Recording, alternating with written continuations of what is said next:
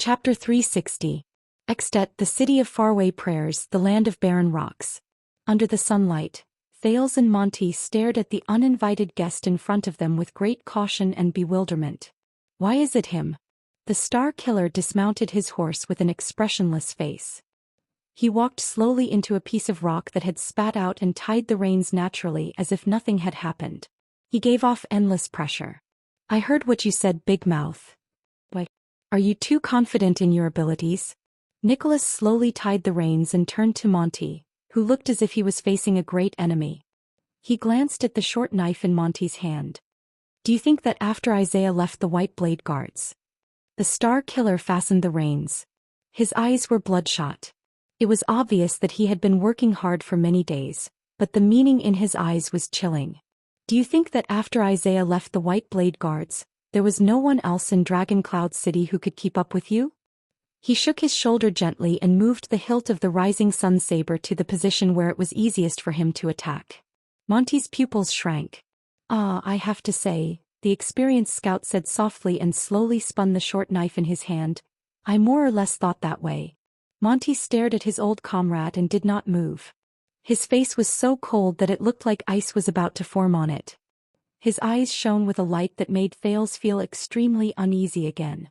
You are an outstanding scout, Monty, Nicholas said coldly.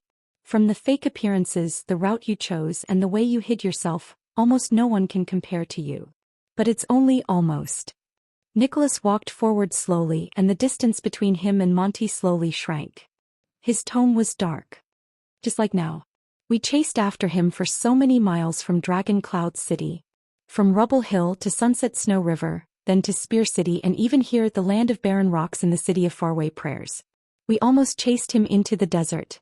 Thales instinctively took a step back. But Monty stood where he was and did not move. He only kept adjusting the angle of the short knife in his hand. But Nicholas did not care. He was still closing in. Thales' breathing became softer and softer. Finally, when he was a few meters away from Monty, Nicholas stopped. But we still caught up to you. He raised his eyebrows slightly and said faintly. Ned Monty. The star killer and the Raven of Death's gazes met in midair. One side was cold while the other side was solemn. It was as if an invisible shackle had been placed on the air. Thales did not even dare to breathe loudly. He could only hold his breath and look at the two people in front of him while he anxiously thought of a countermeasure. This situation. The two men stood still, facing each other like heavy icebergs. The star killer's pale face brought out the blood in his eyes. The Raven of Death's eyes did not move at all. Other than being solemn, it was as if he was emotionless. The sunlight shone on Nicholas' hilt and Monty's blade, and they reflected a strange light. After a while, one side finally moved.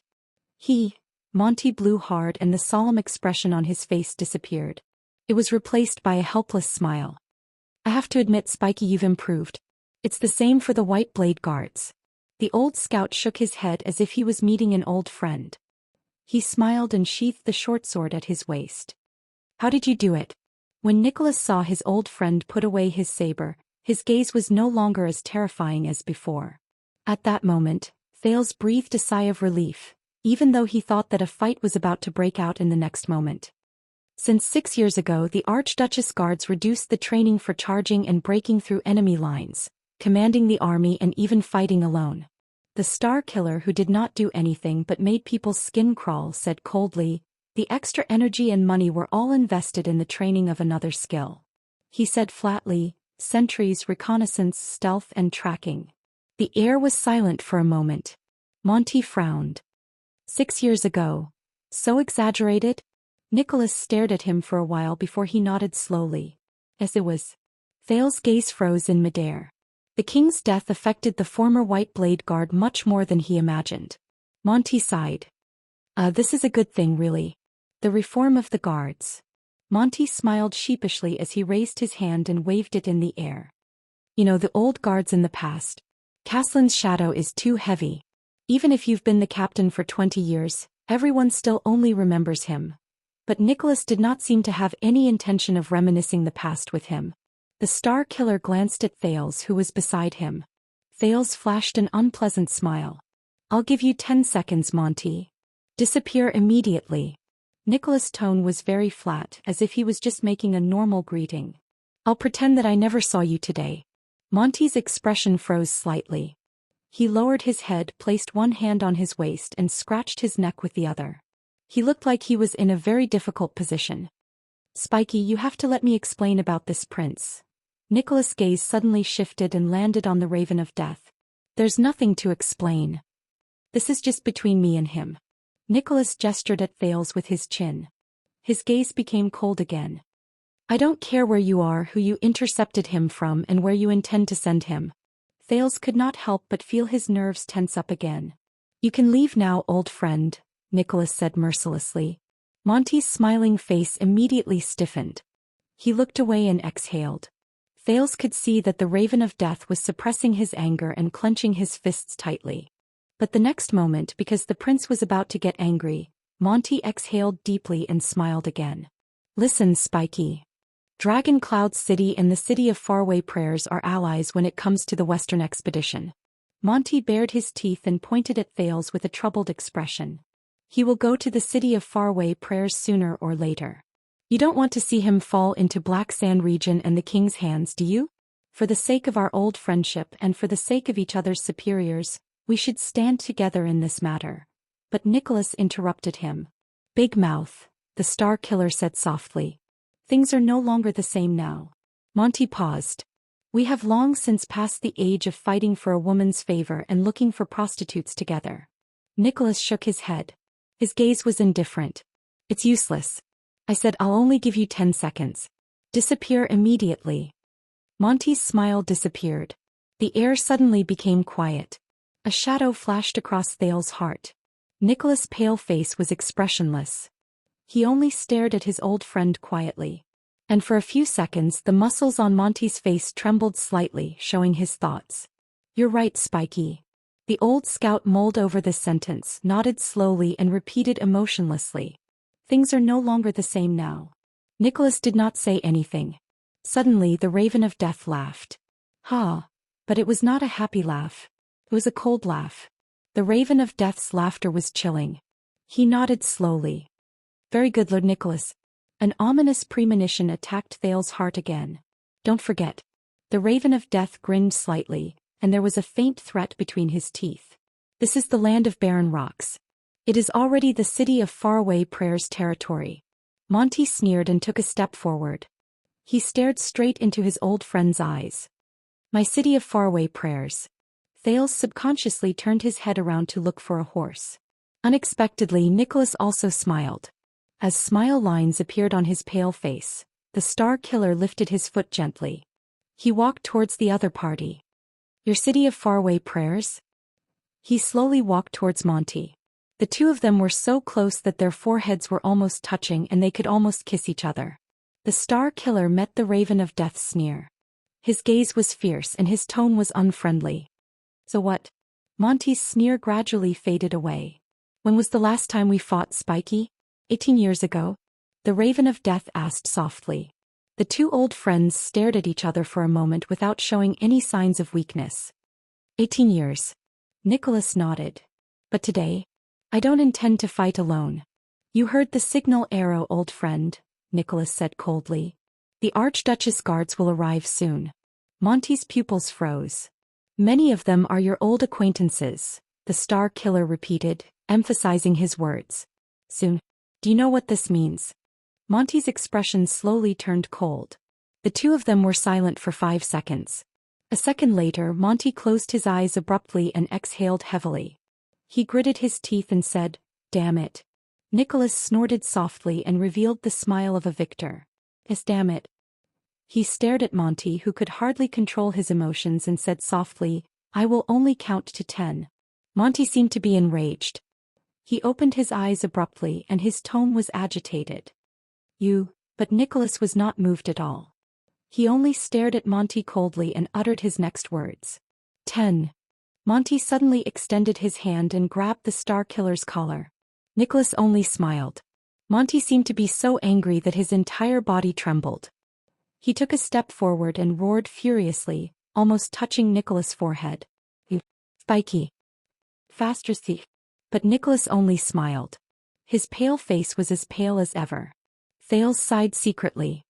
Looks like I can't count on Monty's old friendship anymore. Monty angrily and savagely grabbed Nicholas. He lost his composure and roared, I'll remember you, Spiky, I'll remember you. The Raven of Death panted harshly. One day I will get back at you for what you did today. Asterisk bang. Asterisk Nicholas also suddenly extended his hand. His arm overlapped with Monty's and he similarly grabbed Monty's collar. Then you have to leave first, Nicholas said coldly, giving him tit for tat. Then there's the saying of, getting back at me. The Raven of Death and the Star Killer's gazes met again. Their gazes were burning with an unknown flame. In the next second, as if they had come to a tacit agreement, the two of them snorted coldly at the same time and let go of each other.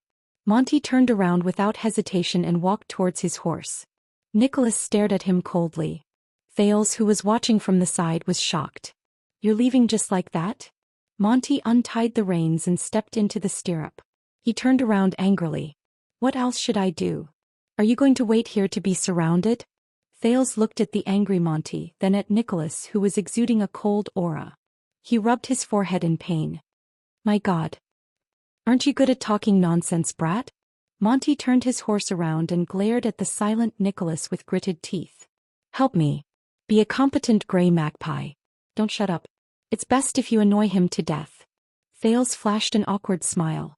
In the next moment Monty flung his reins angrily. The horse under him raised its hooves and swiftly galloped towards the west without any hesitation. His back was hidden among the rocks and he left their sight. Then the sound of the horse hooves disappeared and the unpleasant smell disappeared. The prince, who had held his breath in the tense atmosphere just now, turned his head around in annoyance. He looked at the only person left. What a deep impression, Lord Nicholas. Thales sighed and said, You caught up to me so quickly. Nicholas crossed his arms and flashed a cold smile that chilled people's hearts. It was just like the first time they met. The Star Killer lowered his head and glanced at the dagger in his hand.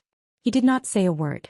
The teenager shook the JC dagger in his hand and smiled helplessly. Thales sheathed JC's dagger and stuffed it into his bosom. So, before you wait for your companions to meet up and capture me, can you tell me how you did it? Thales sheathed JC's dagger and stuffed it into his bosom.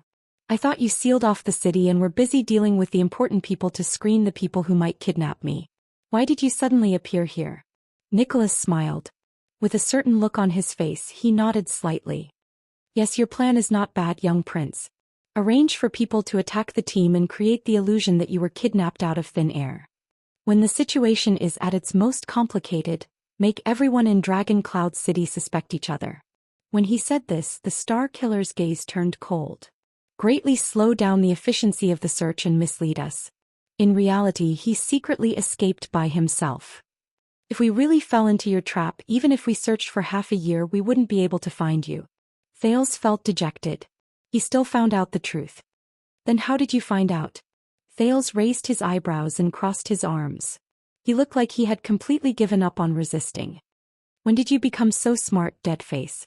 When he heard this nickname, Nicholas' smile became colder. It's true that I'm not that smart, he said coldly, but compared to someone like you who can come up with 10 clever ideas in a second, more than 20 years of being a guard, especially the last 6 years, have taught me at least one thing. Thales furrowed his brows. And that is? Nicholas put his hand into his bosom and said softly. When you face something you don't understand, you can never be too cautious. The Star Killer took something out of his bosom. He spread it out, then let go of it gently. Thales' pupils shrank. That thing floated in the air for a few seconds, until it landed at his feet. This is... The teenager stared blankly at the thing the Star Killer took out. He almost could not believe his eyes. Lying at his feet was a piece of paper. It was a sky-blue, expensive piece of paper with ugly wrinkles. Thales stared at the thin piece of paper, and the feeling in his heart was indescribable. It was that piece of paper. That invitation card that Asda wrote for him. After they were intercepted by the highly suspicious Nicholas in Heroic Spirit Palace, under Thales' teasing and cover-up, the Star Killer angrily crumpled it into a ball. But, I thought you'd thrown it away. Thales frowned and looked at Nicholas.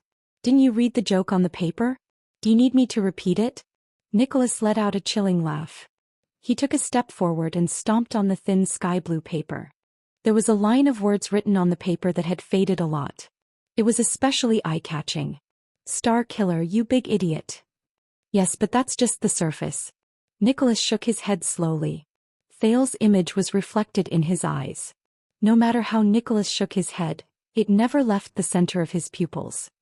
"You can't imagine how I spent 2 whole months, paid a huge price and mobilized almost all my information resources. From the quality to the source of the information, I wholeheartedly investigated the details of this piece of paper." Thales was horrified. "Ryland paper," Nicholas repeated word by word in a lifeless and rhythmic manner, as if he was reciting knowledge he did not understand at all. "The raw wood comes from Norton Dukedom. The manufacturing and dyeing process comes from Dragon-Kissed land. The material is excellent, durable and can even be repeatedly erased. It's a special paper provided by the Palace of Enlenzo Dukedom in the south of the Western Peninsula. It's specially used for writing nobles' invitations." Thales stared at him solemnly. Nicholas flashed a smile and there was a hint of smugness from having caught his opponent. In Northland, the rich and powerful nobles might spend a lot of money to forge a sharp sword or rear a good horse, but no one would use this kind of luxury. You can't buy this kind of paper anywhere. Even the Camian merchants are too lazy to transport it to Northland. And we've searched Constellation's diplomat group before, including Viscount Putre Nemain. There's no trace of this thing either. Under Thales's complicated gaze, Nicholas pointed at the crumpled paper on the ground. "This thing. It shouldn't have appeared in Heroic Spirit Palace and in your hands." The next moment the Star Killer's voice turned cold. "This can only be brought in from the outside through a channel we don't know of.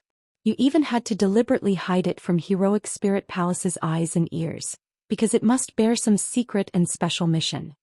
When he heard this, Thales closed his eyes gently. "Secret and special mission. Sigh. Young prince, it's obvious that you've been hiding something from us for a very, very long time." Nicholas curled his lips and revealed a hint of a cruel smile. "Although I don't know, you've indeed been secretly planning to complete it by leaving the palace every month to play chess. Obviously there's something wrong with that chess room." The Star Killer's gaze became unprecedentedly sharp.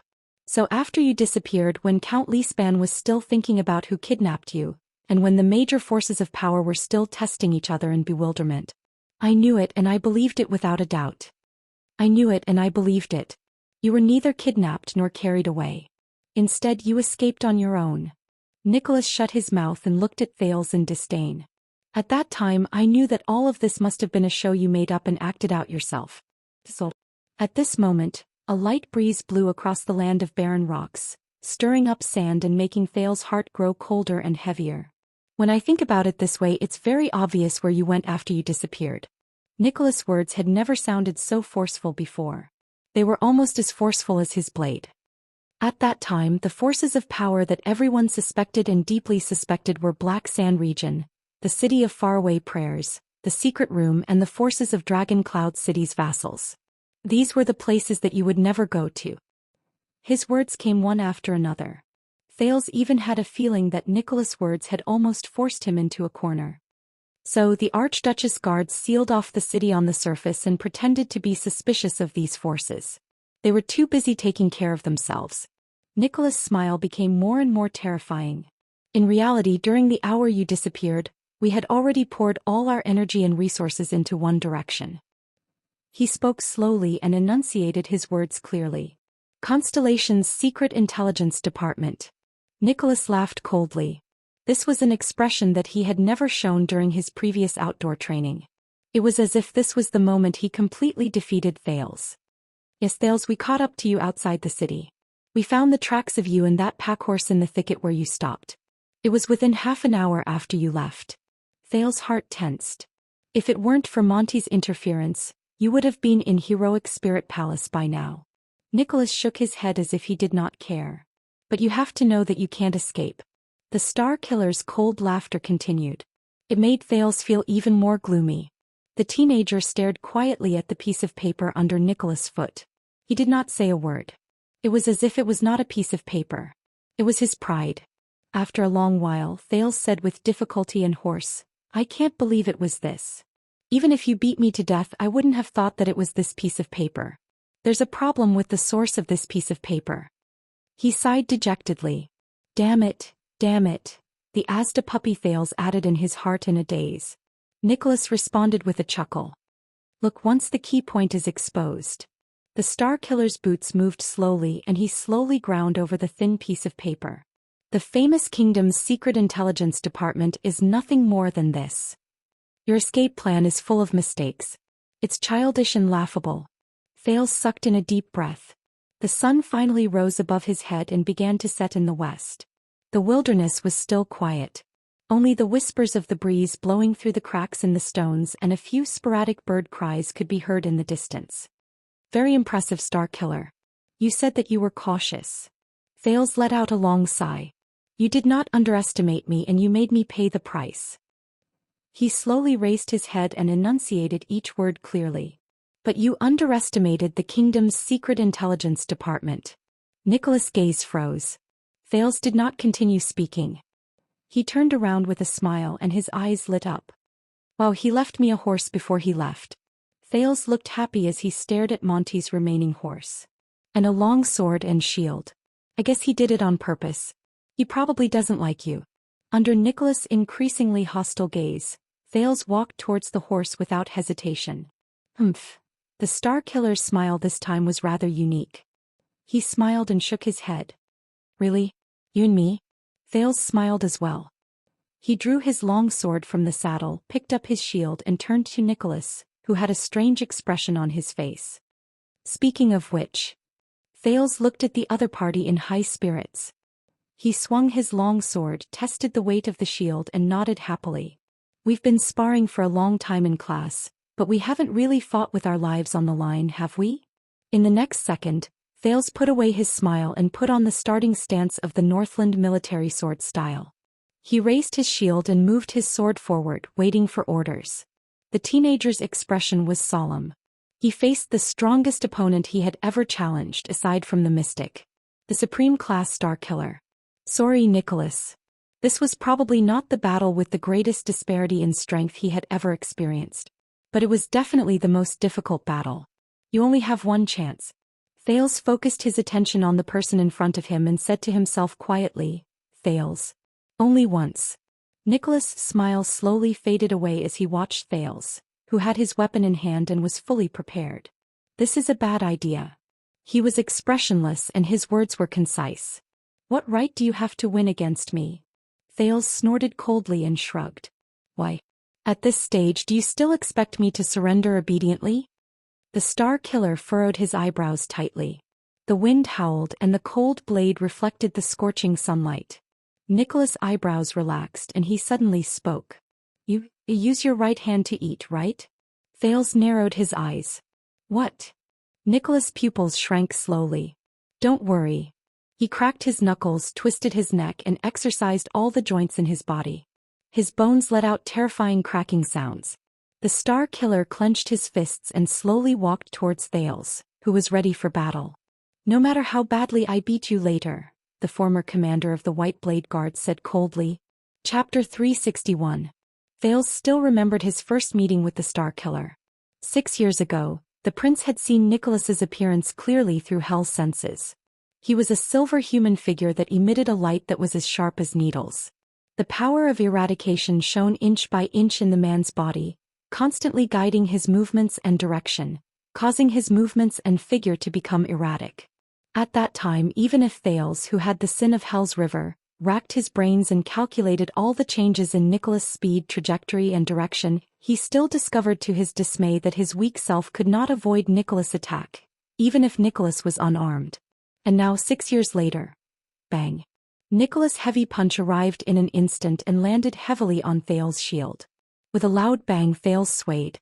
But he gritted his teeth, stepped on his hind legs and withstood the attack. With Hell's senses, the silver human figure in front of Thales flashed.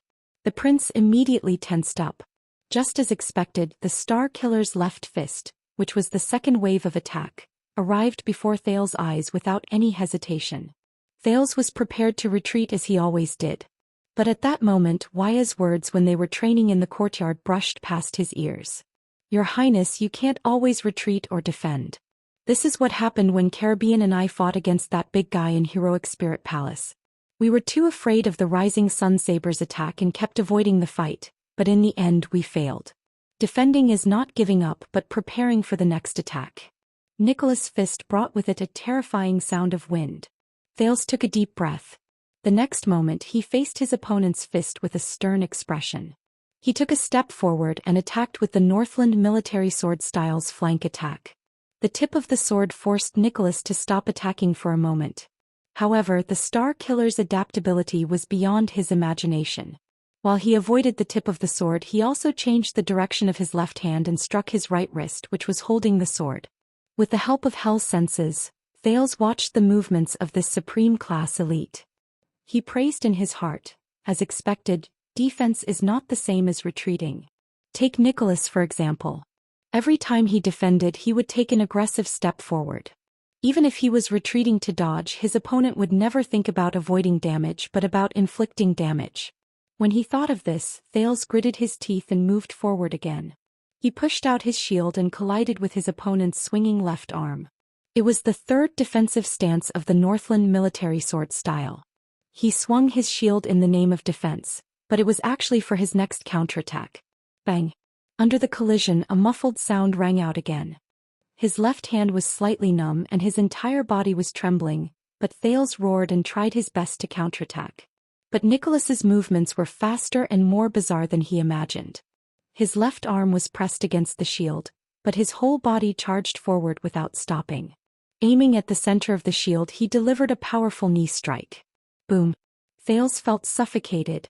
In the next second he groaned in pain and fell 2 meters away with his shield. Very good. The unarmed Nicholas' expression did not change. He cracked his knuckles and furrowed his eyebrows in a barely noticeable manner. It's probably the best performance you've had in so many training sessions. The Star Killer walked closer slowly and put on a malicious smile. At least you have some awareness of fighting. You're no longer a blind man swinging his sword and a coward raising his shield. Thales climbed to his feet with great difficulty. He swung his numb left hand and picked up the shield again. He smiled bitterly and said, "It's your power of eradication that suddenly changes direction." Again? The Star Killer shook his head as if he did not want to waste time. "Hurry up and end this. I still want to eat lunch." Thales sucked in a deep breath, endured the pain and reassumed the confronting enemy stance. The Northland military sword style. He suddenly remembered what Gilbert told him when he first learned the sword style. This set of sword style was created to fight against terrifying opponents who are far more powerful than humans. A huge disadvantage, a hopeless battle, a sure-death defense, a suicidal charge. He looked at Nicholas, who was getting closer to him, and sighed in his heart. Terrifying opponents who are far stronger than humans? Oh, it's not just that. Another mysterious man's back appeared in Thales' mind. How did humans defeat the ancient orcs when they were at an absolute disadvantage? How did they win the battle of eradication? True elites seek hope in hopeless situations, seek to turn the tables when they are at a disadvantage, turn favorable situations into certain victories, and turn unforeseen and unexpected situations into their own support. They seize all useful and useless factors, hold tightly onto every possible bargaining chip, play the most crucial move and change the entire battle. Thales took a few deep breaths and tried to shake his head, which was a little dizzy from the fall. My bargaining chip, my chance of victory. There are. But only once. In the next second, Thales roared and charged at his opponent again. He thrust his long sword. Nicholas knew him too well. Every time they trained outdoors, the Star Killer would use all sorts of methods to defeat him with a smile that was at ease. Every time they conducted a surprise inspection, the Star Killer would rely on his skills to toy with him. Every time he probed and provoked him, the Star Killer would be fully prepared to test the standard of his followers. So, Thales' pupils shrank. So this is the Star Killer's biggest weakness. He knew himself too well. Come on. Thales' face was contorted. He gritted his teeth, roaring with his mouth and calling out in his heart. Come on, my companion. The sin of Hell's river. The familiar fluctuations surged towards him. After 6 years of experience, it instantly spread through his entire body in a faster, steadier and smoother manner.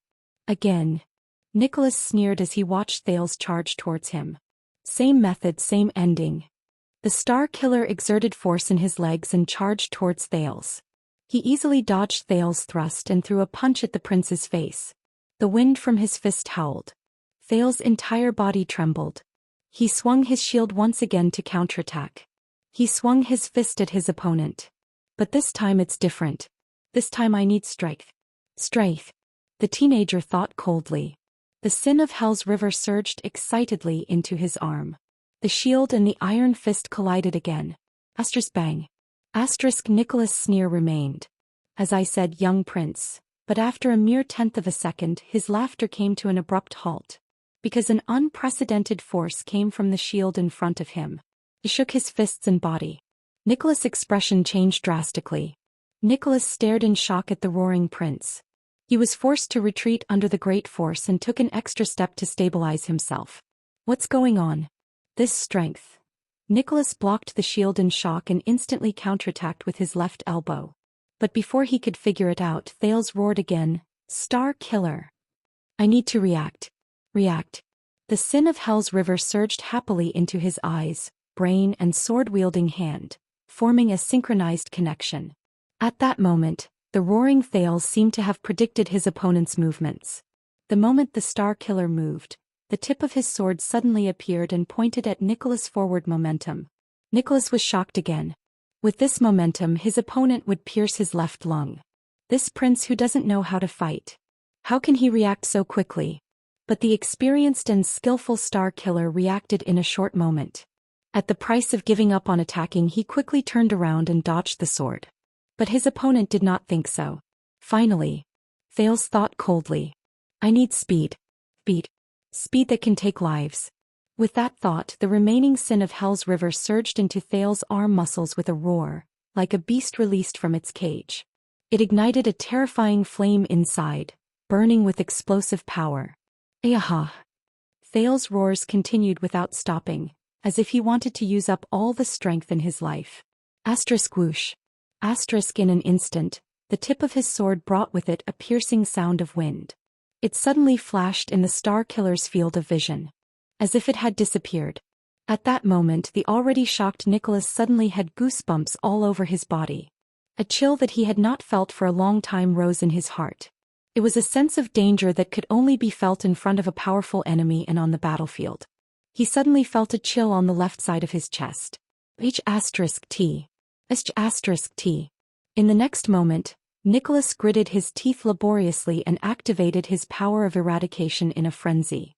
He restrained himself from dodging and turned to the other side of the tip of the sword. No. In the next second, rip. The sound of the sword cutting through flesh could be heard. Thud.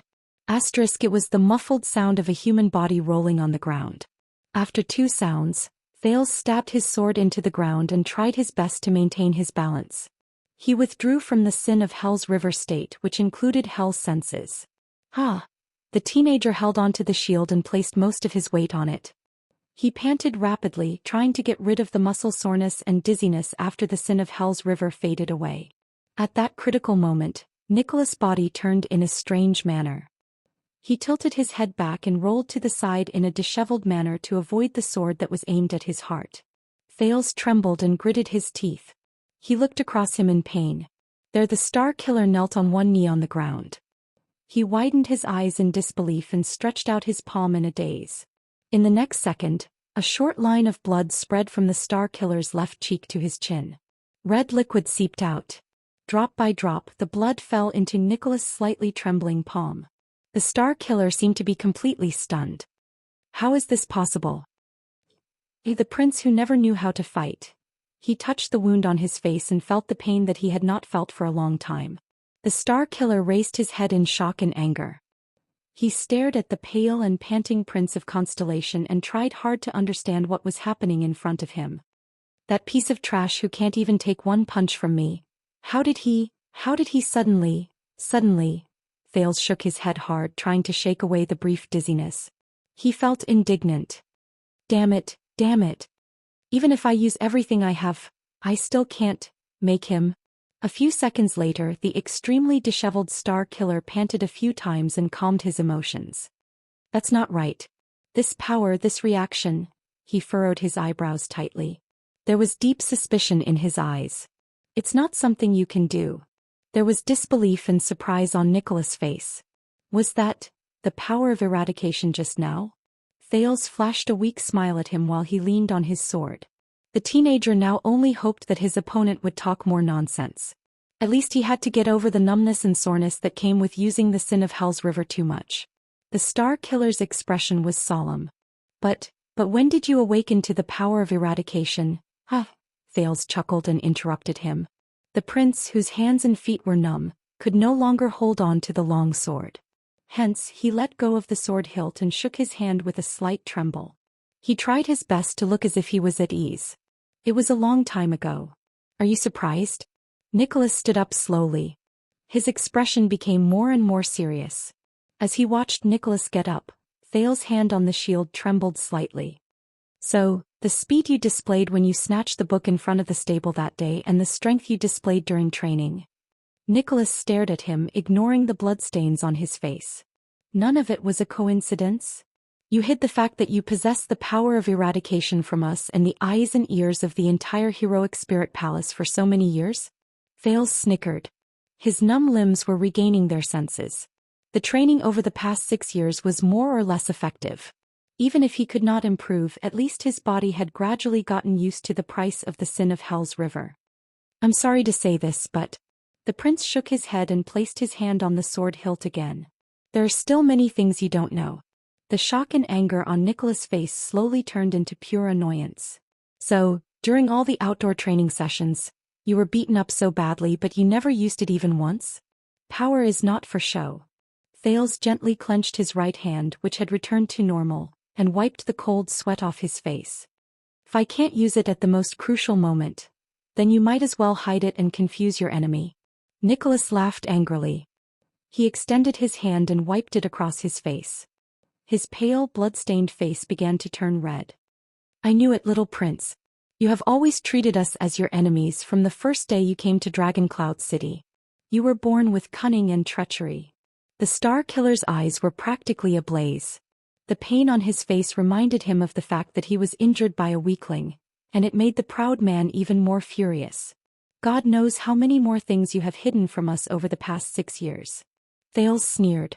What about you, Star Killer? He took a deep breath, stood up slowly and pulled the long sword out of the ground. How many truths have you, Li Span, and even the late King Nuven hidden from me over the past 6 years? Nicholas' breathing froze. In the face of the prince's profound gaze, with suppressed anger, he steadily extended his hand to his back.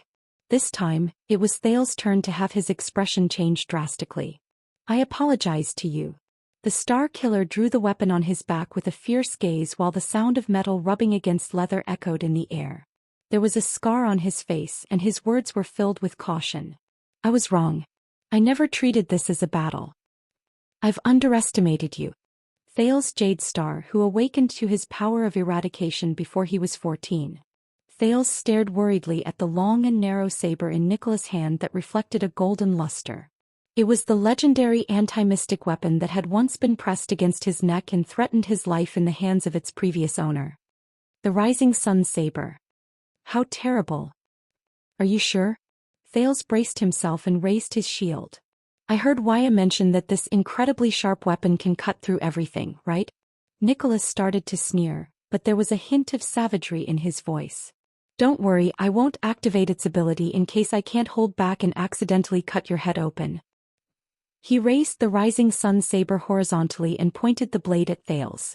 There was a rare seriousness and solemnity in his eyes. And didn't I say it before? No matter how badly I beat you, I will leave you with that hand. In the next moment, Nicholas' expression changed. He instantly left the spot. The nervous Thales sucked in a sharp breath and instantly entered Hell's senses. In his field of vision, the silver figure flashed with a rapid light as it charged towards him. The battle began again. But this time, the speed and angle of the Star Killer's attack were far beyond Thales' imagination. The blade instantly arrived before his eyes. Sensing the threat, the sin of Hell's River automatically boiled. The nervous Thales immediately raised his sword and blocked the Star Killer's merciless slash. Astra's clang. Asterisk as he stared at the golden saber in front of him, Thales felt a chill run down his spine. He could not help but think, if this thing is really like what Wuxia said and can melt everything, then wouldn't I already be? Without any time to think, Nicholas let out a low growl. He held the saber with both hands and pressed his entire body against Thales along with the blade. Thales only felt a weight on his hand. He was about to lose his balance. His heart tensed up and he instinctively used a side attack to dodge his opponent's slash. But Nicholas did not stop his attacks. He used the momentum of the slide to charge forward, and with his right shoulder he rammed into Thales. Asterisk thud. Asterisk Thales grunted laboriously. At least he managed to hide behind the shield before his opponent crashed into his bosom and forcefully withstood his opponent's charge. Asterisk thud. Thud. Thud. Asterisk a huge force charged at him. The prince scrunched up his face, pushed against the shield with his elbow and took 3 consecutive steps back. Thanks to the increase in strength from the sin of Hell's River, he was not knocked down by his opponent's experienced charge. A true warrior is formed through experience and blood on the edge of a blade. Nicholas used half of his body to push against Thales' shield. This uncomfortable angle made it difficult for Thales to draw his sword. He could only grit his teeth and withstand his opponent's attack. The Star Killer's angry voice rose into the air. Condition, mentality, experience, adaptability, body. Not a single one can be omitted. You only know how to train against targets. You're still far from that. As Nicholas roared, Thales, who was using all his strength to wrestle with his opponent, suddenly felt the shield on his elbow become lighter. He could not help but slide forward a step. With Hell's senses, the Star Killer instantly appeared on his defenseless left side and struck his head with his right elbow. Thales shuddered. He instinctively threw away the shield. The sin of Hell's River surged to his elbow, and he thrust it at Nicholas, wanting to parry his opponent's fatal blow. However, the silver light spike in the Star Killer's body flashed again. Within half a second, the Star Killer, who was ambushing him from his left, suddenly stopped and immediately turned back. Thales turned pale with fright. He had just swung his left elbow and his right hand, which was holding the longsword, could not pull back in time. He could not defend himself in time. In that second, as time slowed down through Hell's senses, Thales stared in shock at his opponent, who had seized the initiative and was only 1 strike away. It had only been 7 or 8 seconds since Nicholas took the initiative to attack. Even if he included the injury on Nicholas' face, it was only the second round. So fast. Thales sighed in his heart. Nicholas' lips curled up. His scarred face curled up and he revealed a smug, savage smile. This is the difference, Brett. There's a fine line between superclass and supreme class. Victory and defeat will be decided in an instant. In the next moment, Nicholas roared and turned the hilt of his sword around. He struck his opponent's forehead and at Thales, who was powerless to defend himself. Asterisk bang. Asterisk a terrifying muffled sound rose. The scene fell silent. But Thales did not fall. Nicholas, on the other hand, stared at the young opponent before him in shock again. Before the hilt of the saber, which he was prepared to subdue Thales in 1 blow, it first collided with a palm. It was Thales' left hand. It was his left hand which he had swung with force just now and could not pull back in time. This left hand miraculously moved in front of the prince and blocked his opponent's attack. Thales was drenched in cold sweat. He trembled slightly as he blocked Nicholas with all his might. At that moment the Star Killer could not believe his own eyes. Impossible. I used the twist of fate. It was the best attack when he lost his momentum and was powerless to defend himself. He actually blocked it. But the Star Killer did not hesitate, nor did he think much about it. Caslin told him before, if you can't kill your enemy with your first slash then, Nicholas roared. He activated his power of eradication again and drove his movements. As if he did not care about inertia, he swung his sword and slashed. Thales sucked in a sharp breath and watched helplessly as his opponent's blade moved back and forward, instantly attacking his unguarded leg. Asterisk clang. Asterisk the sound of metal clashing rang. Nicholas' blade was blocked perfectly by Thales' long sword, which suddenly appeared in front of his thigh. Nicholas' pupils shrank. Impossible. Impossible. The Star Killer's power of eradication surged from his joints. His movements flickered again. The blade went for Thales' neck again. Asterisk clang. Asterisk the second sound of metal clashing echoed in their ears. Thales panted harshly. This time both his hands appeared in front of his neck. He pushed the long sword up and down to block Nicholas' throat slash. Nicholas stared at him in a daze. His eyes were filled with shock. He even forgot his desire to attack again. This, asterisk swoosh. Asterisk Thales used the last of his strength to force Nicholas back with one slash. Then with a thud he fell to his knees. The prince could not stop panting and his groans were mixed with pain. But the Star Killer was already stunned. Just now, Nicholas blinked and stared blankly at Thales, who had an unpleasant expression on his face and was drenched in sweat as if he was enduring torture. He opened his mouth gently. He wanted to say something but stopped himself. His expression was incredibly complicated. Thales only panted continuously as if the few attacks just now had almost taken his life. In the end, the surprised Nicholas still opened his mouth. "You used it to block me just now." He furrowed his eyebrows tightly. "No, your power of eradication is." Thales' breathing gradually slowed down. When he heard this, he weakly squeezed out a smile. "Huh." Nicholas continued to stare fixedly at him and did not move. Thales was still kneeling on the ground. He supported himself with one hand and raised his long sword with the other. "Oh, you're talking about this?" The prince sucked in a sharp breath. In an instant his face turned even paler. But he swung his sword sideways. His movements were very imposing. But when the sword was halfway through its slash, it strangely changed its direction. In an instant it fell and cut straight into the ground. Asterisk clang. Asterisk Nicholas watched this scene in a daze. Thales laughed weakly and said, "A sudden change in direction that can't be predicted? This is." The Star Killer murmured as he fixed his gaze on the long sword on the ground. This is a rare supreme class elite." Thales lifted his head weakly and stared anxiously at Nicholas, who had an interesting expression on his face. He forced himself to say, "He used 6 whole years to personally demonstrate this ultimate skill to me every week. According to him, this is a rarely seen power of eradication in history." Thales smiled again. No one knew that at that moment, the muscles in the prince's body were practically rebelling. Pain, soreness, numbness, pain, cramps, and all sorts of other sensations attacked him at the same time. It was simply indescribable. The Star Killer's expression became more unpleasant. The prince smiled even more happily and continued to say, "There is only one in Northland." Thales narrowed his eyes slightly while enduring the pain. "It's called the twist of fate." At that moment, Nicholas' expression almost turned into the coldest ice. "You should feel honored." Thales smiled softly again and carefully observed Nicholas, whose mind was in turmoil at that moment. "Because he told me." Chapter 362. Under the sun, the two enemies faced each other in silence. One of them knelt on the ground and panted weakly. The other stood in a daze, his heart trembling. Finally, Thales exhaled. The aftereffects of forcefully using the sin of Hell's River were slowly fading away.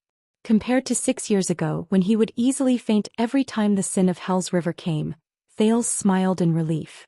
"Look, even though I can't improve, but I can still get used to it." Under the sun, Nicholas did not move. It was as if he had sunk into the greatest confusion of his life. The Star Killer's body stiffened and he panted in disbelief. "How can this be? That's something I can only occasionally awaken on the battlefield. The twist of fate. Even the name was given by him on the spot. You only used it during training sessions." At that moment, Thales roared furiously. "Oh." He threw away his long sword and charged at Nicholas with a ferocious expression. Nicholas trembled slightly. Even though he was still in shock, his battle instincts, which he had trained countless times, allowed him to react without any delay. Asterisk bang. Asterisk Nicholas swung his arm coldly and parried Thales' fist. The next moment the Star Killer struck with both hands. Asterisk thud. Asterisk Thales, who was at the end of his tether, felt a pain in his chest. His forward momentum stagnated, and in the next second, Nicholas' rising sun saber appeared at his throat. After 6 years, the weak Thales could only sigh slowly as he felt the faint chill from the same weapon pressed against the same spot. "What's going on?" Nicholas recovered from his shock and stared coldly at the prince in front of him. "The twist of fate. It's completely different from any systematically trained power of eradication. It's impossible for you to learn it from any swordsmanship or moves.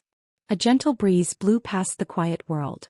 It blew past the rocks, bringing with it a mournful howl and the sporadic chirping of birds in the distance.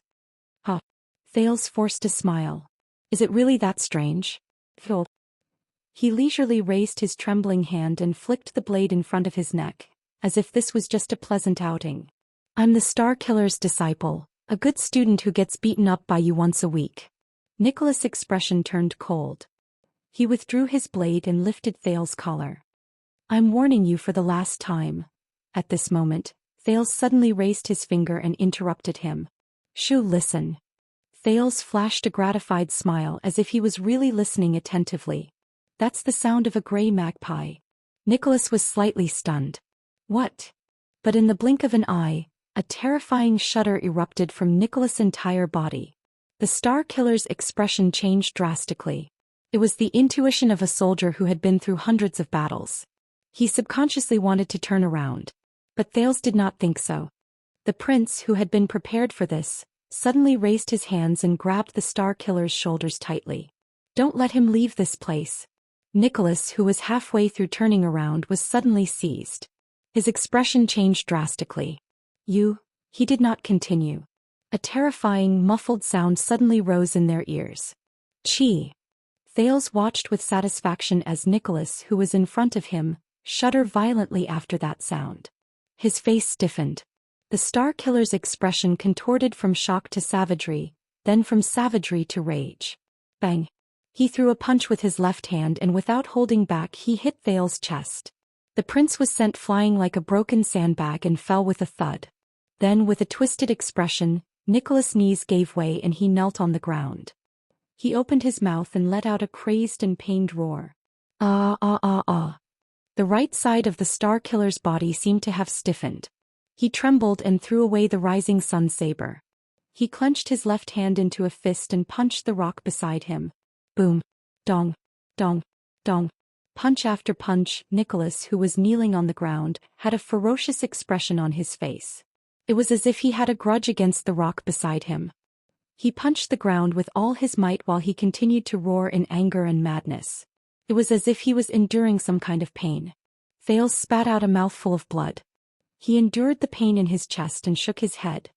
He was gratified to see a thin arrow shaft suddenly appear on the Star Killer's back. The thin arrow sank deep into the right side of Nicholas' back, and a ferocious and sharp arrowhead appeared on his chest. Fresh blood dripped from the arrowhead. The Star Killer lifted his head abruptly.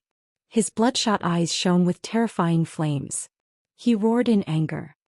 Ned Monty, you son of AB***. His roar spread through the land of barren rocks and echoed in the cracks between the rocks. At some point in time the chirping of the birds had disappeared. Only the mournful sound of the wind remained. Thales sucked in a breath and closed his eyes. He was completely at ease. He had won the duel between him and Nicholas. He had grasped every factor and every bargaining chip he had. Thales coughed out a mouthful of blood in pain. He then could not help but laugh. Yes, the prince's only chance of winning in this duel is that Nicholas' opponent was never just him. The Star Killer's roar turned into pained moans and grunts. He tried to reach out to retrieve the arrow, but the location of the wound was too tricky. Nicholas could not touch it at all. Tisk. A hoarse and sinister voice that both of them were very familiar with came from behind a rock.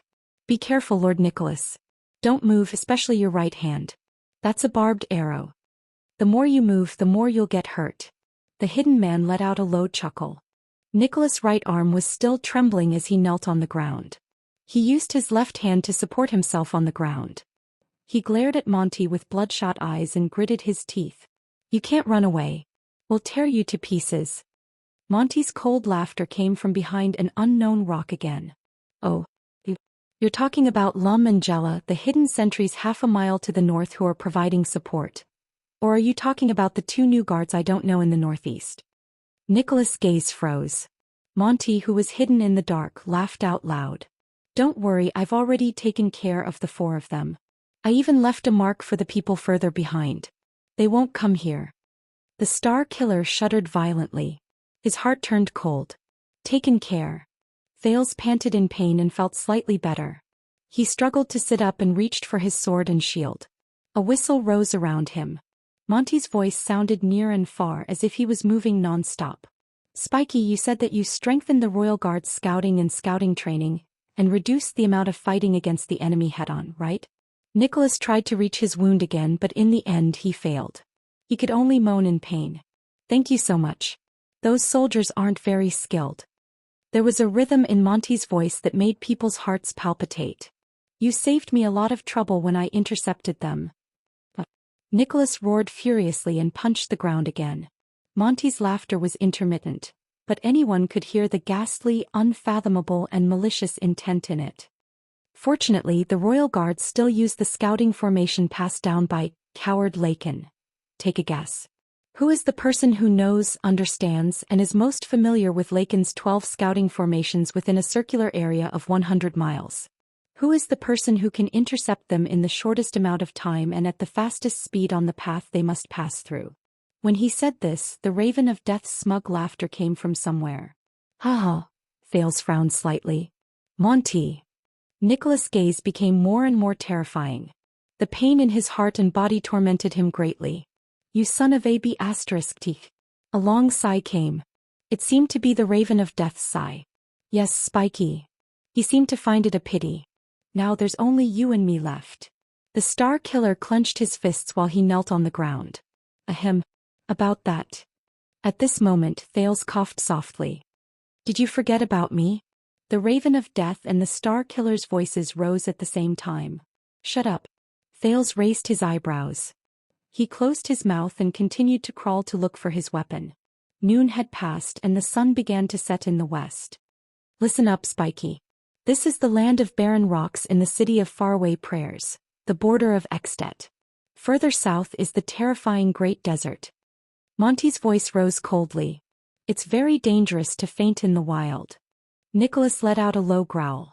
Give me this boy. Let me bring him to the city of faraway prayers. The Raven of Death clicked his tongue. Then we'll be even. Lum and the other three can also live. What do you think of this suggestion? Thales' expression changed. The air was quiet for a while. For a while, only Nicholas and Thales' panting could be heard. Suggestion? The Star Killer raised his head abruptly. His gaze was vigilant as he scrutinized almost every rock around him. Why do you insist on having him? Why do you insist on having this prince? Monty's strange laughter rose around them. You know very well that he will play a key role in the war between the City of Faraway Prayers and the Alliance of Freedom. The Raven of Death's words became fierce. We need him more than Dragon Cloud City. Don't block our way. Thales scratched his head as if he had a headache. Old Monty, that's enough. There was another period of silence. Big mouth, Nicholas was heard saying in a low voice. Do you remember what happened 18 years ago? The voice behind the rock was silent for a while. I don't want to talk about the past with you. Monty's cold voice traveled into his ears. You know I hate this the most.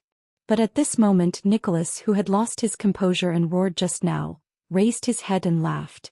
Strangely, this time the Raven of Death did not interrupt him.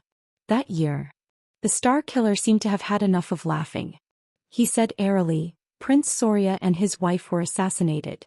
The late king was furious and all the White Blade Guards were punished. Thales felt his skin tighten. He heard this incident from the past again.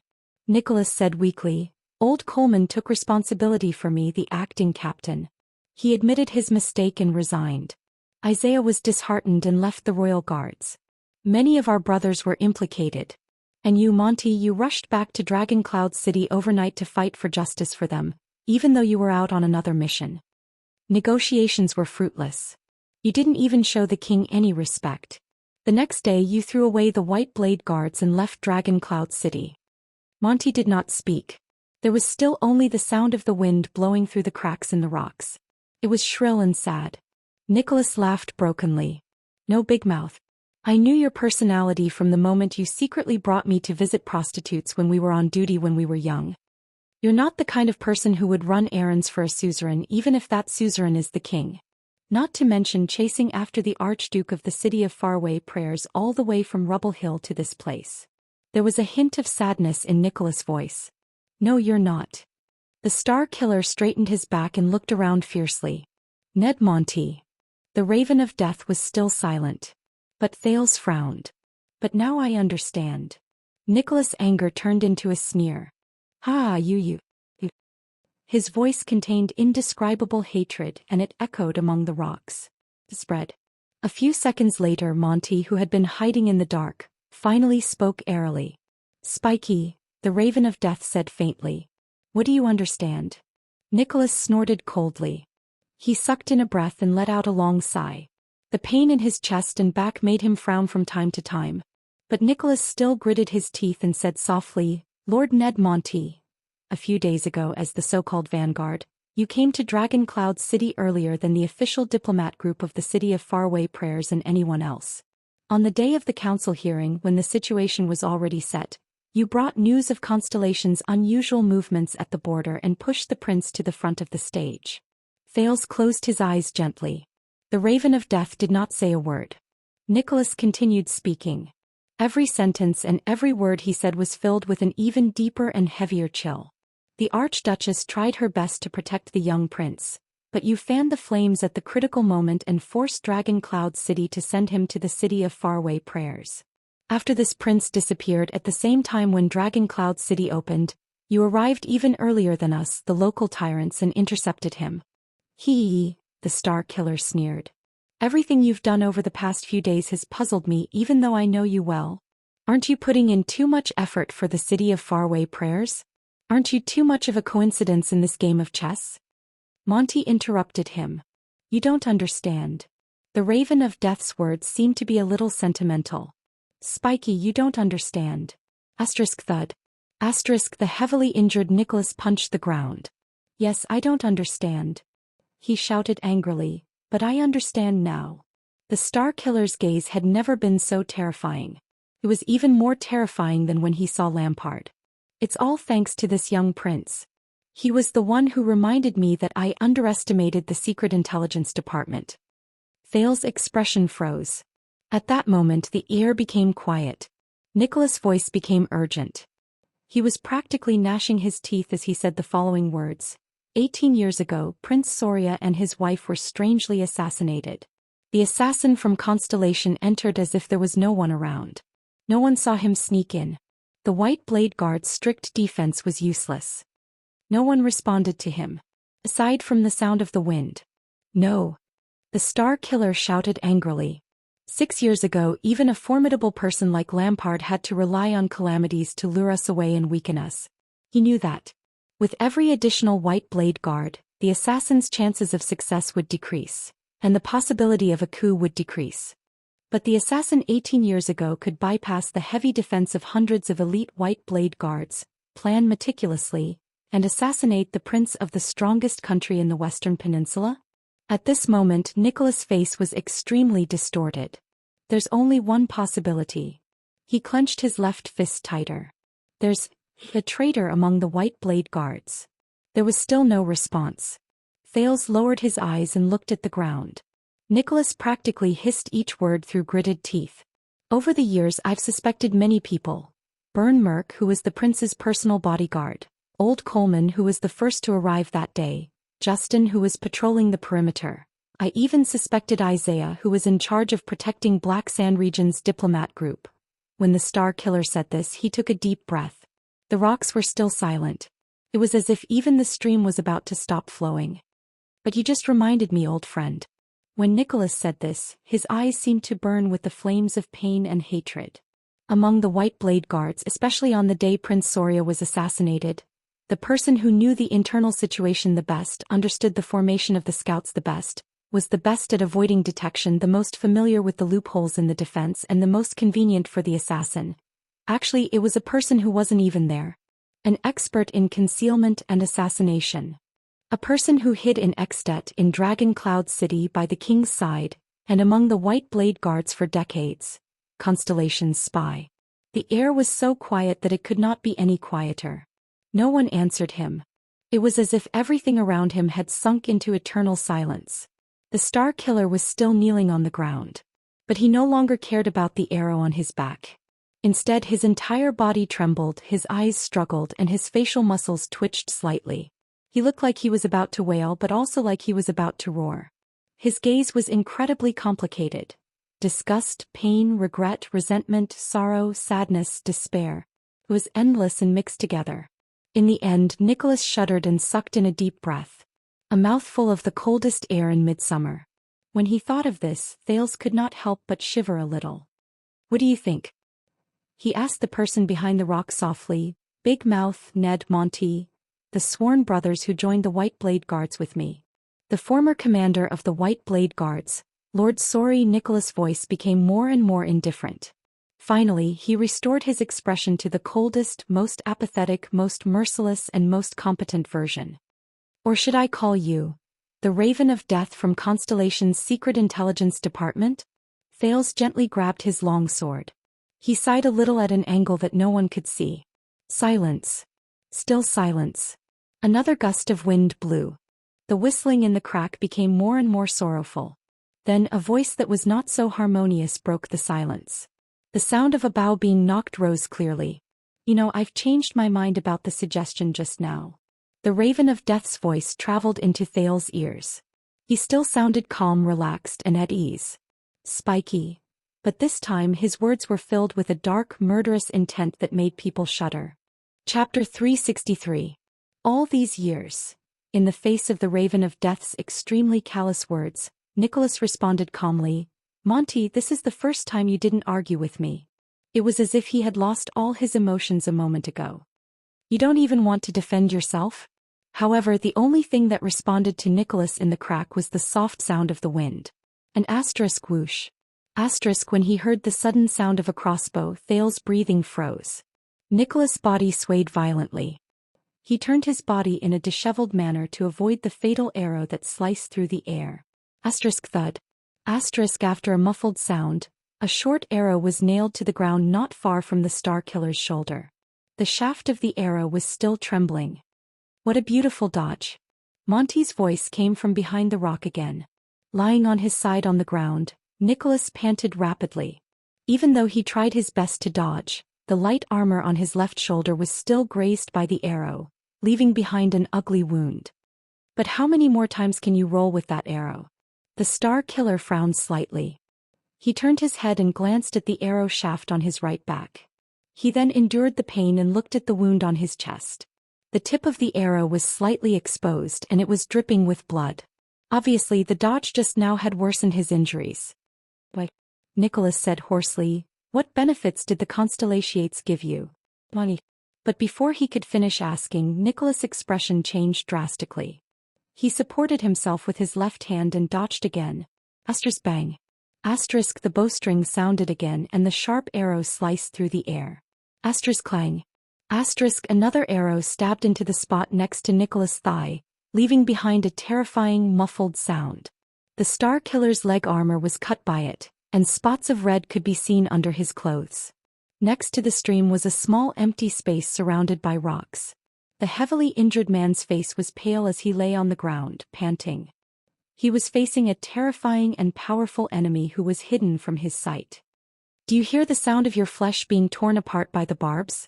The Raven of Death's voice rose faintly. It was filled with viciousness and malice, and it continuously attacked the other's mind. But this time the tormented Nicholas did not speak. On the contrary, his sweaty face was extremely focused. The Star Killer endured the pain in his chest and firmly extended his left hand to grab the golden saber with the black handle. Thales frowned. "It's a pity that the Rising Sun saber can't block arrows." Monty's cold laughter floated in the cracks between the rocks. Along with the sound of the wind moving about, he seemed to be near and far at the same time. "Are you thinking that it would be great if the Severing Soul's blade was still around?" But the Raven of Death's words came to an abrupt halt. Nicholas calmly got up from his kneeling position. He moved his left hand to the back of his head and extended the Rising Sun saber to his back. Thales' gaze froze. He was shocked. The Star Killer's blade swept past the arrow shaft, which was exposed outside the armor, and sparks flew. Sizzle. Amidst a strange sizzling sound, the arrow that was instantly cut off fell to the ground powerlessly. One side of it was still faintly red and emitting faint white smoke. Nicholas coughed. This flaming knife really can't be used to block arrows." His blade returned to his chest near the wound. There was another terrifying sizzling sound. As Nicholas grunted laboriously, his blade and right hand left the wound on his chest. Thales widened his eyes. A small but ferocious-looking barbed arrowhead and the broken arrow shaft were pulled out from his chest without hesitation. Aside from the sweat on his forehead, the Star Killer did not even frown, as if he had just cut open someone else's wound. But debridement, removal of the arrow, and stopping the bleeding at the same time are still very useful. The moment Nicholas' voice faded away, the crossbow bolts came flying again. Asterisk swoosh. Asterisk as the sound of the air being sliced rose, Nicholas turned swiftly. The twist of fate surged in his body, causing his figure to change. Asterisk ding. Asterisk the new arrow passed through the afterimage of its target and landed a few inches away from Nicholas' boots. It buzzed with the remaining force. Thales watched the scene in front of him worriedly. The Star Killer panted softly as he stared at the arrow on the ground, but he was not injured. Compared to before, Nicholas seemed to be at ease after he removed the arrow from his body. For the first time, the Raven of Death's fatal arrow did not succeed. Thales could not help but tighten his grip on his sword. 6 seconds, old friend. From the moment you knocked the arrow, aimed, measured the distance and fired, you took a total of 6 seconds. It's about the same as 18 years ago. The Star Killer took a deep breath. He extended his right hand and clenched his fist lightly. Even though he was not as agile as before, he was no longer impeded by the arrow stuck in his body. Coupled with the movement after the arrow was fired, the interval between each arrow was at least 7 to 9 seconds. 7 to 9 seconds is safe. Nicholas' expression became calm again. He loosened his grip gently and a small arrowhead fell from his hand. The wound on his chest had long since been sealed by the high temperature, and the wound on his back was no longer bleeding. The power of eradication gathered in the bones near the arrow wound and surged ceaselessly, urging his muscles to contract and seal the wound. Asterisk swoosh. Asterisk the wind from the arrow rose again. Before the Star Killer finished speaking, he suddenly turned around, turned his head and slashed. Thales shuddered. Hell's senses instantly slowed down the scene in front of him. The silver light in Nicholas' body shot out, propelling his body to change direction in an unbelievable manner, leaving behind an afterimage. His blade was agile and swift, cutting through the arrow in the air. Asterisk as sparks flew, the rising sun saber easily cut it into two. The Star Killer's body froze for a moment. The scene in front of Thales returned to normal. On the ground in the distance, a short arrow that had been cut into two did not lose its momentum and fell into the distance. Thales' eyebrows furrowed even more. He could tell that even though the Star Killer's movements were still sluggish due to his injury, he was slowly regaining control of the situation. Nicholas raised the slightly red rising sun saber in his left hand and took a deep breath. "You're right, Monty." The pale-faced man furrowed his eyebrows and looked at the area below his left rib. There was a new scratch on his light armor. He swung the weapon in his hand in dissatisfaction. "This steaming hot saber is too sharp. Even if I cut the arrow, I can't make it deviate. I'm starting to miss that old saber." The Star Killer raised his head and began to pace slowly. His gaze was vigilant as he surveyed the rocks around him. "Son of AB **. Monty's voice floated into his ears again. His tone was slightly raised and there was a hint of annoyance in his vulgar words. He repeated Thales' worries. "You retrieved an arrow from the battlefield while in extreme pain and you still have time to calculate my firing speed. You're just a foot soldier who only knows how to cut people. When did you become so powerful?" Nicholas gently moved his injured right arm, searching for the limit of his injuries. He sneered in disdain. "Didn't I say this before? This is the age when we are at our strongest. While our physical strength declines and our skills decline, our knowledge, experience, and willpower gradually solidify into the most reliable strength." The Star Killer sneered. Anger flashed in his eyes. "And you can't imagine what kind of experience I had on that night in Dragon Cloud City 6 years ago." Thales, who was resting to recover his strength, had a thought appear in his mind. He could not help but recall that nightmarish night. It was especially so when Lampard sneered. He remembered the black mass of crossbows and the terrifying sound when they fired at the same time. Merciless and cold. And those white blade guards who protected me and little rascal with their lives, and the unwilling and pained expressions on their faces when they were heavily injured. compared to that. Nicholas' sneer brought Thales back to reality. Monty, every time you shoot, you have to calculate your opponent's movement trajectory according to the distance and the direction of the wind. Monty did not answer. How unfortunate. Nicholas grinned coldly. My power of eradication is best at changing trajectories halfway. Asterisk whoosh. Asterisk another muffled sound was followed by the next arrow. But Thales solemnly saw the twist of fate in Nicholas' body flash slightly. He instantly stopped moving forward and bent his body backwards. As if he had predicted the move, he dodged the arrow that should have pierced through his chest. F***ck. Monty's exasperated and furious shout came from afar. Nicholas responded to him by shaking his head indifferently. Come on, Monty. I almost know where you are. He stared at the area in front of him to the left, and the saber in his left hand spun continuously. Silence returned to the land of barren rocks. Only Nicholas, who was staring at the rock, and Thales, who was sitting on the ground and resting against his shield, were left. Thales sighed heavily. Obviously the situation has changed. Ha ha ha. The Raven of Death's laughter rose faintly. There was a faint desolation in it. You know, Spiky, you remind me of Caslin. Nicholas' gaze stopped in midair. Caslin? A heroic old man who persuaded him to drink appeared in Thales' mind, but the prince never saw him again. It was said that the old man died in heroic Spirit Palace in the end. Every time Caslin and Terend fought, the inextinguishable flame who had fierce attacks had the upper hand and was about to defeat the iceberg. Monty continued, counterattack, trap, lure the enemy. Caslin always had a way to deal a fatal blow at the last moment, turn defeat into victory and defeat Terend. Even the motionless bow could not help him. Nicholas was first puzzled and stunned, then he reacted. The inextinguishable flame, Terend. His gaze darkened. The former vanguard of the White Blade Guards, the great warrior of Caslin's generation. There's always a way, there's always a way. You're really becoming more and more like that iceberg, Monty said with a sigh. No. Nicholas breathed softly. Whether it's Caslin or Terend, they Dominic Blake, Lycan, Soul, Bauer. These old faces of the White Blade Guards. Nicholas gripped the blade in his hand tightly with an expressionless face. At this moment the Raven of Death said flatly, "What are you waiting for, Your Highness?"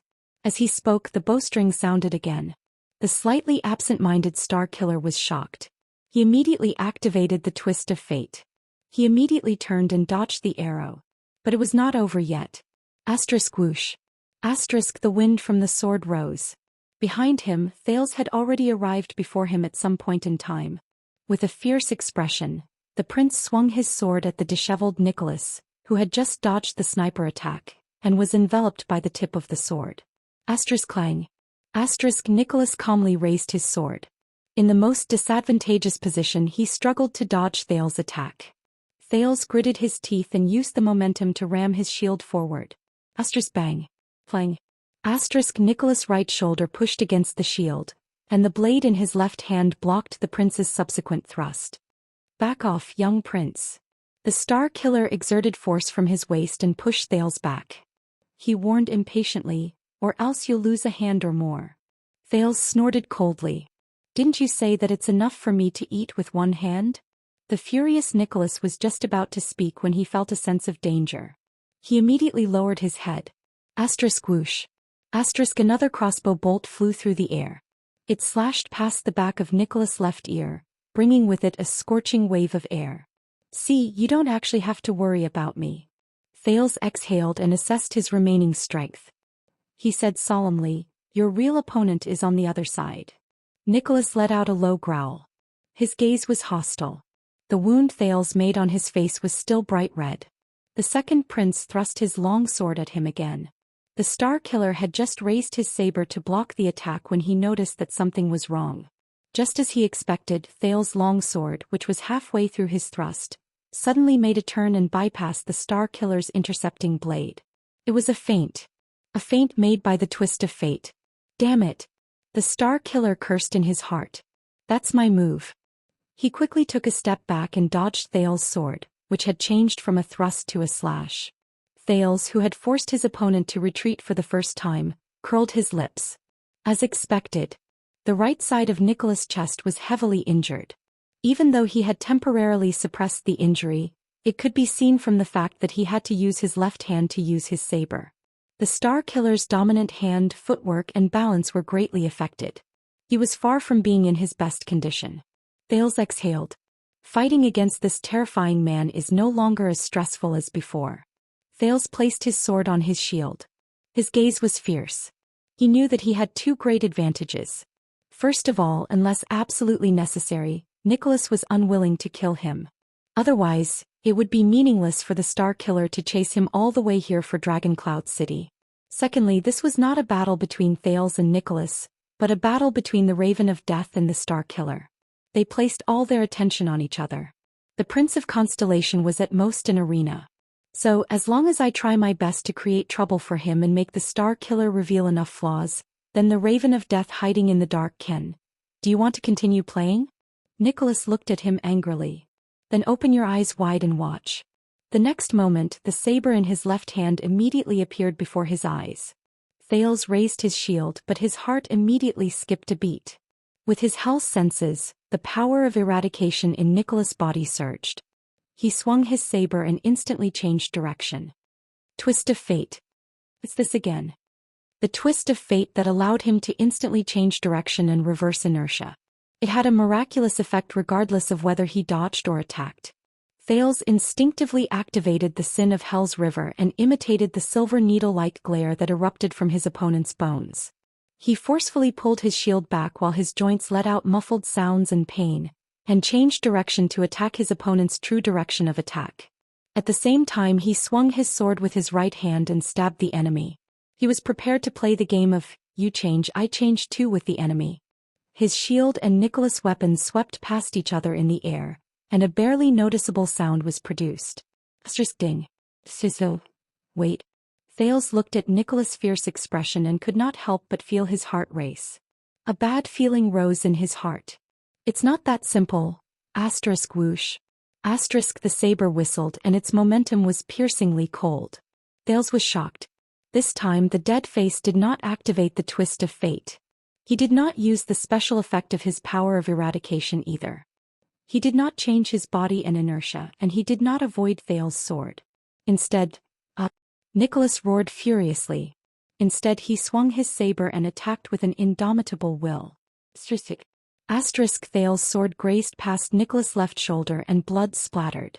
But the Star Killer's blade did not care about anything else. It went straight to the middle. In the next second, Thales, who was still in a dodging posture and retreating in a disheveled manner with his sword and shield, felt a chill in his throat. He was terrified. When he came to his senses, the rising sun saber was already pressed against his neck. The twist of fate is the same as war. It's an art of deceiving the enemy. Nicholas did not care about the injury on his shoulder at all. His gaze was cold. But if you indulge too much in the deceiving effect of it and rely too much on feints and changes in direction to gain an advantage. The man did not continue. Thales sighed. He lowered his shield and held the hilt of his sword upside down to show that he admitted defeat. Nicholas tightened his grip a little and threatened with a cold snort. This will be your end. Asterisk shik. Asterisk another sound of a crossbow rang in the distance. The Star Killer's expression changed. At the same time, Thales swung his upside-down sword in a backhand motion. Nicholas' expression changed when he was attacked from both sides. He cursed, but he only had time to say one word, F***CK. The twist of fate in the Star Killer's body circulated again and forcefully twisted his body.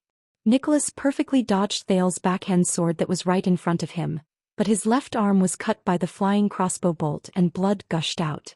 The unstable Star Killer gritted his teeth and took a few steps back. He moved out of the dangerous area and used the rising sun saber to stop the bleeding. I think what he meant was, Your Highness, you know how to deceive the enemy and you also know how to fight with your life on the line. Monty's lackadaisical voice, which was replaced by a solemn and fierce one, came from the cracks in the rocks around them. But you have too little experience in battles. You don't know when to deceive the enemy and when to fight with your life on the line. Thales' eyebrows twitched.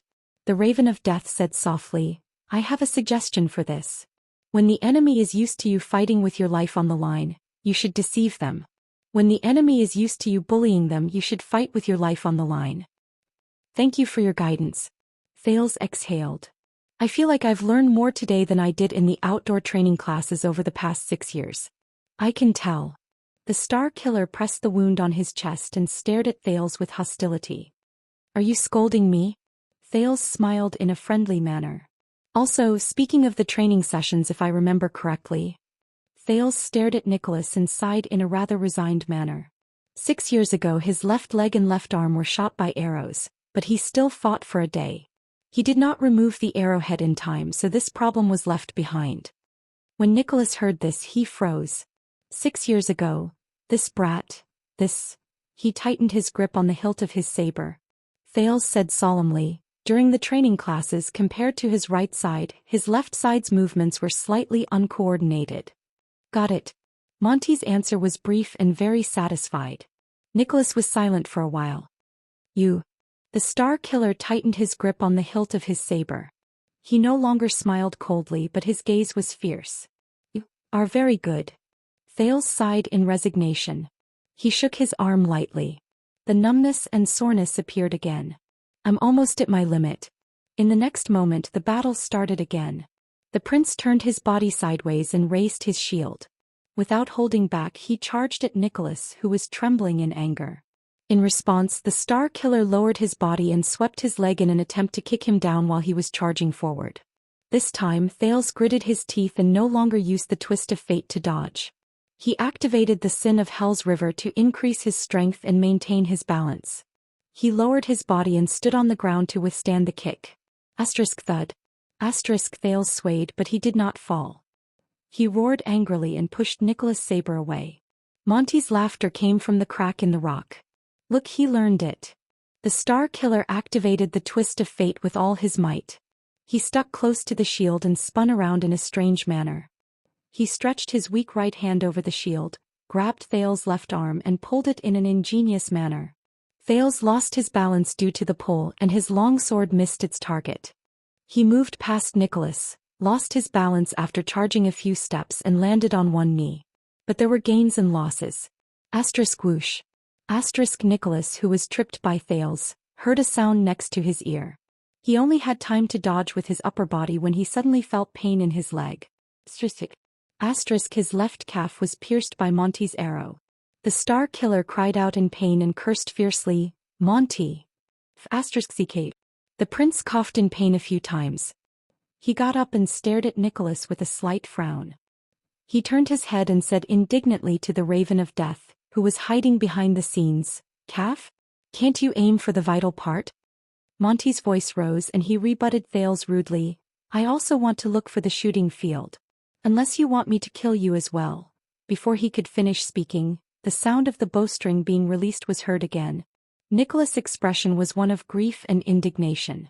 He dragged his injured leg and spun around with all his might. Whoosh. Fortunately the arrow only grazed past his thigh and tore his armor. Once the arrow was shot, Monty said slowly with a mocking tone, I will shoot you as well, your honorable highness. Thales was speechless for a moment. He shook his head in resignation. Forget it, next time we will bet. But before Thales could finish speaking, he suddenly felt a chill behind him. In his shock, Thales turned his head around. The rising sun saber's blade was right in front of his eyes. Clang. The prince raised his shield with all his might in a panic and blocked Nicholas' slash with both hands. Both of you. Nicholas did not care about his pierced calf at all. His face was red with extreme anger, and the blood from Thales' slash could be seen. I've had enough of both of you echoing each other. The Star Killer shouted angrily with bloodshot eyes. One of you is shameless and sinister, and the other is despicable and lowly. What do you take this for? Thales tried his best to draw his sword and tried to force his opponent to retreat. But the moment he handed over his weapon, he heard a strange sound. Sizzle. A blade suddenly appeared on the back of the shield. It was slightly red and emitted light smoke. Thales felt a chill in his heart. This is bad. As expected, at that moment, the red rising sun saber pierced through the other side of the shield and arrived in front of his eyes. The legendary anti-mystic equipment effortlessly cut Thales' shield in half, and then turned to cut his long sword. Sizzle. All of Thale's weapons turned into scrap metal in an instant as if they were made of paper. Even Thale's entire arm was roasted red from the rising sun saber's slash. Faint smoke rose from it. The prince grunted in pain. Thud. The next moment, Nicholas roared madly. He tripped Thales and sent him tumbling to the ground. In that second, Thales' face contorted in pain as he fell to the ground. Whoosh. The sound of something slicing through the air rose again.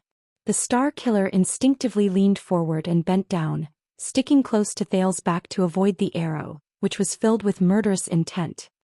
Grip. It was the sound of flesh being torn apart at high speed. As Nicholas grunted, a crossbow arrow grazed past his lower back in a dangerous manner. It tore through his light armor, and as Nicholas bent down, it cut through his skin and came out from his shoulder and neck.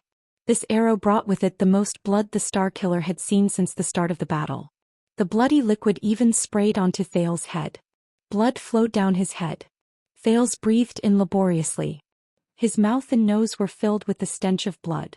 It reminded him of many, many bloody nights, such as the abandoned house, King Street, and Shield District. However, not only did Monty's arrow not stop the Star Killer, the intense pain seemed to have encouraged Nicholas' madness. Nicholas knelt on Thales' back and trembled as he straightened his body. Monty, Nicholas roared in grief and indignation. Monty! Cur. The Star Killer was in so much pain that his teeth chattered. His eyes were bloodshot and his voice was intermittent and hoarse. But he could not find Monty even after a long time. He could only lower his head in anger and look at Thales on the ground. Thales struggled with all his might. He supported himself against the ground and wanted to get up. But he had long since been pinned down by the experienced Nicholas. He could not even turn his body around. Forced him into a corner. I can't find Monty. Nicholas' eyes were filled with uncontrollable anger. But I caught you. Yes, I won't kill you. He swung the back of his saber down with great force and hit the back of Thales' left hand, which was pressed against the ground. Bang. Thales' entire body trembled. He felt a sharp pain in his left wrist. Crack. The clear sound of bones cracking could be heard. Thales howled in pain. He struggled with all his might and his right hand was grasping at something behind him.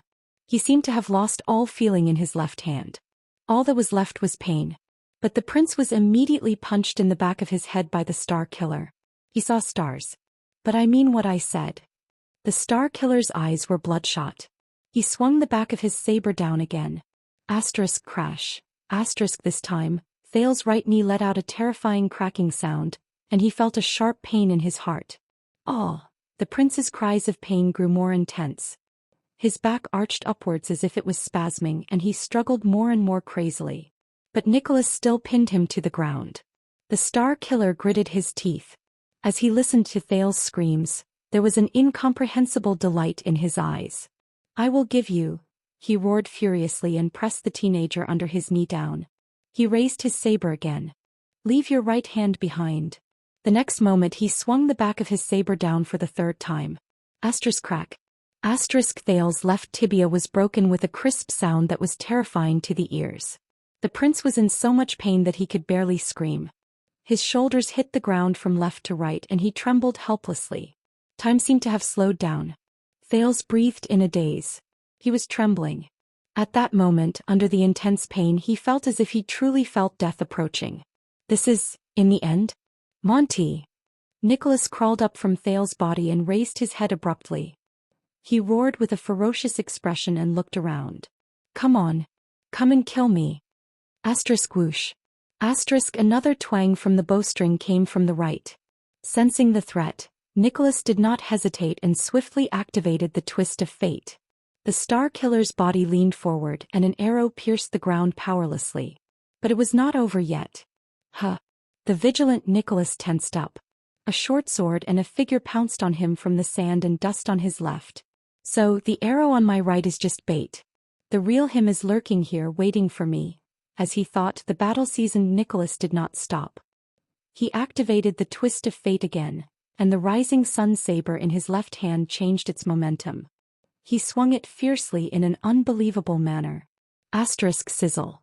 The sharp legendary anti-mystic equipment cut the person who appeared on Nicholas' left, as well as the short sword in his hand, into two. But the moment Nicholas turned his head around, he was immediately stunned. The only thing he cut was a short sword and a light armor? H*T. It's not the left. Before Nicholas, who felt a chill run down his spine, could think further, a pair of thick and powerful arms with a deep chill and murderous intent stretched out abruptly from his right, in an unstoppable manner from the direction of the arrow just now. The enemy's left arm went through Nicholas' left shoulder, wrapped around his neck, and latched onto his throat with the crook of his arm. At the same time, the enemy's right arm went through Nicholas' right shoulder, latched onto the joints of his upper arm with his left hand, and pressed down on the back of Nicholas' head with his right palm. Is it the left? Or the right? War is the art of deceiving the enemy, isn't it? The familiar, brassy voice traveled into his ears coldly. Nicholas felt a chill run down his spine. He had just realized that he had made a fatal mistake. In the next second, the enemy behind him suddenly exerted force. The enemy was still tightly pressed against him, but he arched his body and with his face and right palm he pushed the Star Killer's head forward. He locked his arms behind him and seized the latter's neck. Do you miss Turen's favorite strangulation technique? 3 seconds to end the battle? 1 second. Nicholas' face turned pale. His vision swayed. The blood in his veins was stuck in his carotid artery, and it could no longer flow to his brain. The voice behind him said coldly, "You're giving me a headache. Your instinctive sense of danger is really hard to kill. I really have to thank that child. Whether it was his reminder or his sacrifice, as expected, you're much slower when you turn your head from the left." 2 seconds. The Star Killer's vision darkened, and his consciousness became increasingly blurry. He had just pulled the rising sun saber, which he had swung backwards back to his chest. He wanted to stab backwards, but his hand went limp due to the lack of oxygen in his brain. He could no longer find his target. Only the Raven of Death's eerie words remained in Nicholas' ears. They were short, clear, and terrifying. "It's over. Spiky." Chapter 364. Thales lay on the ground, trembling under the torment of pain. He was drenched in cold sweat. His entire body was almost numb. This was not the most intense pain he had ever experienced, but it was definitely one of the most unbearable, torturous, and protracted pain. His left wrist, left calf, and right knee alternated with needles, blunt cuts, and even oppressive pain. It came in waves. He wanted to stand up or at least move a few steps on the ground to leave the battlefield. However, if he moved too much, the pain would spread from his wounds to his brain, and it would be magnified endlessly. He could only shut his eyes tightly and try his best to breathe. He did not even care about the fight between the two men. As he listened to the sounds of fighting, Thales' face contorted. Large beads of sweat rolled down his forehead. He felt as if a century had passed, and he suddenly had a great desire to faint. And reality seemed to be developing towards his desire. After the continuous pain gradually exceeded the limit of his endurance, Thales began to lose consciousness. His entire body, especially the muscles and tendons around his wounds, began to twitch uncontrollably. He was about to faint from the pain. But at this moment, boom. The sound of surging tides rose in Thales' ears, temporarily drowning out the sounds of fighting. The teenager who was enduring the pain in his muddle-headed state was instantly shocked, and he became slightly more clear-headed. This feeling, it was as if something had suddenly spread through his veins. "It's it." Thales, who was suffering from his injuries, tried his best to turn his face away.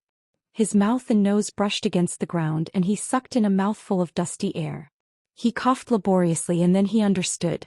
That was the sin of Hell's River. It was the most dangerous power that Blacksword had warned him about. It was one of the companions who had accompanied him the longest through disasters and pain. It was also one of the most unforgettable experiences in his life. Boom. At some point in time, the sin of Hell's River, which had been passively summoned, surged uncontrollably. It was like a fierce beast that had been released from its cage. It was extremely excited and it let out a roar before it hunted its prey. Its voice grew louder. Thales seemed to have an illusion. Pain, dizziness, and weakness. The sin of Hell's River was like a fish in water in this heavily injured state. The power of eradication was like a river flowing over a dry and cracked riverbank, invading every cell in its master's body without restraint. including the brain. At that moment, Thales took a comfortable breath. It was as if his entire body had been placed in warm water. The pain turned into a gentle numbness that temporarily disappeared from his senses. Time seemed to have stopped again. Thales lay weakly on the ground and stared at the yellow rock wall in front of him with lifeless eyes. It was very strange. What flashed through his mind was the battle just now. Nicholas' sharp blade cut through his shield, broke his long sword and swept him to the ground.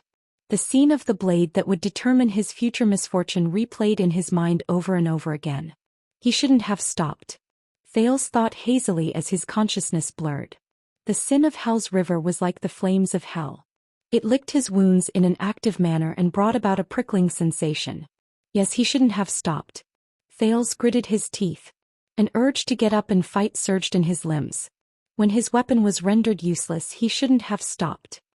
He could have gone against the flow and continued to let the rising sun saber pierce through his shoulder. Then he could have pushed the broken sword in his hand forward. Nicholas' blade was unstoppable. He had placed all the momentum in his body on it. He must have been too weak to defend himself and had no time to push it towards his opponent's neck. I might have to pay a huge price, yes, but Nicholas will definitely suffer a huge loss. He will be miserable. Thales smiled subconsciously in his daze. He clenched his right hand subconsciously as if the broken sword was still in his hand. As he thought of this, the sin of Hell's river surged cheerfully again and let out a roaring sound. Yes. I don't need to dodge. I can ignore defense and give up on retreating. Forward. Only forward. Towards the enemy. Thales trembled as his vision darkened. He coughed violently and his mouth and nose were filled with blood. Blood. He felt the feeling of his broken blade piercing through his enemy's artery, felt the heat of his enemy's blood gushing out of his neck, and felt the despair of his life gradually draining away. He fought fiercely in blood. Until death. Thales slowly closed his eyes and grinned. Next time, if there is a next time, just do it, boom. As his last shred of consciousness disappeared, the sin of Hell's river surged with a bang. Not far away from Thales, Monty's expression was stiff. His entire body was tense and he locked his arms around Nicholas' neck. He felt the other party's struggle at the last second. However, the Raven of Death was slightly stunned. Nicholas, who only had a little bit of consciousness and strength left, raised the rising sun saber with his trembling left hand. The hilt swayed in his hand. In the next second, Monty suddenly saw a flash before his eyes. A strong golden red light that was as bright as the sun shone from the golden blade. It was so piercing that Monty's vision instantly darkened. Ah! The Raven of Death shut his eyes tightly and could not help but let out a grunt. But he, who had already become an instinct to kill, did not waver in the slightest. Instead, he arched his back and leaned forward again, increasing the strength in his hands. He locked down the Star Killer's neck. Just a little more. That's enough. Monty's face flushed red as he thought in pain with his eyes tightly shut. But he soon realized that the rising sun saber did not just bring a strong light. Monty's arms trembled violently. His skin, which was pressed against Nicholas' skin, suddenly became extremely hot. It was not scalding nor was it burning. It was a burning pain that went deep into his bones. Monty could not help but scream in pain. He could no longer keep his arms in their original position, and as if he had lost all feeling, he let go of Nicholas in an instant. He staggered backwards. Bang. The Raven of Death fell on the ground in pain, but he could no longer care about anything else. He could only desperately slap his hands and the flames that had ignited for no reason on his chest. No. Monty stared in disbelief at the unconscious Star Killer, who was kneeling on the ground. The latter's skin seemed to be enveloped in a layer of golden red light, and waves of heat came from him. Before the terrified Monty could understand what was going on, the burning sensation on his body increased in size. Suddenly, many parts of the Raven of Death's body caught on fire. It was as if an invisible blazing flame had instantly enveloped Monty. CKU. Monty roared in pain. His body, which had just gotten up halfway, fell backwards again. Not only these parts but also his head, shoulders, legs, waist, chest. Damn it, Spiky. The Raven of Death fell on the ground. His expression was one of pain and he rolled around madly without stopping. He tried to extinguish the flames that had ignited in a strange manner. In front of him, Nicholas, who had been freed from his restraints, knelt on the ground weakly. He pressed his palm against the bright red rising sun saber. The red light around Nicholas' body gradually dissipated. The Star Killer lay on all fours on the ground. His body trembled as if he had not breathed air for a few lifetimes. He breathed in big mouthfuls of air, feeling the energy that he had been lacking surge into his brain again. Even his fingers were trembling. Nicholas' face had never been so red above his neck. It was as red as blood. For a time, only the Raven of Death's pained cries and his rolling on the ground, as well as the Star Killer's panting without caring about the price he had to pay, could be heard in the field. A minute passed. Monty finally extinguished the last bit of the flames on his body, but he looked incredibly wretched. White smoke rose from all over his body, and his clothes were covered in burn marks, especially on his arms. The Raven of Death moaned in pain, and an unpleasant burnt smell spread into the air. Nicholas was still lying weakly on the ground. The barren land around him had long since been charred black, and a small amount of light smoke rose from the man's body. Both men fell to the ground. One was weak and could not get up, and the other was badly burned. What was that? Monty lay on his back on the ground, exhausted. His entire body trembled, and he spoke with his last breath. "I've never heard that the rising sun saber can be used like this." Nicholas raised his head in Monty's direction with great difficulty and shook his head vigorously. His gaze was unfocused, as if he had just recovered from the nightmare of his neck being locked. He panted laboriously and used the last bit of his strength to lie down on his side. The legendary anti-mystic equipment will be affected by the user.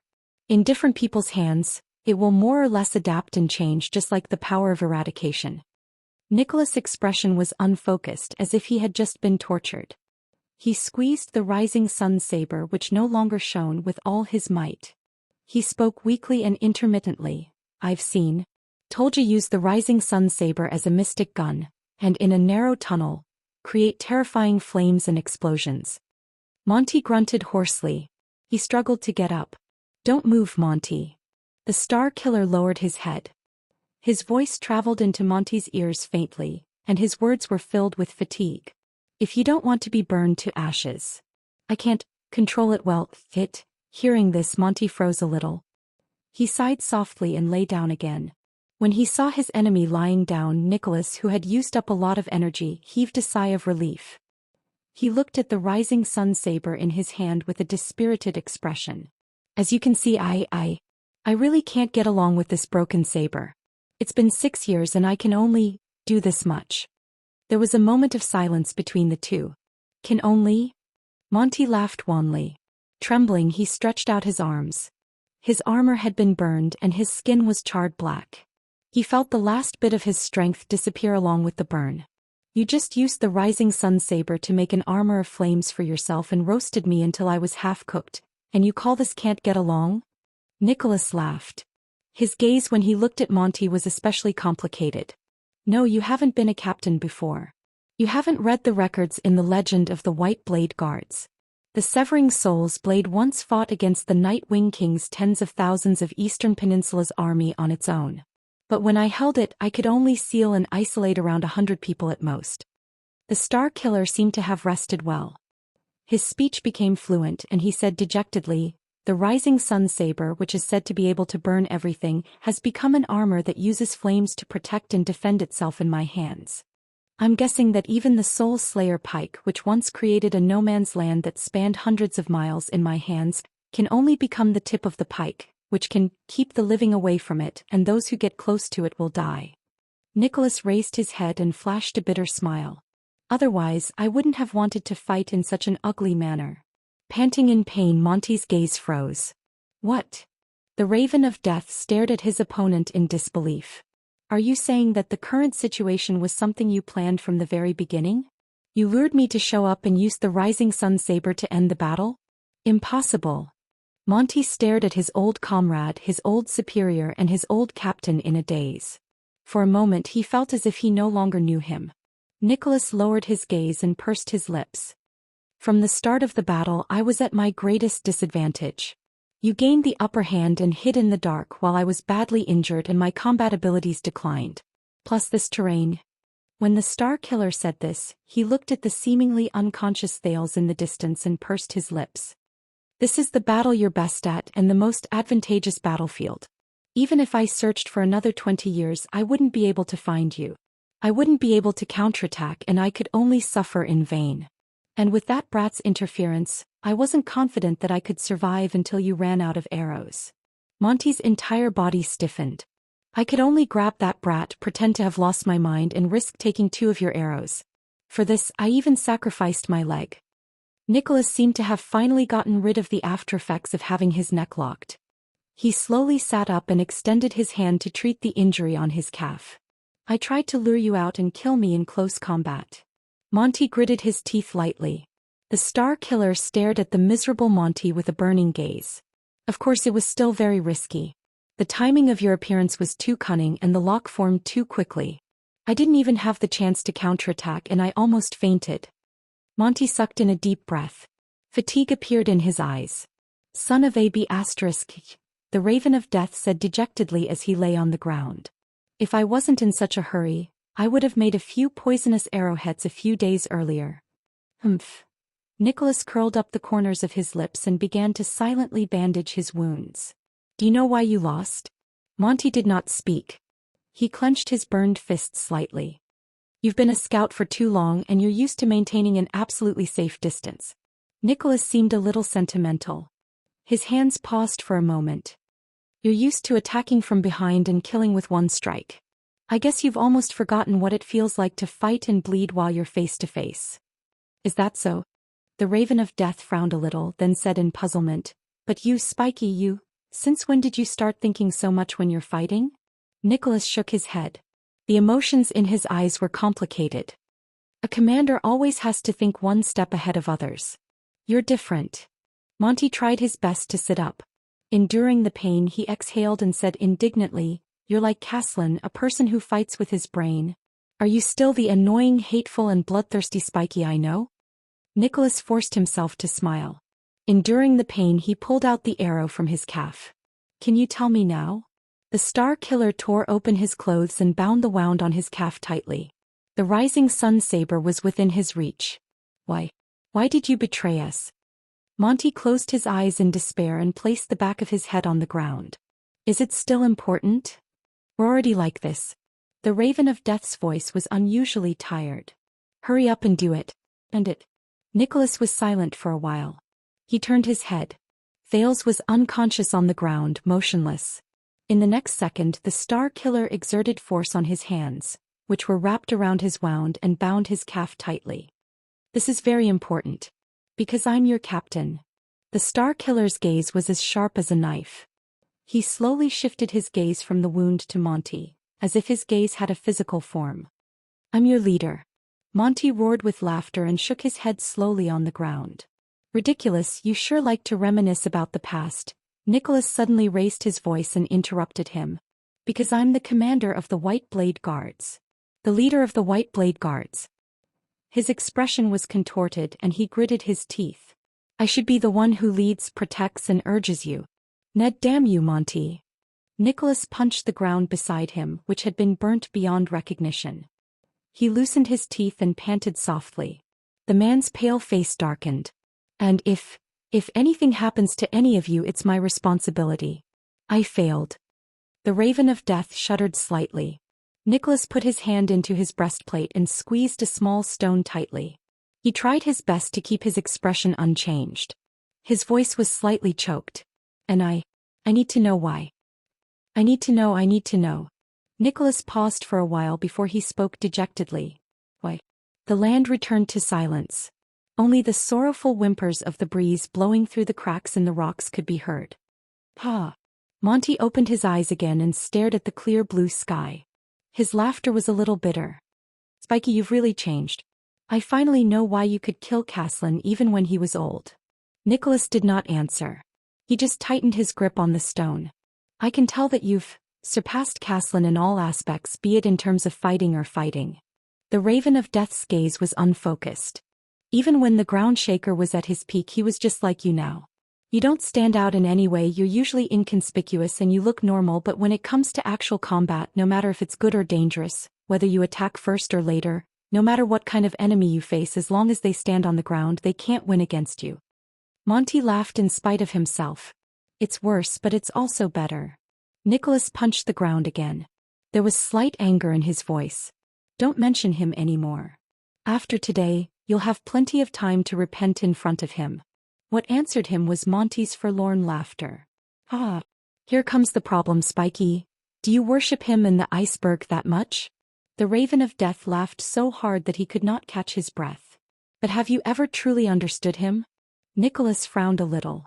Monty tried his best to lift his upper body. He shifted his weight and leaned against a low rock. His chin was burned, which made his smile look even more ominous. "Do you know what kind of existence Caslin Lampard really is?" Nicholas' heart sank. He remembered the day 6 years ago when Caslin stopped breathing forever in Heroic Spirit Palace. Monty sighed softly. His eyes were filled with endless sorrow and sentimentality. "I really miss that day, Spiky, the day we officially swore the Oath of Blades and officially became new guards from the Royal Guards." Nicholas seemed to have understood something. He raised his head as if he was deep in thought. Monty said airily, "At least we still had a choice that day. And after that day, my future and my life no longer had light." He was lost in thought. Chapter 365. Nicholas frowned. "I don't understand. The White Blade Guards gave you everything." Monty shook his head and sneered, interrupting him. "Of course you don't understand. You're the person Caslin chose, the future commander whom he placed high hopes on and nurtured. You're the one who can carry the entire war flag for the White Blade Guards." His breathing quickened. He pressed his right hand against the ground and dragged it along. His eyes were filled with sorrow and indignation as he stared at Nicholas. "Sorry, Nicholas, you're the glorious snow blade whose blade shines brightly. How can you understand a scavenging, dirty crow like me? Yes, the White Blade Guards gave us everything, but they didn't give us a choice." As he listened to Monty's baffling words, anger rose in Nicholas' heart. But Monty continued talking, leaving the Star Killer's words stuck in his throat. "That was the second day we officially joined the team," Monty said flatly. Monty said faintly, "Caslin suddenly told me that he thinks I'm very talented in scouting. Coincidentally, after Coward Lycan died of illness, the Royal Guards are lacking people like me. There's a secret mission tonight. Do you want to give it a try?" Nicholas' cheeks twitched slightly. He remembered this. He still remembered the envious expressions and sour tone of the others when Caslin told him about it. He also remembered the uncontrollable excitement and agitation on Big Mouth's face. But Nicholas looked at Monty's eyes, which were filled with complicated emotions, and subconsciously closed his mouth. There was no moon that night. The Raven of Death spoke softly, as if he was telling a lesson from a long time ago to a child. "Caslin brought me and a few other elderly guards. We covered our faces and carried out my first mission after joining the team." His eyes shone with a brilliance that made Nicholas shudder. "A merchant had something that the king was interested in. We had to search for it in secret, and while we were at it..." Monty paused for a moment before he finished his sentence in an indifferent tone. "Kill his entire family." The sun was covered by a cloud, casting a shadow between the two of them. It brought with it a faint chill. "What?" Nicholas' face turned pale. "You." Monty's shoulders trembled. His facial features quivered. He leaned against the rock and laughed. "Ha ha ha." His breathing was extremely unstable and his speech speed was sometimes fast and sometimes slow. He looked like a person who had just been rescued from drowning. "Covering your face in the middle of the night and committing murder and arson, it's hard to imagine, right?" This was especially true for the awe-inspiring Captain Nicholas. To him, the White Blade Guards were perfect. Protecting is your most sacred duty. Nicholas did not speak. He only stared blankly at the ground. The moon was very dark that night. Even the human blood was black. I couldn't see their faces clearly. Monty sucked in a deep breath and shuddered slightly. His pupils quivered slightly. "I'm just a lookout. I don't have to do anything." But Caslin, Dominic and the others, these respected seniors in the Royal Guards, they stood among the corpses with torches in their hands. With their numb eyes that could not be seen through their masks, they gave me a special privilege as the most special ceremony to join the team. to kill the last survivor. An old woman lying on a sickbed on her deathbed. Nicholas, who was listening quietly, felt a slight chill in his heart. They probably thought that since I'm a newbie I should start with the easier ones and slowly get used to it. She's about to die anyway. Monty let out a faint, hollow laugh. But Caslin and the others didn't know that when I cut her, her expression before she died was completely different from my grandmother's expression before she died. Of course, I might have remembered wrongly. After all, I've been through so much. My memory of my first target is already very blurry. But Monty's smile still faded away. His gaze was calm. But they don't know. They don't know. Nicholas did not speak. He only stared at Monty in a daze. As a white blade guard who was supposed to protect his brother, the Star Killer did not know how to reply at that moment. Monty sucked in a deep breath and watched the clouds above his head slowly float away. The scorching sun shone down on them once again, enveloping them in light. Just like this, Spiky, before the light of the bright moon under the witness of the snow, raise your white blades high, drink strong wine, and make a blood oath to become white blade guards. The Raven of Death said faintly, and I, in the deepest darkness in front of the dim torches, facing the profound gazes of my seniors, raised my blade high, drank my blood as wine and used my head as proof. I became another type of white blade guard. I didn't even know if my blade hilt was the usual snow-white color when I joined the team. Because it was too dark that night. Too dark. I couldn't see the color at all. I couldn't even recognize the blood on the old woman's neck, much less know if the blade in my hand was a white blade. Nicholas sucked in a deep breath. F*C. After a long time, I only understood that the white blade guards of Dragon Cloud City had been doing this kind of work in the dark for a long time, much earlier than we imagined. Aside from the shiny and tough snow blades, there would always be people who would throw away their limits, dirty their hands and do the rough work. These were Caslin's exact words.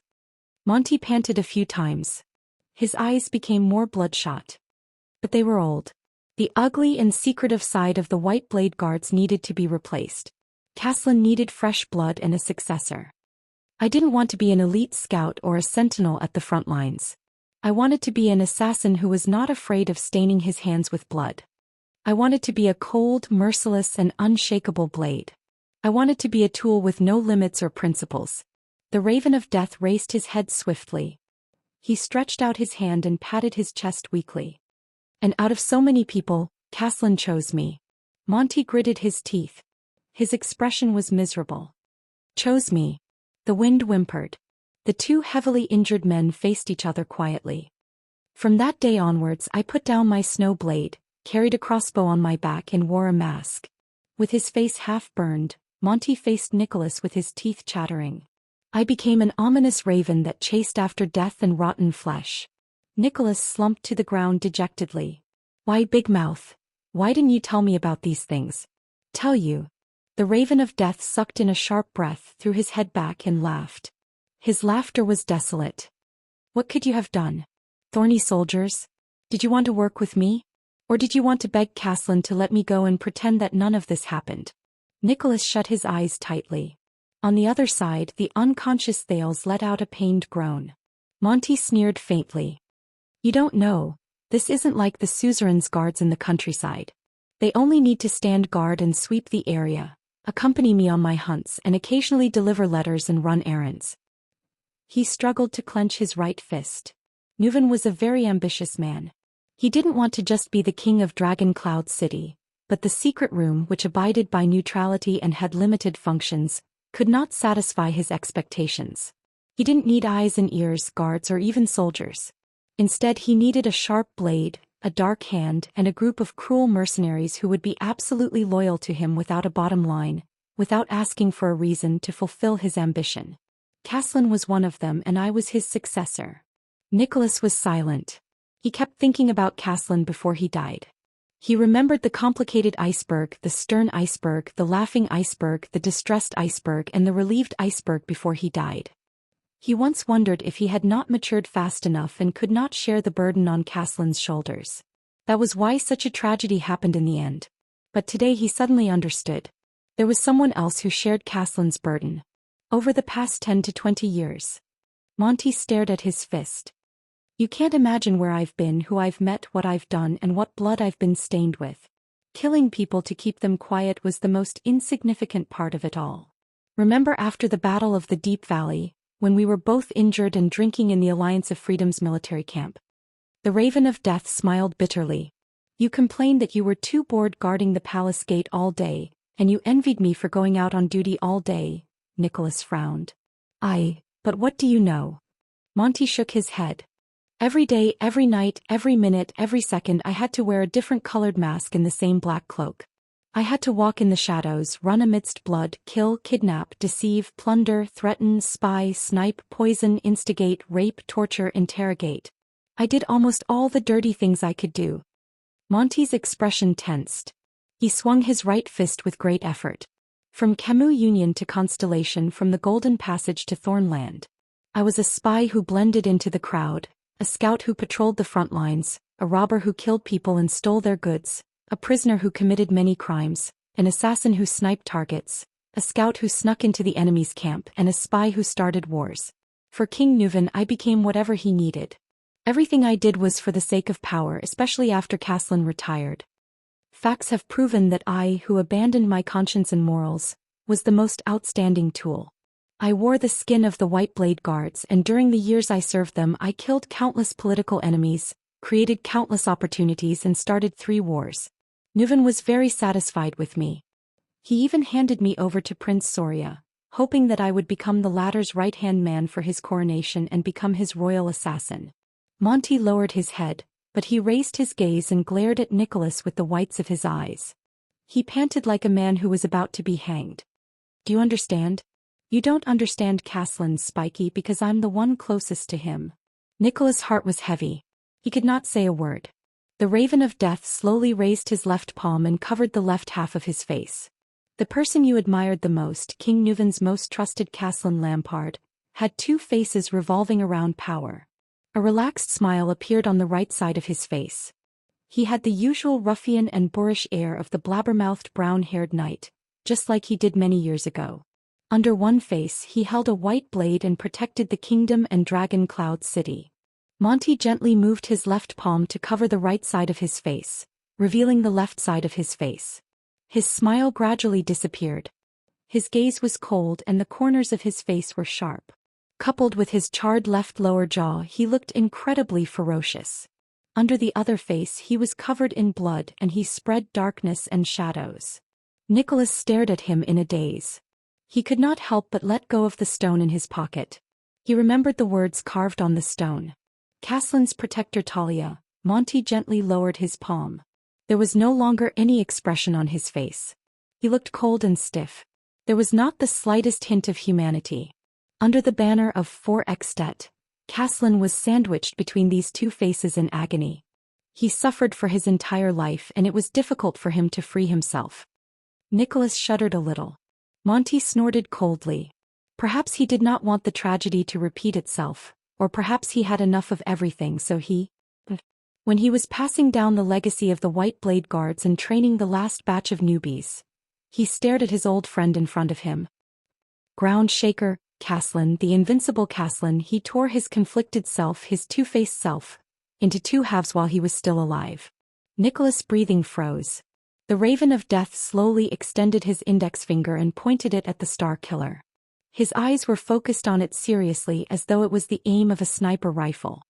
He gave the bright and dazzling half to you. With a stern expression he raised his voice and said, "Sorry, Nicholas, the Star Killer who built his career in front of Broken Dragon Fortress. The leader of the White Blade Guards, the war banner that never falls, the indestructible Iron Wall. You are the junior he has high hopes for.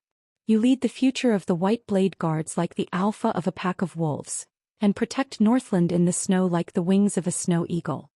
The Star Killer did not say a word.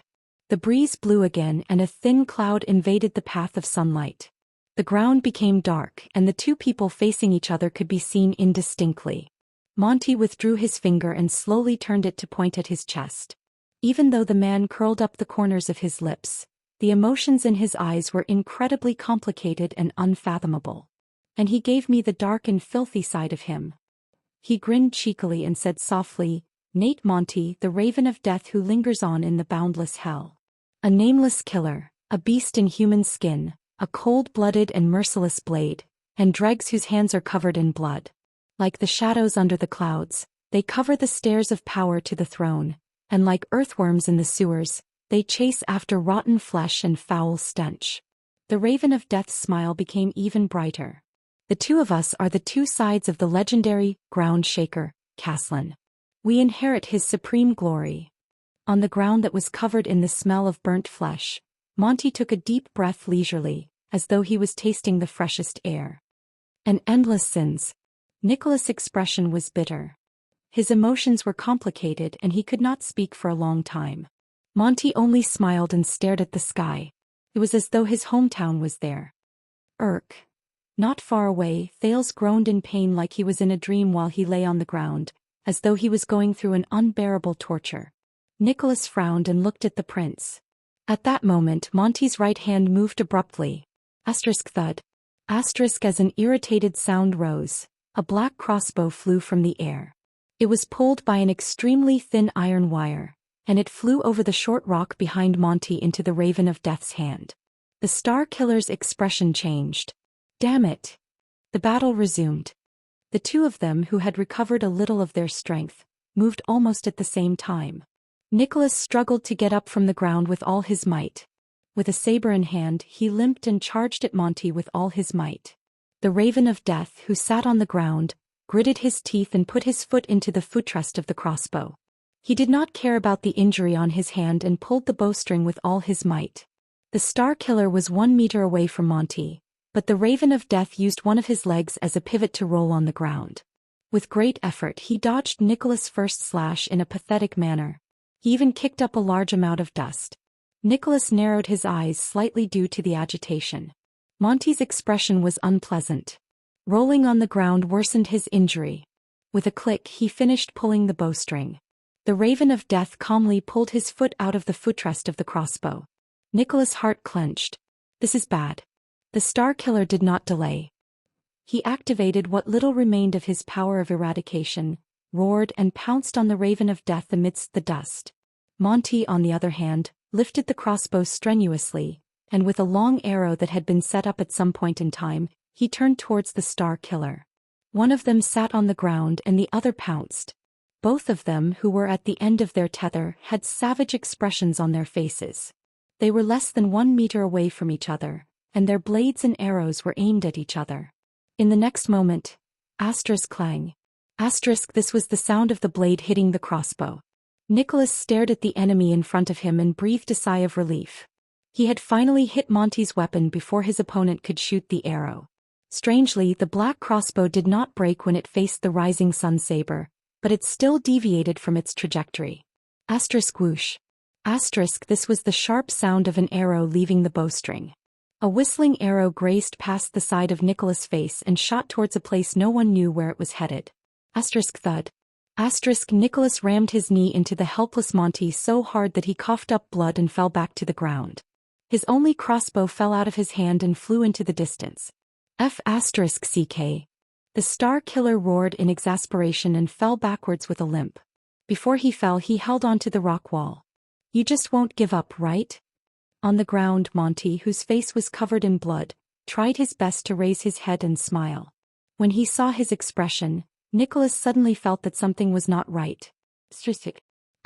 Without any warning, as if he was pushed by an invisible arm, Nicholas' entire body crashed into the stone wall, and he was stuck to the stone wall. Clang. With a few crisp sounds, the rising sun saber flew a few meters away and fell on the ground. The red blade gradually cooled down. The Star Killer let out a pained cry. He lowered his head in disbelief. He saw a crossbow arrow that was slightly longer than other crossbow arrows first pierce through his left forearm, then his left upper arm and finally into his left shoulder, nailing the Star Killer to the rock wall. What is going on? Nicholas felt the intense pain from his arm to his shoulder, which made him almost unable to move. Drenched in cold sweat, he stared at the crossbow arrow in shock, then at Monty, who was smiling.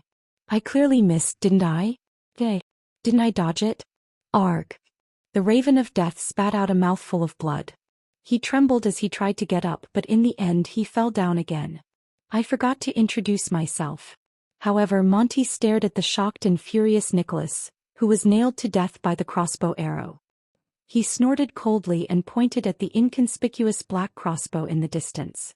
The Star Killer's expression changed when he followed his gaze. This piece of trash. There has never been anything it could shoot. Monty's expression darkened. He spat and stared at the crossbow lying on the ground as if he was incredibly disdainful. There has never been any prey it could not shoot. Its existence is to torment every master. Nicholas endured the intense pain.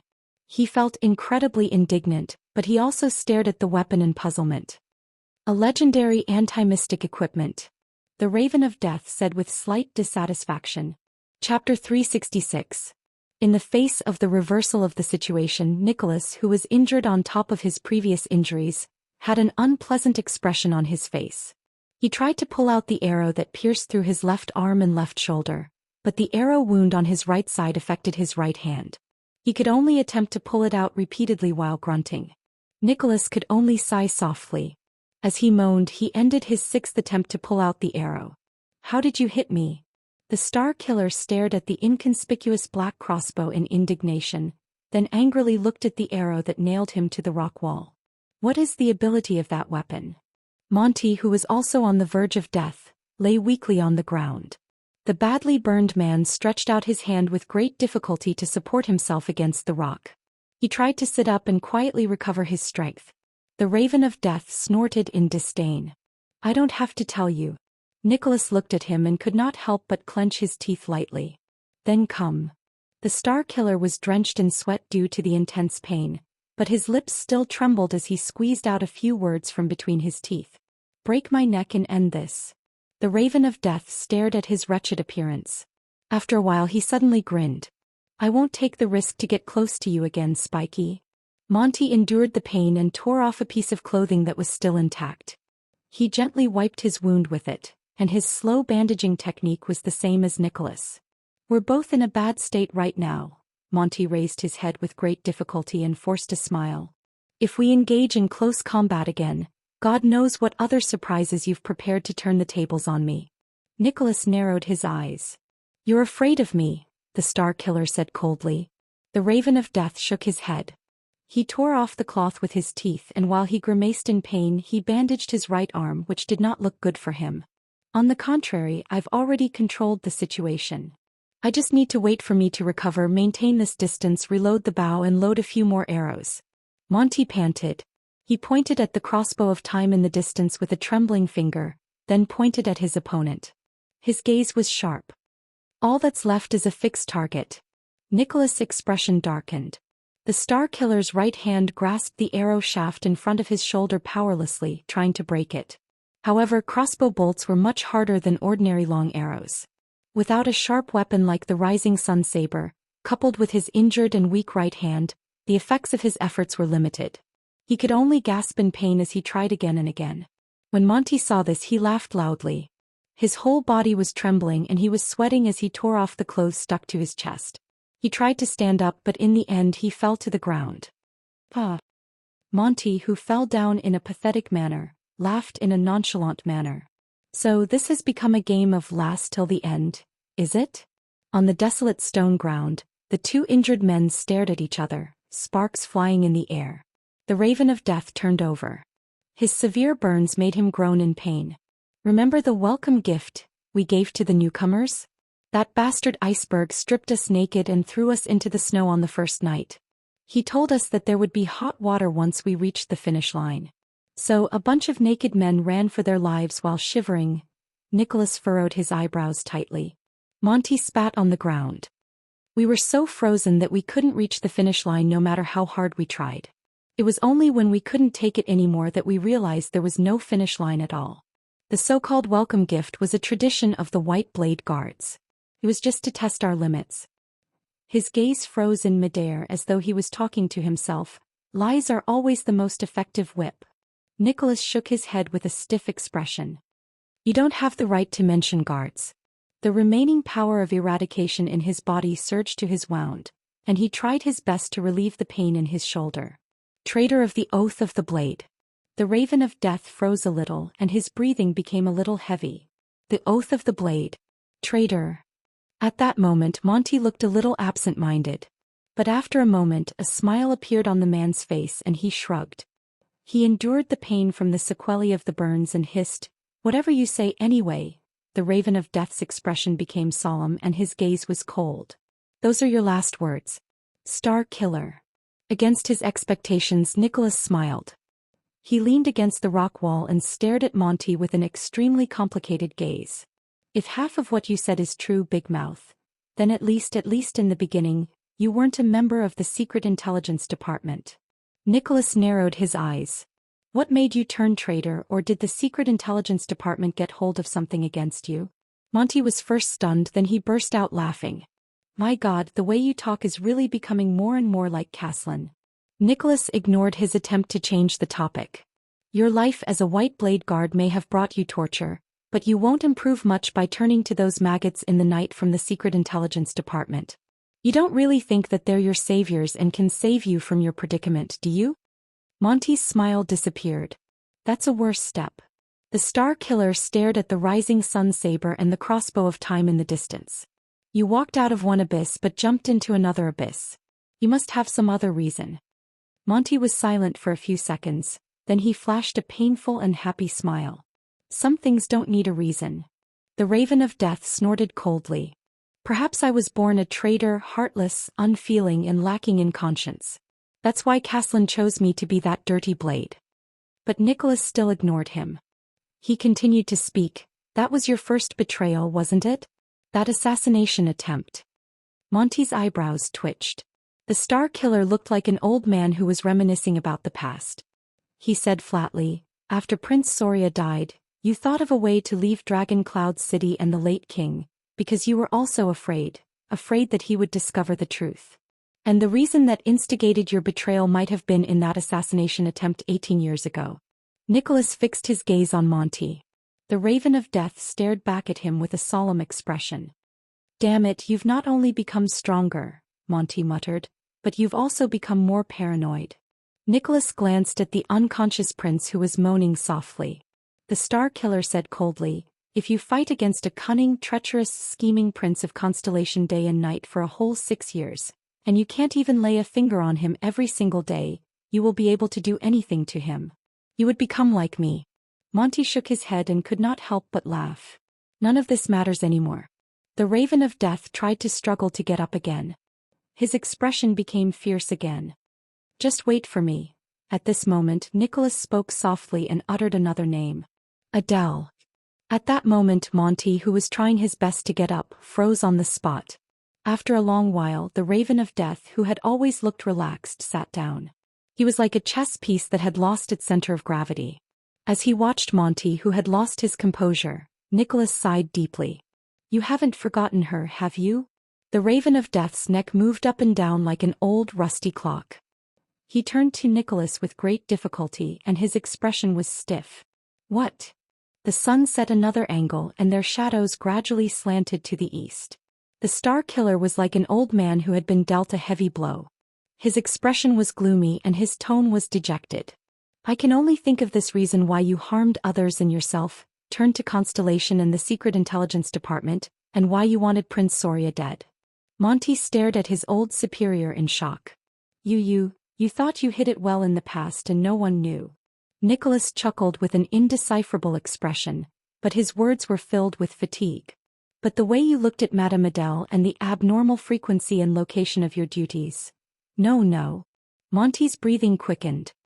He stared at Nicholas with a gaze filled with disbelief. "He knew. So you saw through it a long time ago?" "Son of AB**. Nicholas only stared at him coldly and said with certainty, "So, your betrayal is indeed related to that woman. Am I right?" The Raven of Death lowered his head and remained silent for a long time. The Star Killer stared at him like an interrogator. His gaze was as sharp as a sword. Monty suddenly moved. He curled up the corners of his mouth and as his cheeks twitched, he threw his head back and laughed. "Ha!" Nicholas closed his eyes. His expression was one of anguish. "Adele." The Raven of Death exhaled softly and repeated that name with a desolate expression. Adele, yes, she was the turning point of everything. Asterisk bang. Asterisk Nicholas did not know if it was because his injuries were affected, or because he was too agitated, but he elbowed the rock wall on his back. Damn it, damn it, damn it. The star killer gripped the arrow shaft tightly again, trying to break it. While he grunted in pain and broke out in cold sweat, he said falteringly, "Back then when I arranged the sentry duty, I deliberately transferred you away. I used all sorts of methods to make you stay away from the blood court and Madame Adele so that you wouldn't be able to see her for a few years. I even acted out of character and asked you to drink and advised you to quickly find a girl and get married." Monty was slightly stunned. Nicholas, who failed to escape again, cried out in pain. He angrily smashed the rock wall. "I've done so much, don't you King understand what I mean? Stay away from her. Stay away from that ominous, ridiculously beautiful Camion woman. Abandon your senseless taboo and senseless feelings." Monty froze on the spot and did not move. In the next moment, resentment and anger appeared on the Raven of Death's face. He slammed the ground and stood up while swaying without caring about his injuries. He glared at the star killer as if he wanted to eat him alive. Monty supported himself against the rock while trembling. He gritted his teeth and roared hoarsely, "So it's you, Spiky? During the first few years when Adele married into Dragon Cloud City, you deliberately transferred me away just to ensure that I stayed away from her? Couldn't see her? Couldn't get close to her?" The Raven of Death, who was covered in wounds, swung his arm in grief and indignation. "It's you." A small, handleless throwing knife flashed through the air. Nicholas' breathing froze and he subconsciously swung his right hand.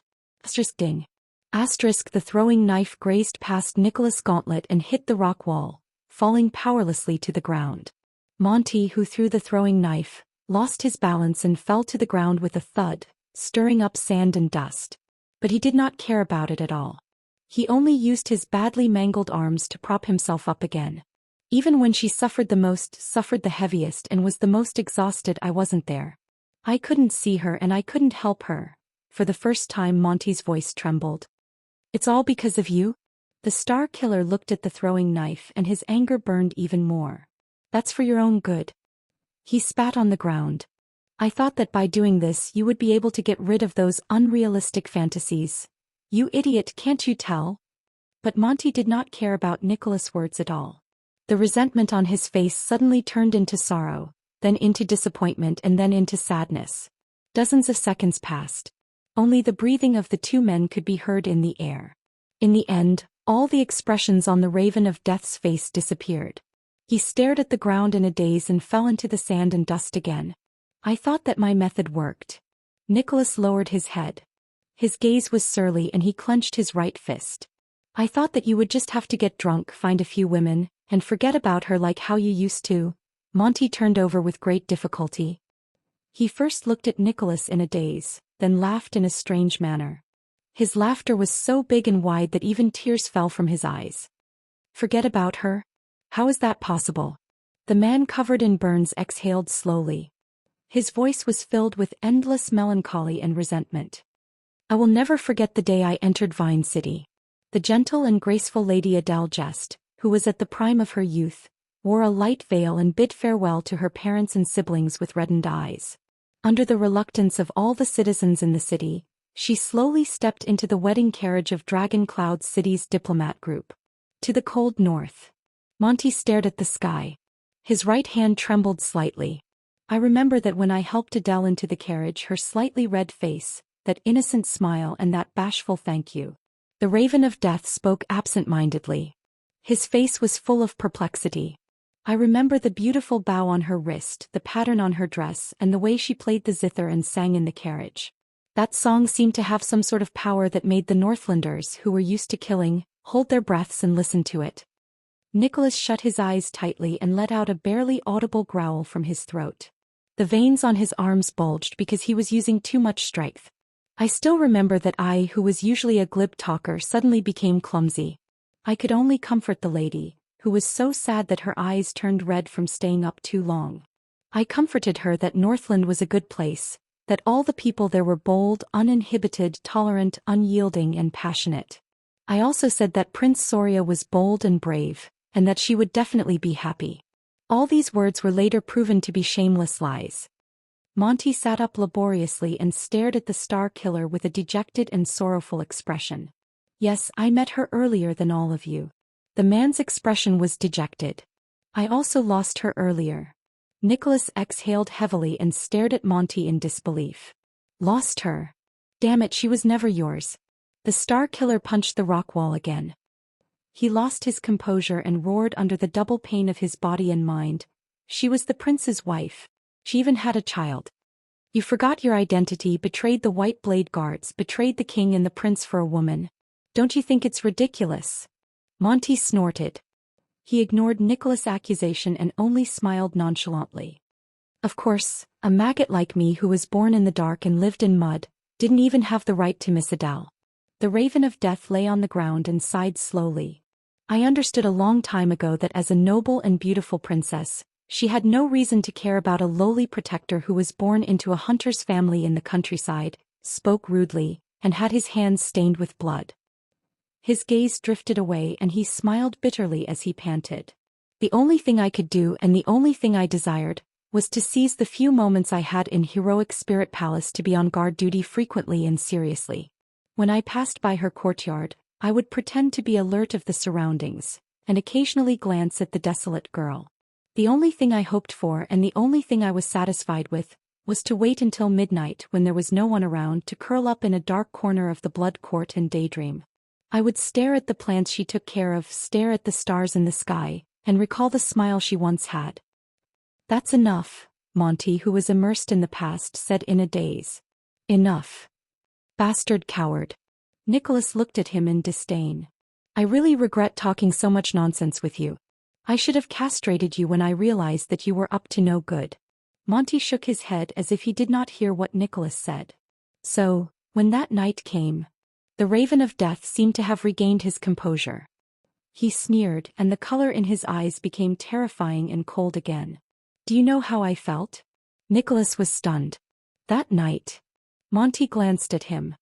His face was expressionless, but the inexplicable emotion in his eyes made the Star Killer feel uneasy. That night, once again as the Black Raven, I rushed back to Dragon Cloud City from the war-torn constellation to report to King Nuvan and his son. Monty narrated without any sadness or joy, as if what happened next had nothing to do with him.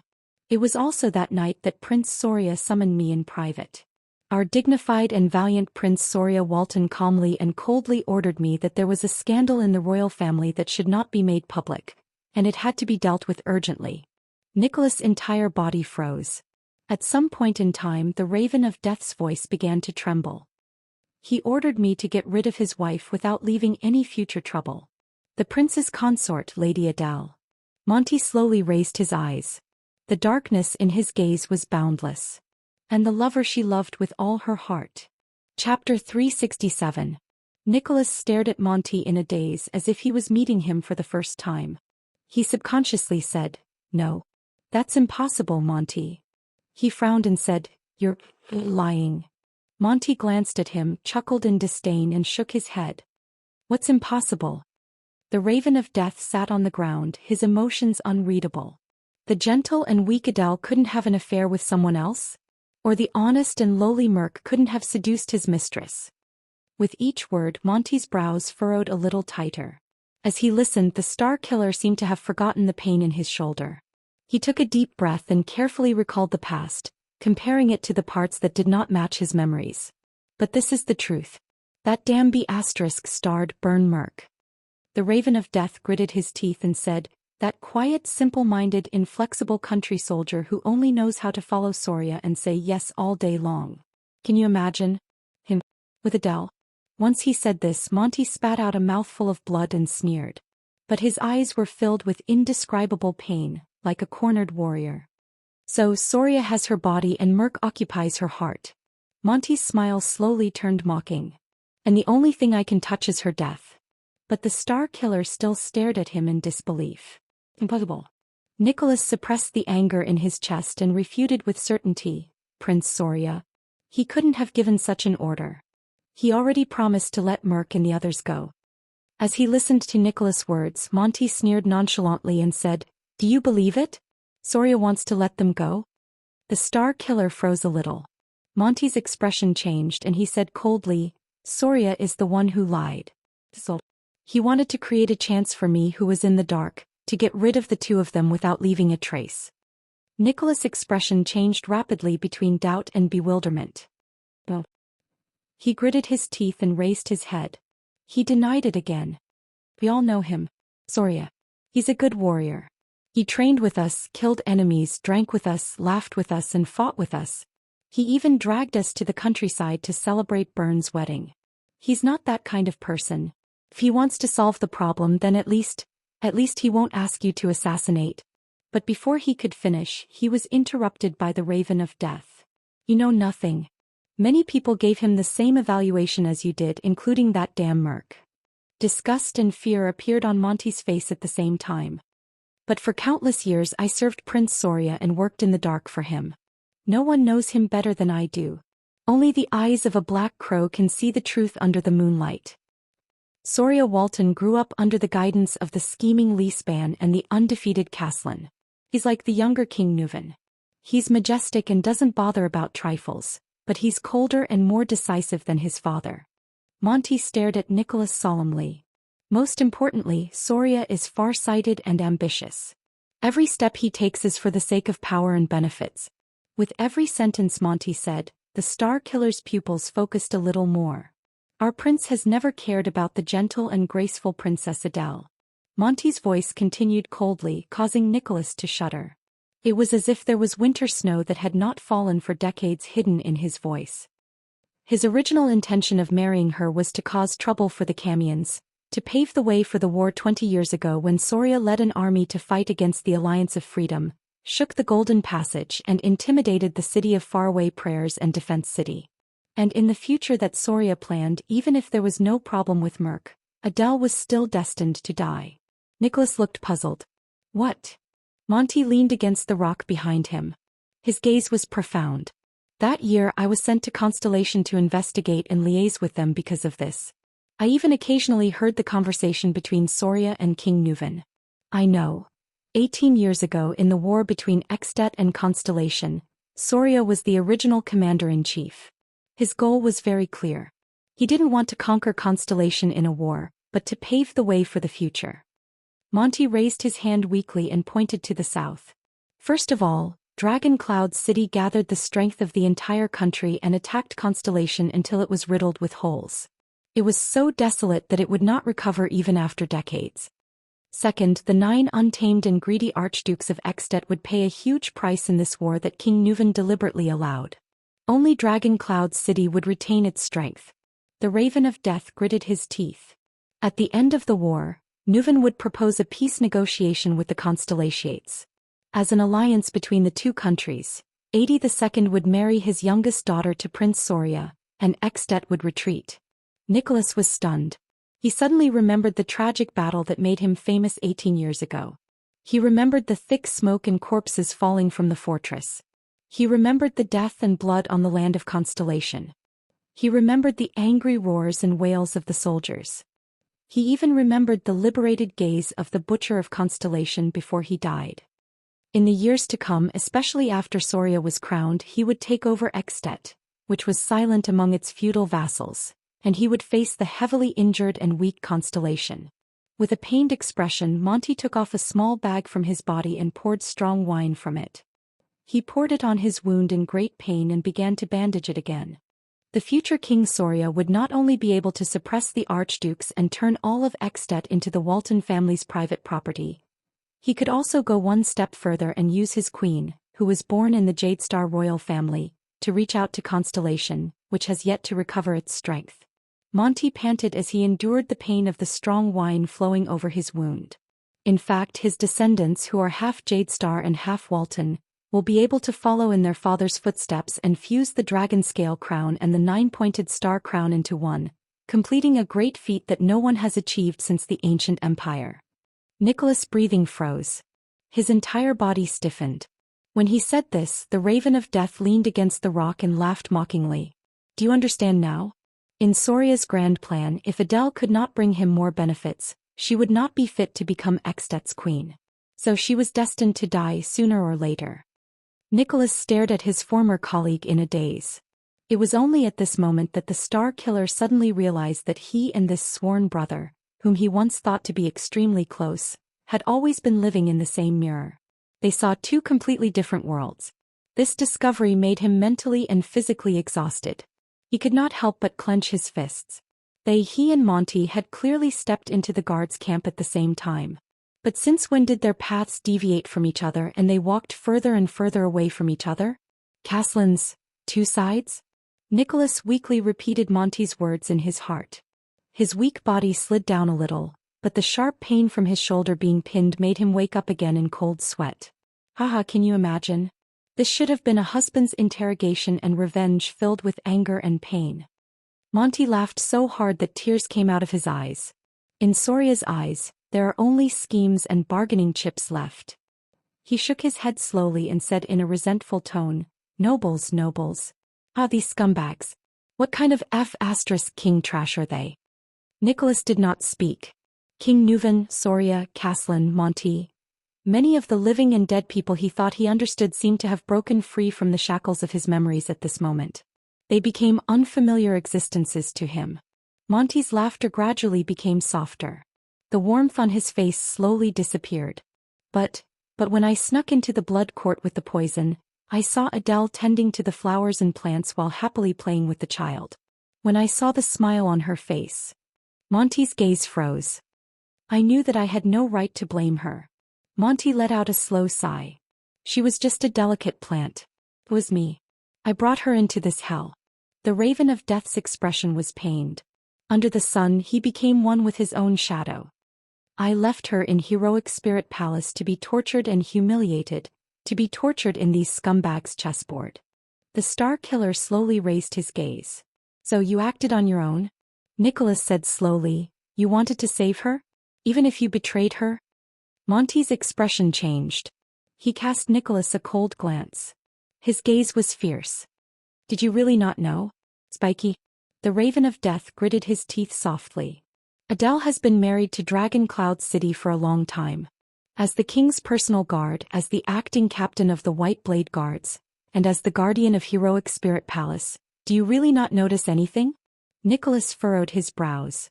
For the first time, Monty's eyes shone with undisguised pure hatred. His chest heaved up and down. It's hard to imagine. Every day and night, Adele was tortured, abused, and humiliated. And all the people in Heroic Spirit Palace, including you, treated it as the prince's private family matter. They turned a blind eye to the misfortune and suffering she went through. They stood by and pretended to be deaf and mute. Adele had to turn to that silly Merc for solace. Monty shuddered. And even so, the useless Merc she looked forward to couldn't give her anything. He didn't have the courage to stand up for her, nor did he have the responsibility to help her escape. He didn't even have the ability to protect Adele. Nicholas stared at him expressionlessly. Spiky Merc, everyone in the White Blade Guards, you're all cowards. Monty spat on the ground. You watched a pitiful and pathetic woman suffer, but you did nothing, not daring to stand up for her. All of you. Monty lowered his head. That night, I looked at the flowers and plants in the courtyard, let go of the poison in my hand and told myself helplessly, no. He said desolately, I've already sunk into the darkness and can't pull myself out. But at the very least, I can't let Adele become my victim. I can't let her become another soul in my blood-stained hands. Monty's eyes shone brilliantly. The muscles on his arms tightened again, like a sailor who had caught hold of a life-saving driftwood in the middle of a sinking ship. Even if the person she likes is that foolish Merc, if that's the only way Adele can be happy and smile again. Monty gritted his teeth forcefully. Then it's worth it. As for the remaining darkness, let me bear it. The Raven of Death stared at his right hand in a daze. His gaze was unfocused, and the expression on his face looked like he was crying and laughing at the same time.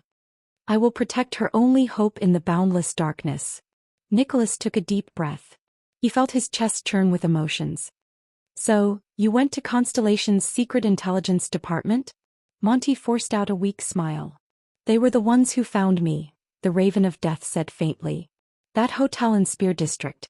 When I was drinking in there, the owner of the hotel from Kemu Union could drink a lot and he was also very good at persuading people.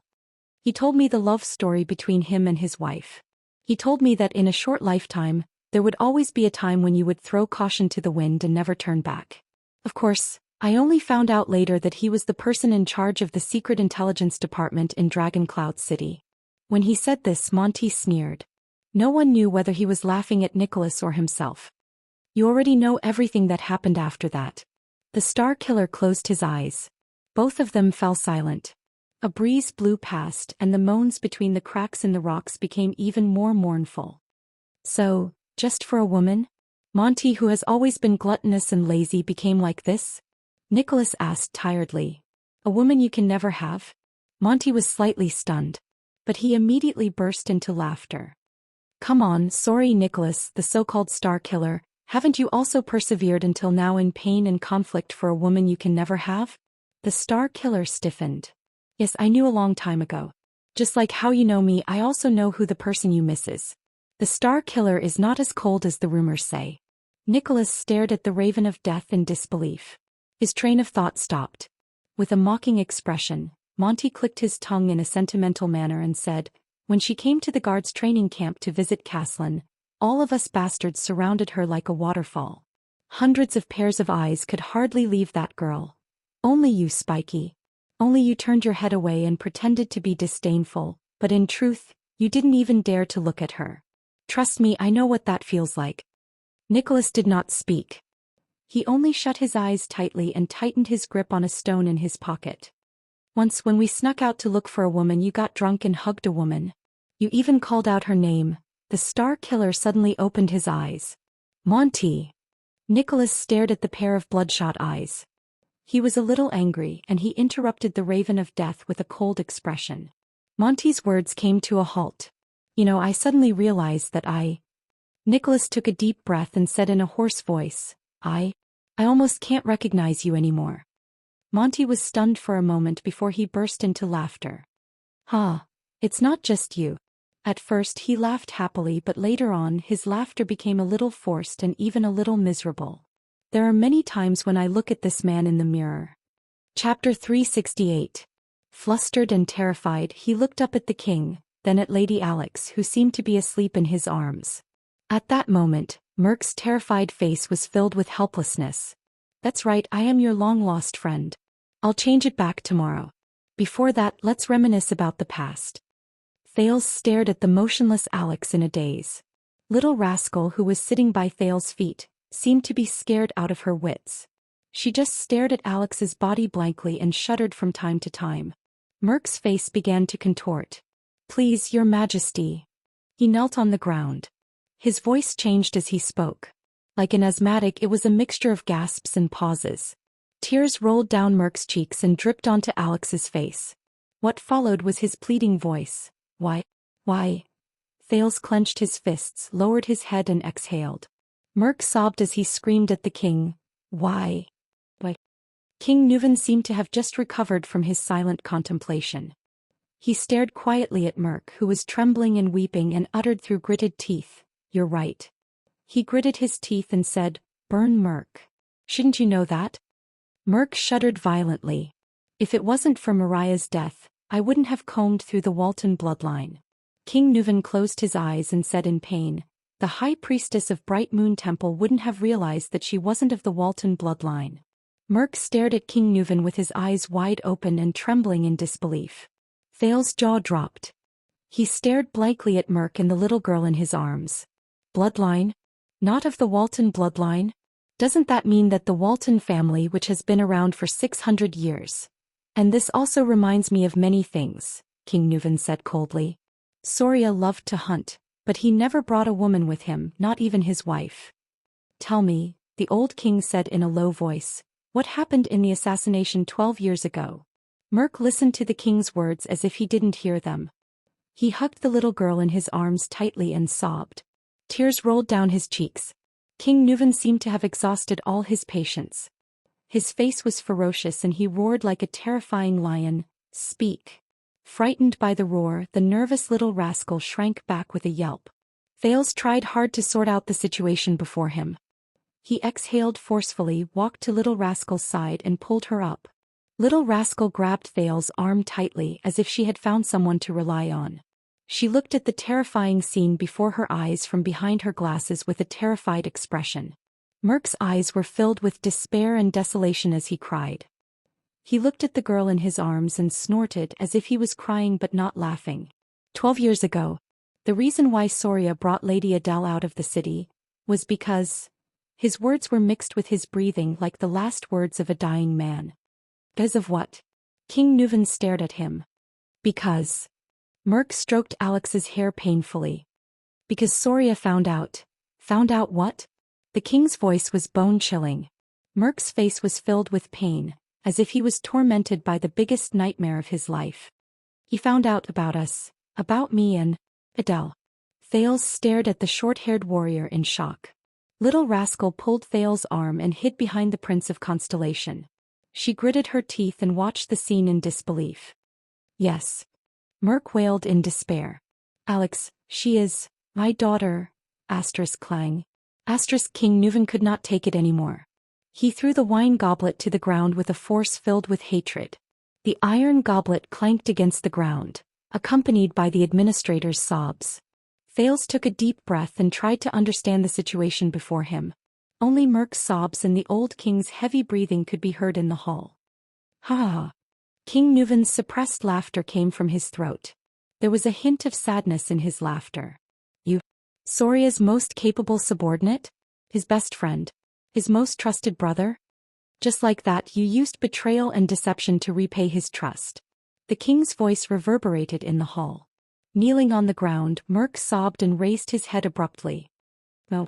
As if his greatest dignity had been violated, he roared with tears and snot in his eyes.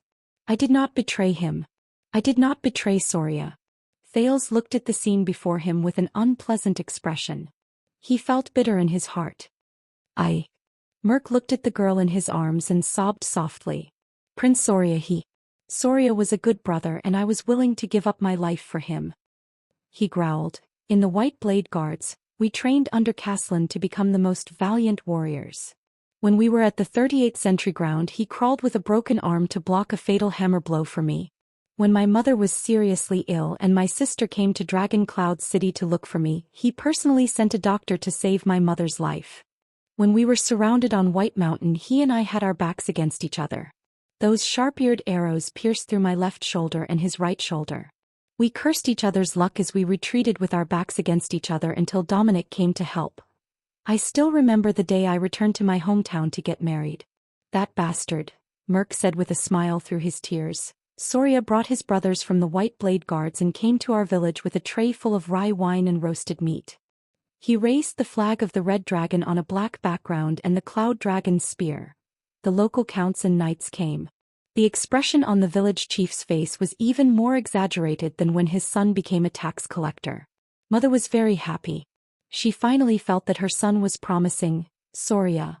I have always treated him as my closest brother, comrade, your highness. Merc roared angrily with tears streaming down his face. I will never betray him. King Nuven stood up abruptly, his hair and beard bristling with anger. Bolsh *. Thales felt his hand tighten. Behind him Little Rascal began to tremble again. He could only try his best to hold Little Rascal's hand and comfort her. You cheated on my son, the man you were supposed to be loyal to. King Nuven's eyes were burning with anger. He said loudly, you cheated on my son, the man you were supposed to be loyal to, and even gave birth to your child. You tarnished the Walton family's dignity and bloodline. Do you think this is not a betrayal? You never treated him as a brother in the White Blade Guards, a man you should be loyal to with your life and honor. Traitor. Kneeling on the ground, Merc listened to the king's words. He looked at Alex, his daughter, in his arms and roared in grief and indignation, ah. No. He closed his eyes in agony. Thales gritted his teeth and frowned as he watched the confrontation between the king and his subject. He felt a wave of sorrow in his heart. It's not like this. Adele, she was so good, so gentle, so... Merc lay on the ground. He clenched his right fist and pounded the ground miserably. She shouldn't have married into Dragon Cloud City. Shouldn't have met Soria. Should have met you. King Nuven's words were filled with terrifying emotions. Shameless traitor? Adele.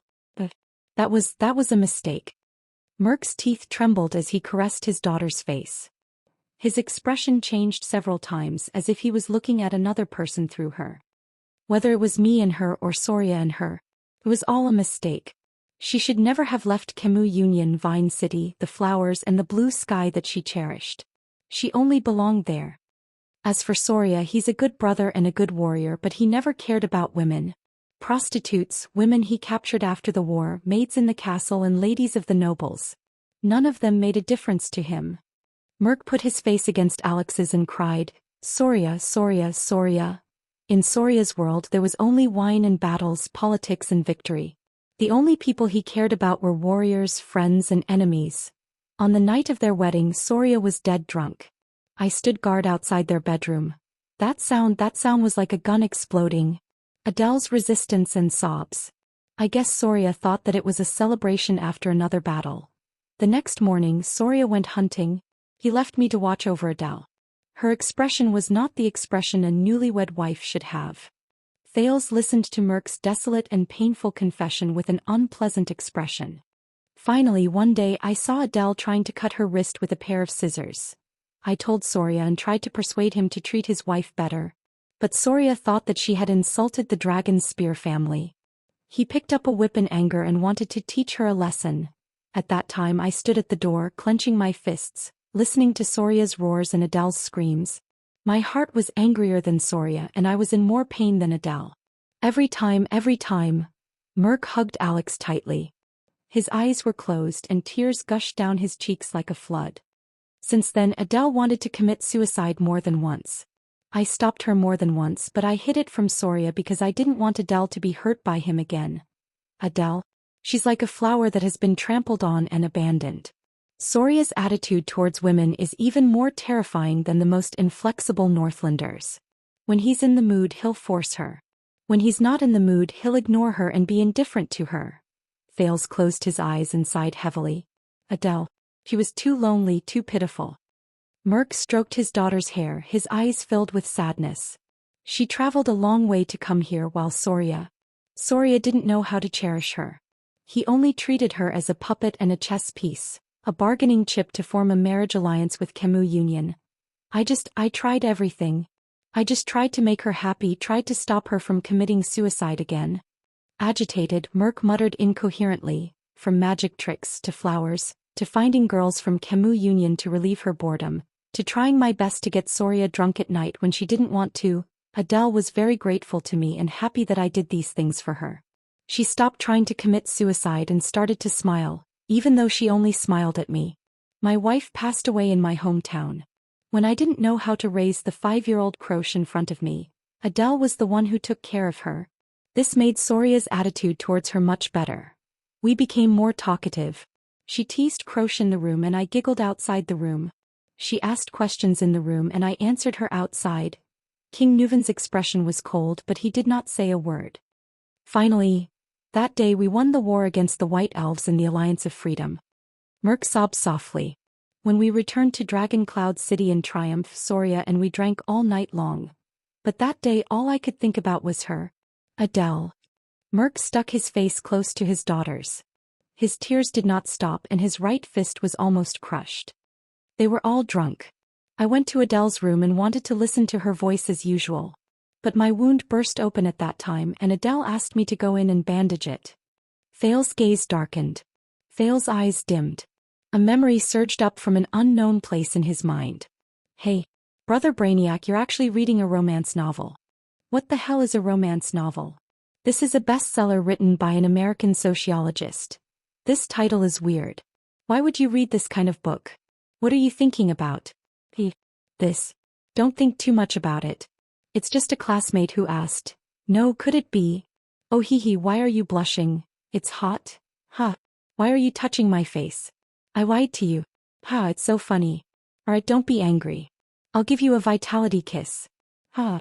It's still very funny, what should I do? Hey, don't be so petty. Come, tell me about it. How am I supposed to explain this? Alright, it's quite an interesting point. In the Western world, love originates from cheating. What the F***ck? Cheating? That's so cool. For example, in Celtic mythology, The story of Lancelot and Guinevere is like this. The marriage of King Arthur and Queen Guinevere was only a political function. There was never any love to speak of. True love is the taboo love between a knight and a queen. That is emotional, impulsive and pure love. Just like in Don Quixote, one of the dreams of the protagonist is to be a knight and have a true love with the wife of the king he is loyal to. This originated from the Middle Ages, especially the Crusades. All right, you can shut up now. I'm still on the side of the king in lawn. Get lost, Ardwulf. Get lost, Queen Lily. I'm going to see it again. Oh right, so are we having an affair now? Different social situations can't be compared like this, sister. This piece of memory slowly faded. Thales looked at Merc before him and could not help but sigh deeply. Merc continued to sob on the ground. God knows how much I regret it. But Adele. Not long after Alex was born, Soria began to suspect. Soon he found out the truth. The administrator gently brushed his daughter's hair aside and said in a hoarse voice, I could see the pain and hesitation in his eyes. I really wanted him to kill me. That night, Soria told me that he was willing to let Adele and me go. He would clean up and cover up. Merc said as he hammered the ground in grief and indignation. Nuven listened quietly. The next day, Soria took us out with him to finally resolve this matter. It was that day the assassin. Thales felt little rascal trembling behind him. The assassin's first strike wasn't fatal. The assassin saw Alex and didn't strike a second time. But Adele. Merc opened his mouth and roared in pain. Adele didn't know Soria's purpose. She thought that His Highness wanted to execute us. So when she saw Soria fall, she picked up a dagger. Hearing this, King Nuven seemed to have lost all his strength. He sat down on the stairs weakly. In the Hall of Heroes, only Merc was left sobbing in grief. Chapter 369. Thales frowned and said, Is there such a possibility? What are the consequences? Silver Shadowman was silent for a long time. After a full 10 seconds he replied coldly, This is none of your business, Jade Star. Thales choked on his words and felt a little awkward. The Anti-Theft Chapter. Why would a good reader become an accomplice of a thief? If you want to read pirated copies, then so be it. Why are you hanging around in the book review section? Don't you know that you who have 0 fan points are talking about the contents of the VIP chapter, making me very embarrassed? How vexing. But he still sucked in a breath and stared at Silver Shadowman sternly. But I have friends up there in Dragon Cloud City. I want to know. I should know. Thales thought of Saroma and Gleeward. He even thought of the entire Shield District that was reduced to dust during the Great Battle of the Mystics. Shield District. When he thought of this, Thales could not help but tense up. Silver Shadowman seemed to be observing him. A few seconds later he spoke slowly. What will happen to this curse in the future is not something you should consider, nor is it something you can control. At the very least, as you can see, I can still maintain the current situation so that the curse will not worsen and the number of deceased souls will not increase. Silver Shadowman seemed to feel that his words were not very convincing. It can maintain the status quo for a long time. Thales frowned deeply. A long time? How long? He stared at Silver Shadowman's silver light, which had clearly become much weaker after that strike, and could not help but sigh. If it's just as the general said, powerful existences like you are continuously dying and weakening, and the power you rely on to maintain your sense of self and intelligence is continuously disappearing. Silver Shadowman's black eyes flickered a little against the silver light. Once you can no longer suppress this curse and can no longer maintain its original state. Although I don't know what will happen to the curse and I don't know what the consequences will be, but above us is Dragon Cloud City, Extet and the Western Peninsula. Silver Shadowman did not speak. Thales stared at him. Is there no other way? For example, completely eliminating it once and for all. Silver Shadowman seemed to be absent-minded for a moment. He mumbled and repeated the prince's words, once and for all? The man's facial features immediately sharpened and his tone turned cold. Oh, all of you.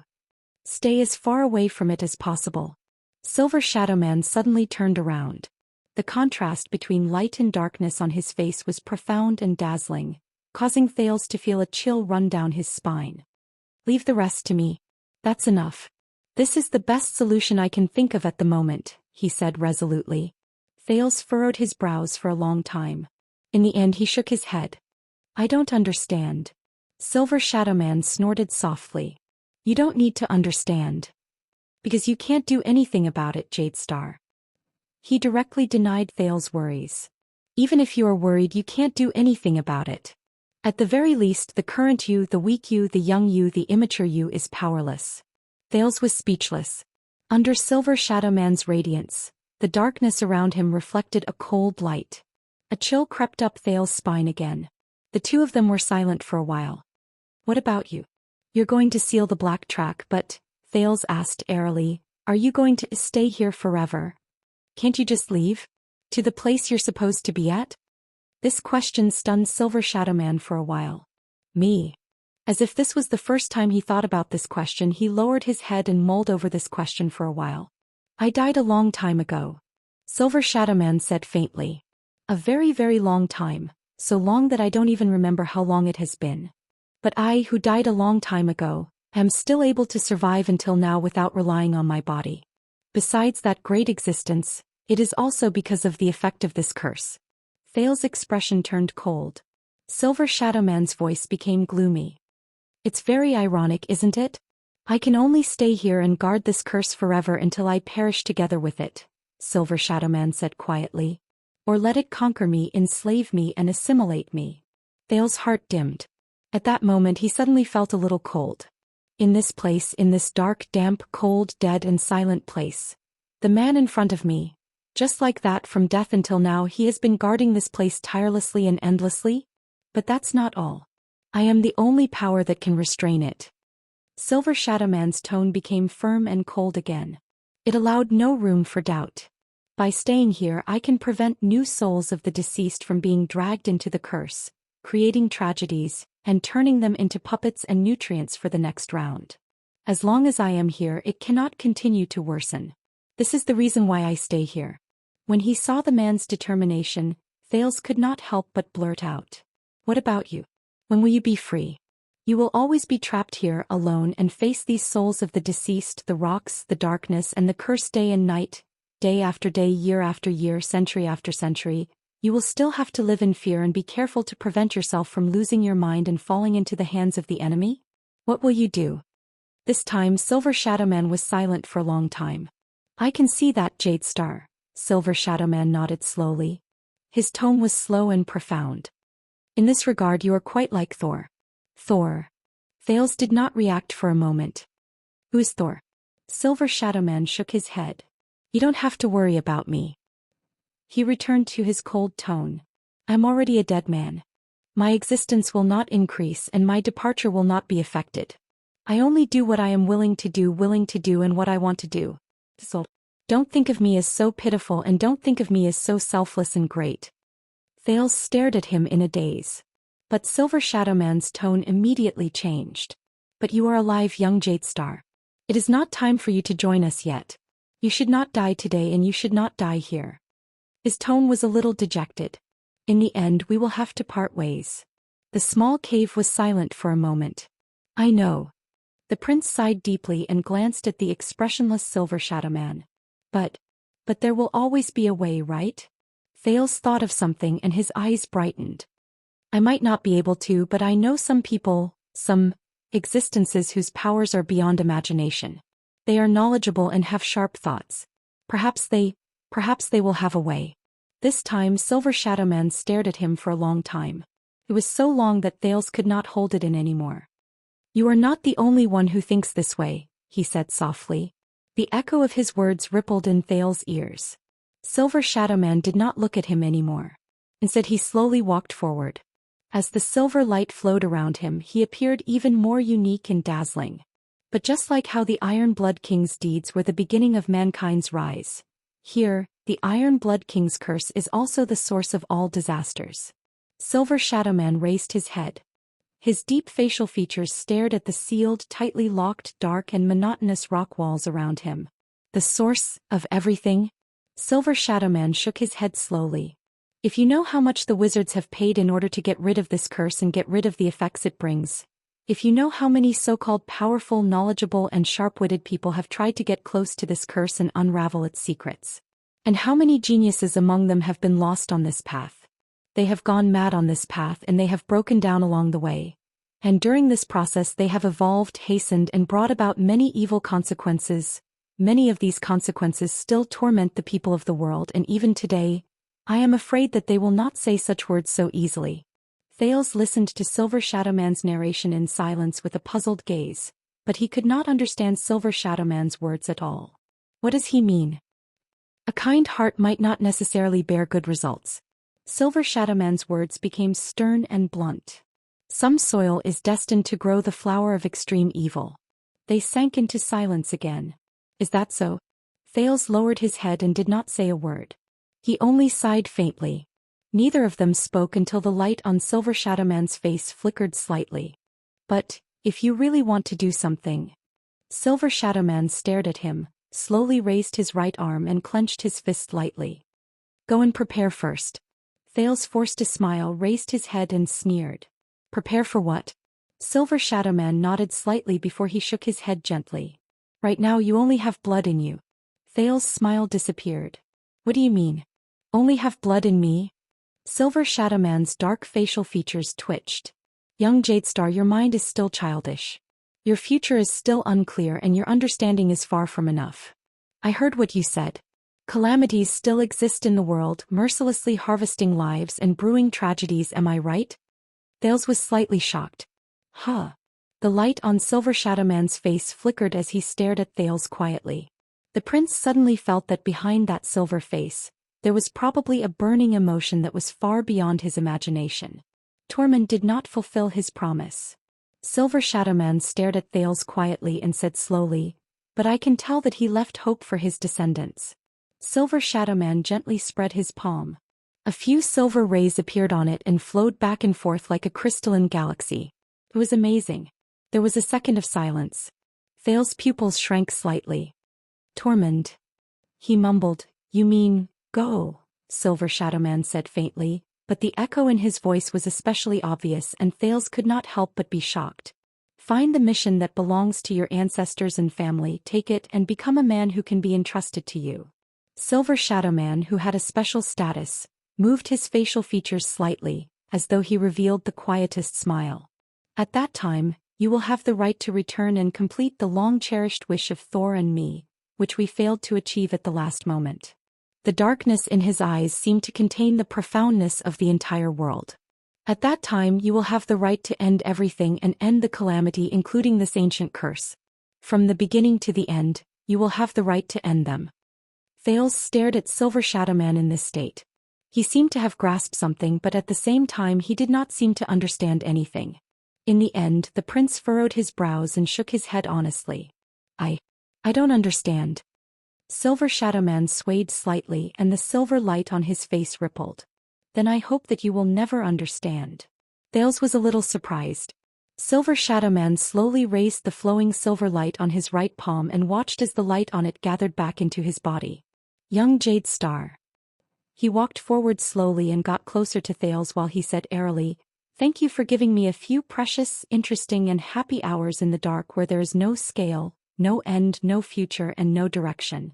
Although I will soon forget. Return to the past. Thales stared at the man. The emotions in his heart were complicated and indescribable. In the next moment, Silver Shadowman placed his right palm on Thales' face. He leaned forward and placed his forehead, which was formed by silver light, on Thales' forehead. He stared at him quietly. Thales only felt a slight chill at the center of his forehead, where the silver light flowed past. He stared blankly at Silver Shadowman, who was staring at him with a profound gaze. He felt that the man before him shone with a silver light that he could not look at directly, and he had to squint his eyes. But his eyes were incomparably deep. Thales had never looked into the eyes of this extraordinary Silver Shadowman at such a close distance. He even had an illusion that the man's pitch-black eyes seemed to contain all the stars in the universe. May the mountains accommodate your footsteps. May the earth bless your journey. The light on Silver Shadowman's body lit up. With each syllable, the silver light on his body trembled. At that moment, Thales heard a faint ringing in his ears. Asterisk beep. Asterisk, it was lighter and gentler than any of the previous times. It was as if there was no sound. May you never be lost. When the last few syllables fell, Thales felt the gentle ringing in his ears gradually disappear. In the next second, the light on Silver Shadowman's body suddenly dimmed. Before Thales could react, Silver Shadowman let go of him. The cool sensation on his forehead disappeared. What is this? Thales stared at the man in a daze. But Silver Shadowman only shook his head and did not answer. Thank you. Silver Shadowman continued to face him quietly. Thank you for bringing her greetings. In the next moment, before Thales could snap out of his daze, Silver Shadowman turned around and walked towards the seamless, pitch-black rock wall. The silver footsteps behind him shone brilliantly as always. The souls of the deceased will not disturb you anymore. Turn around and move forward. You will find a way out. Forget today and return to your life. Silver Shadowman's words echoed in Thales' ears. A thought appeared in Thales' heart. He had a feeling that this was his farewell. An inexplicable impulse drove the prince to take 2 steps forward and shout at Silver Shadowman's back. He shouted at Silver Shadowman's back, "Will we meet again?" Silver Shadowman's footsteps paused slightly. The light on his body trembled slightly. "Of course," he said softly. At that moment, the silver light suddenly flowed to the top of Silver Shadowman's head and turned into a line of words. He's lying. Thales was stunned. Silver Shadowman stood where he was as if he still did not notice the abnormality above his head. One day we will definitely meet again in hell, just like all the souls who rest in peace. Not here in a curse of last resort. Young Jade Star. Silver Shadowman took a step forward again and walked back the way he came. His body, which was formed by light, slowly fused into the rock wall. The silver light flickered and turned into words again. He's still lying? Thales watched Silver Shadowman's body sink into the rock strata in a daze. He watched as the silver light gradually dimmed. The silver light also dimmed and it continued to form a line of words. You will not meet again. Thales furrowed his eyebrows. Finally, Silver Shadowman's body completely disappeared from the rock wall. The silver light faded away and it could no longer be seen. The almost dim silver light spilled out its final words in the air before it disappeared without a trace. Farewell. In the next second, Thales' vision turned black. The entire cave sank into complete darkness after Silver Shadowman left. Thales was left alone and he returned to the lonely and silent darkness. He faced the cold air, the stiff rock strata, and the endless silence. Thales could not see anything in the darkness, but he still stared in the direction where Silver Shadowman left with a stupefied expression, until a strange feeling rose in his heart. Not long ago, Silver Shadowman threw a heavy punch, manifested an armor and mocked him in a relaxed manner. It was as if that scene was still fresh in his mind. I am a dead man to begin with. On the first day I opened my eyes here, I can only stay here, until I am destroyed together with it. Leave the rest to me. It has been a long time, so long that I can't remember how long it has been. Thank you. In the darkness where there is no scale, no end, no future and no direction, you have given me a few precious, interesting and happy hours. Even though I will soon forget them, in the end we will part ways. Of course one day we will definitely be able to be like all the souls who rest in peace. Goodbye. Thales clenched his fists and gritted his teeth. He felt an urge surge into his heart and seep into his veins. Bang. His arm crashed into the solid rock wall. But Thales did not notice it at all. He opened his mouth with great difficulty and whispered in the endless darkness, "But I will remember it." It was still dark and silent around him. Only his soft murmurs could be heard.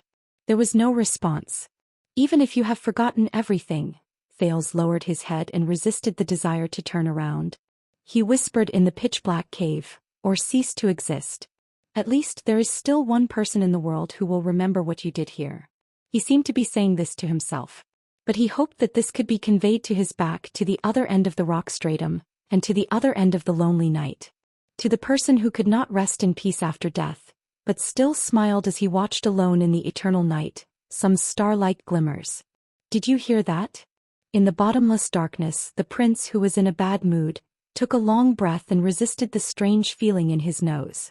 Raikuru, Aiksen. Or cease to exist. At least there is still one person in the world who will remember what you did here. He seemed to be saying this to himself. But he hoped that this could be conveyed to his back to the other end of the rock stratum, and to the other end of the lonely night.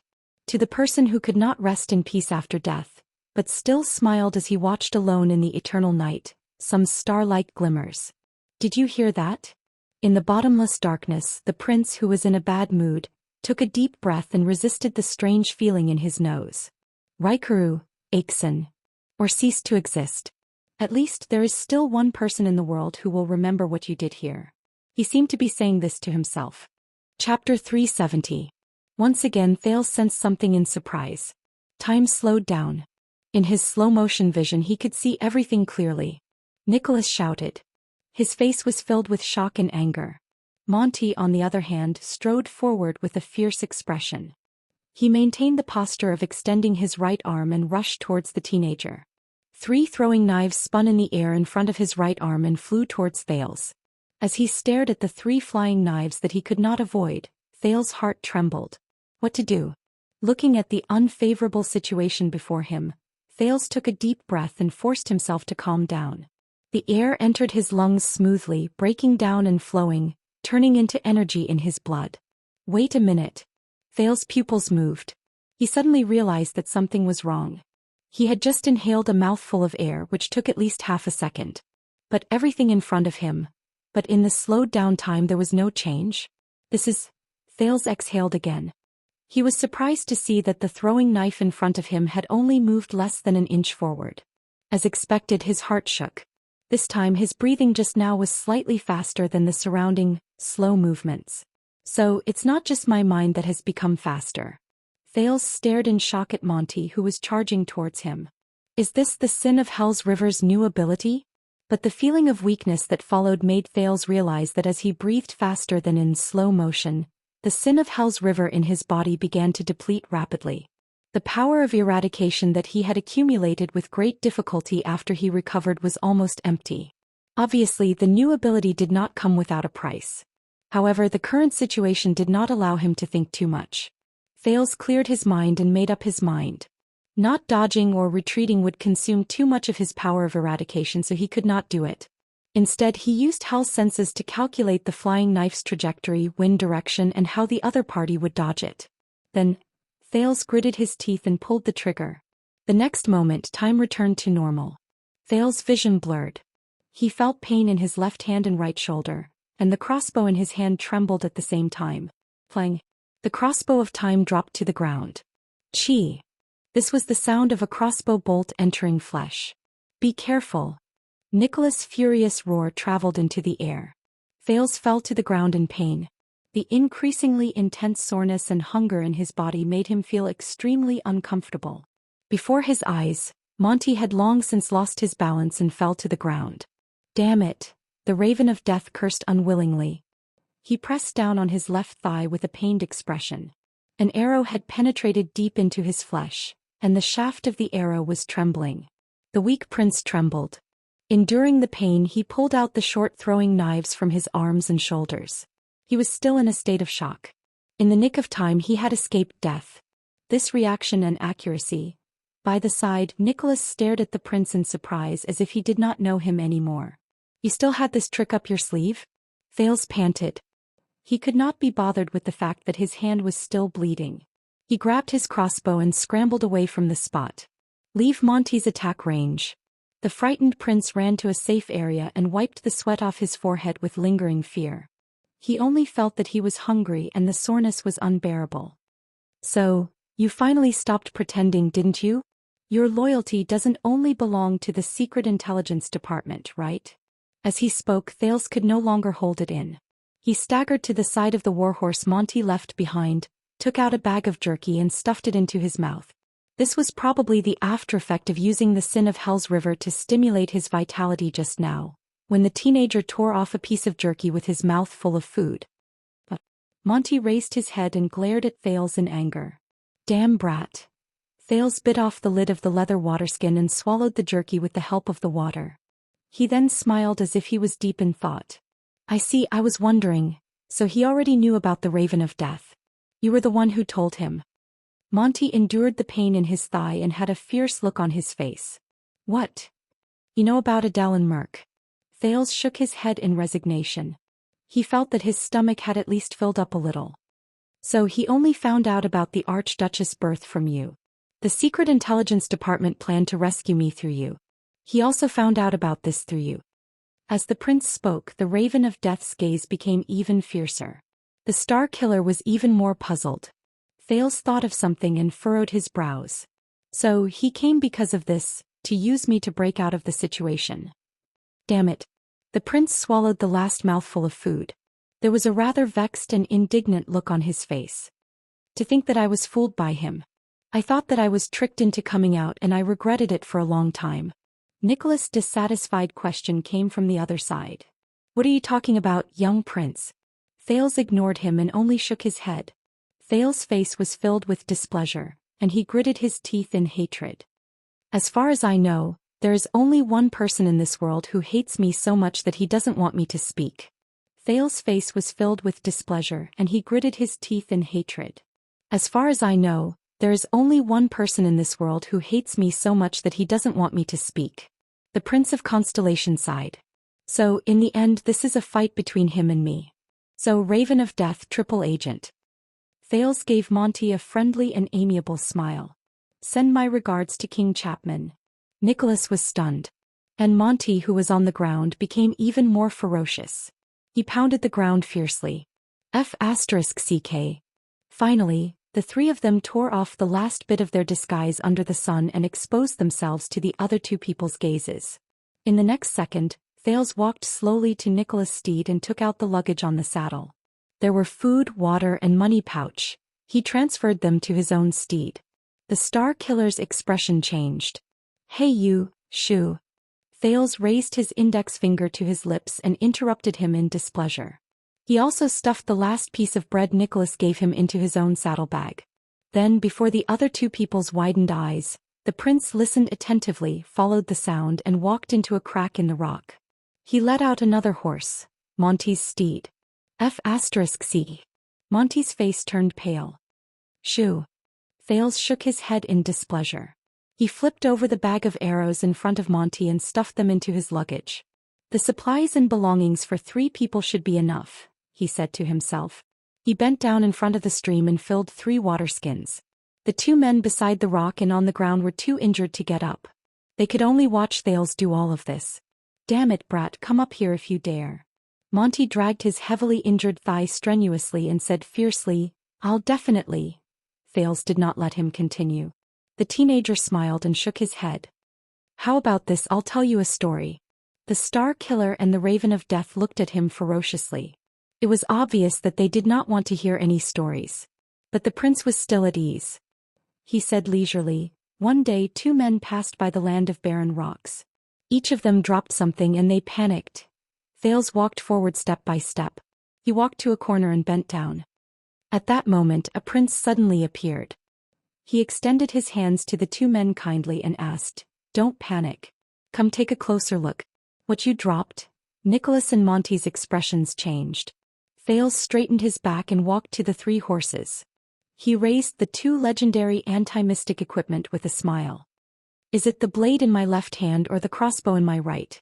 Time seemed to have stopped. Both of them stared at Thales. The prince himself did not seem to feel anything. He even happily swung the rising sun saber and the crossbow of time in his hands. A few seconds later, Nicholas was furious. He glared at Thales and gritted his teeth. F***C. Monty's gaze was hostile. He tacitly took over the Star Killer's words. Your mother. This time it was Thales' expression that changed. Wrong answer. Thales stopped smiling and frowned. That prince said angrily, You're all dishonest. Thales shook his head seriously. These things. He first tied the rising sun saber to his waist, then hung the crossbow of time on the saddle. He flashed a bright smile. They're obviously mine. As he stared at their expressions, Thales happily untied the reins, stepped on the stirrups and got on his steed. The horse did not resist his ride. It seemed that ever since Silver Shadowman gave him that blessing at the foot of the mountain, horses rarely rejected him. Thales snorted, looked at the sky and smiled in a relieved manner. You know. Thales exhaled and touched the quiver on the saddle. I can raise the crossbow now and shoot all of you to death here. Humph, Nicholas said coldly. Try it. Monty was silent and focused on dealing with his leg injury. Thales rode on the horse and looked at the two heavily injured men in front of him. He suddenly smiled. No. The prince shook his head. Do you know what's the difference between me and you? The Star Killer and the Raven of Death paused slightly. Thales looked at the Star Killer. Nicholas, 6 years ago I was indeed the one who brought disaster to Dragon Cloud City and brought you the humiliation of the White Blade Guards, but I was also the one who led you in counterattacking and chased Lampard out of Dragon Cloud City. Nicholas snorted coldly. Our enmity is indeed a little complicated. When Thales talked about the past he felt a little sentimental. But it's okay. During the 6 years I was in Heroic Spirit Palace, we should have settled all our enmity. So from now on we don't owe each other anything. Nicholas looked at him coldly. In your dreams. Thales snickered. But his expression immediately became stern. He extended his hand and drew out the rising sun saber. But this saber. Thales stared at the golden saber in silence. Nicholas' expression tensed. The next moment, Thales suddenly raised his hand and threw the rising sun saber far away. Nicholas and Monty were both shocked. Clang. The saber fell beside Nicholas' feet. The Star Killer stared at the saber under his feet in a daze. He did not react for a long time. What are you doing? Nicholas raised his head and asked through gritted teeth, pretending to be generous. No, I'm not that noble. The bones in my body that you broke are still hurting. Thales sighed and straightened his face. But this is the proof of the battle between you and Tolja, and also the weapon you used to protect Dragon Cloud City. Your real enemy is not me, especially after I leave. Instead of wasting time and energy on me, why don't you think about how to take back the saber that belongs to you? So protect her well. Thales revealed a faint smile. Even if it's for Dragon Cloud City. Nicholas' expression froze. The prince turned to the Raven of Death. Monty, we haven't known each other for long. Thales looked at the man laboriously breaking the crossbow bolt, a little amused. I have to say, no matter what your original intentions were, it's all thanks to your skillful scouting skills that I was able to escort me out of Dragon Cloud City's pursuit. Monty furrowed his brows tightly. Thales sighed. But you shot me a few throwing knives just now, then? The prince patted the crossbow on the saddle and revealed a mischievous smile. I'm not returning this crossbow to you. Monty's expression changed. Exasperated, he gritted his teeth and cursed, F***ck off. Ha ha. Thales laughed heartily. Nicholas watched all of this and curled up the corners of his lips slightly. A few seconds later Thales slowly stopped laughing.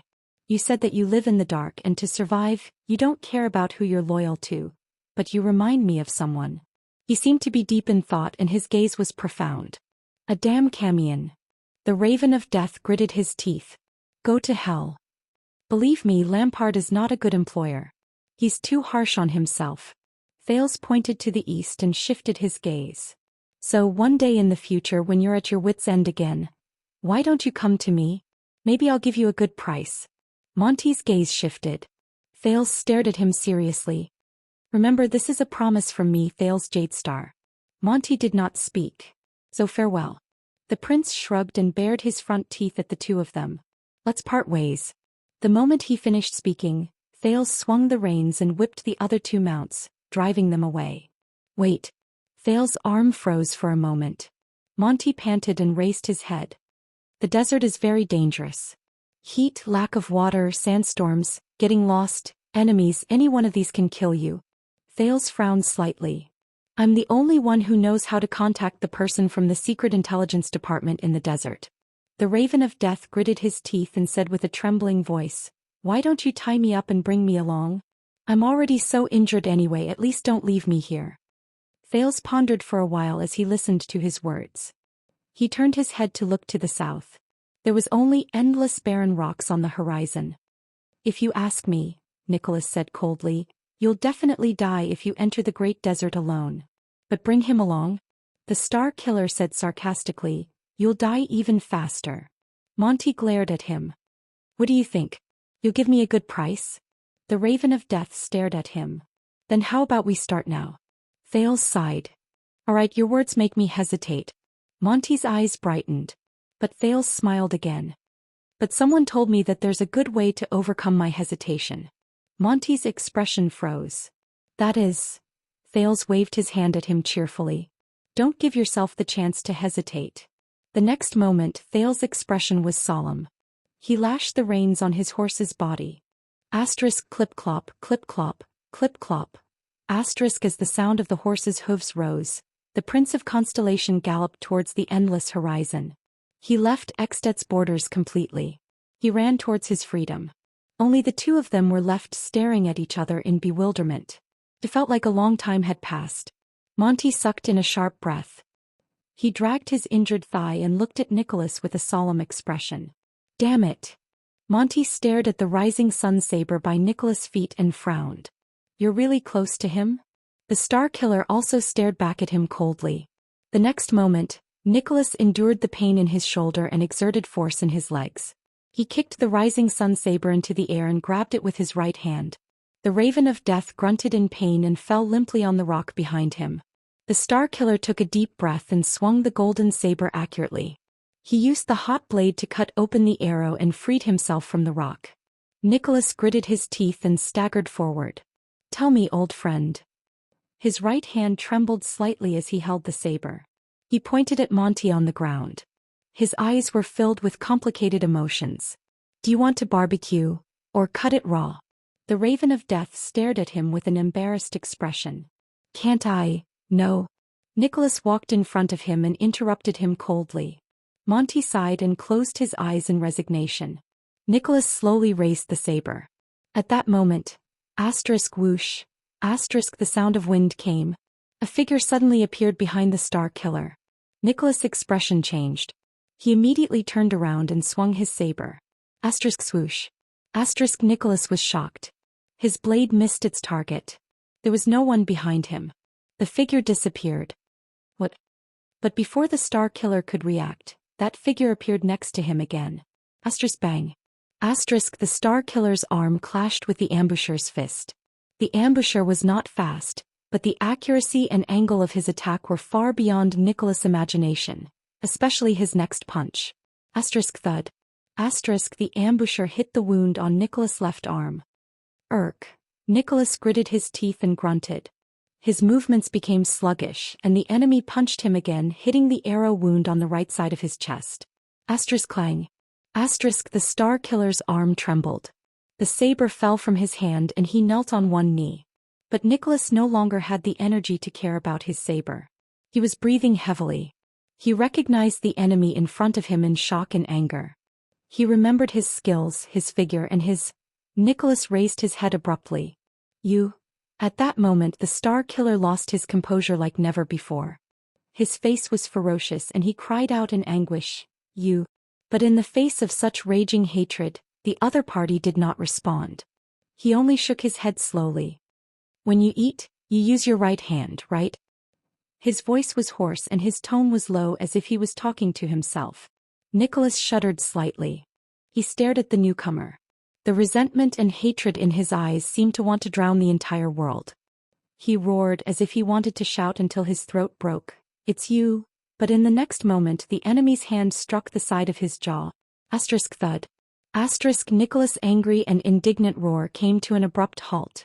Under the heavy blow the famous Star Killer fell to the ground in a dejected manner. He lost consciousness.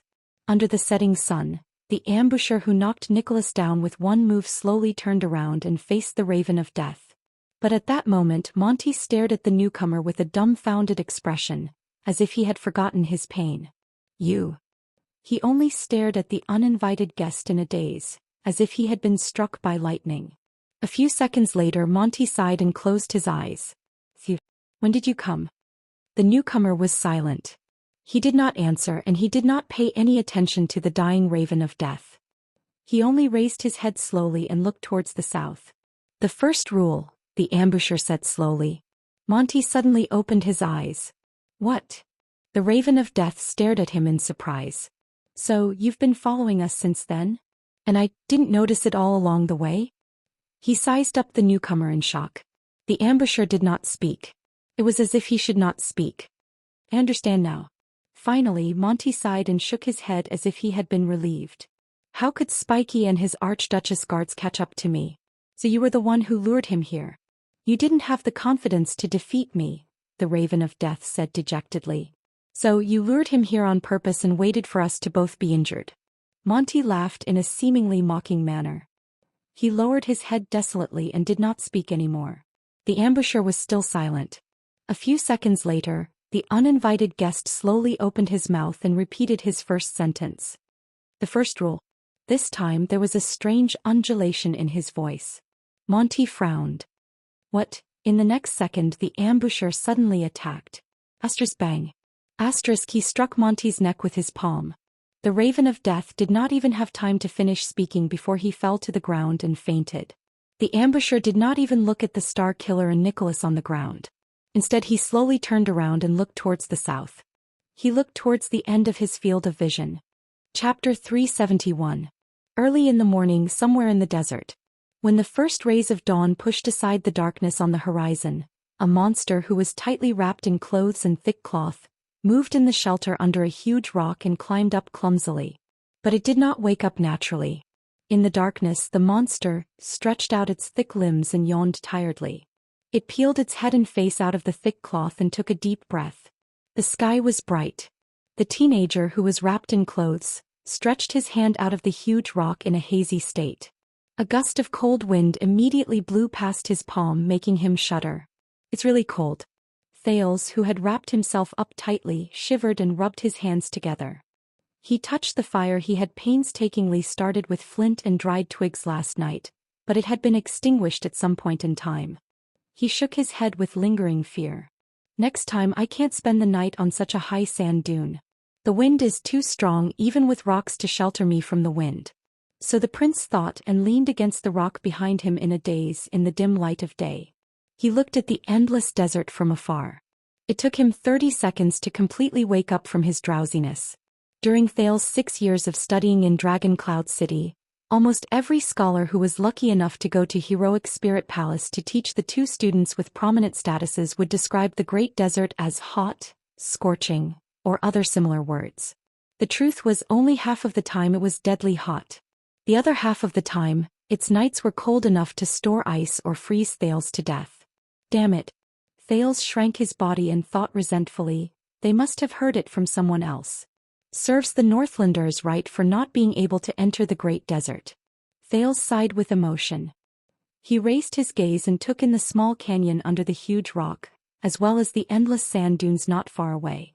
Nature was the most wonderful painter. Under the crimson horizon, the rolling sand dunes were dyed golden. The curves were elegant and smooth, like the buttocks and back of a beauty lying lazily on her side. It gave people an indescribable sense of gentleness. However, Thales was the only one who knew the merciless truth hidden under this refreshing and beautiful scenery. The sun rose and the coldness of the night gradually disappeared. There were still a few hours left before the scorching heat of noon. This was the precious time he had to travel. Thales opened his luggage and checked his inventory. A piece of cheese and 2 rolls. And the last bag of water. He sighed. Thales pursed his dry lips and suppressed his slight hunger. He stuffed the cheese back into his luggage. He took out what was left of the bread and silently chewed on it in the quiet morning to replenish the energy he needed for the morning.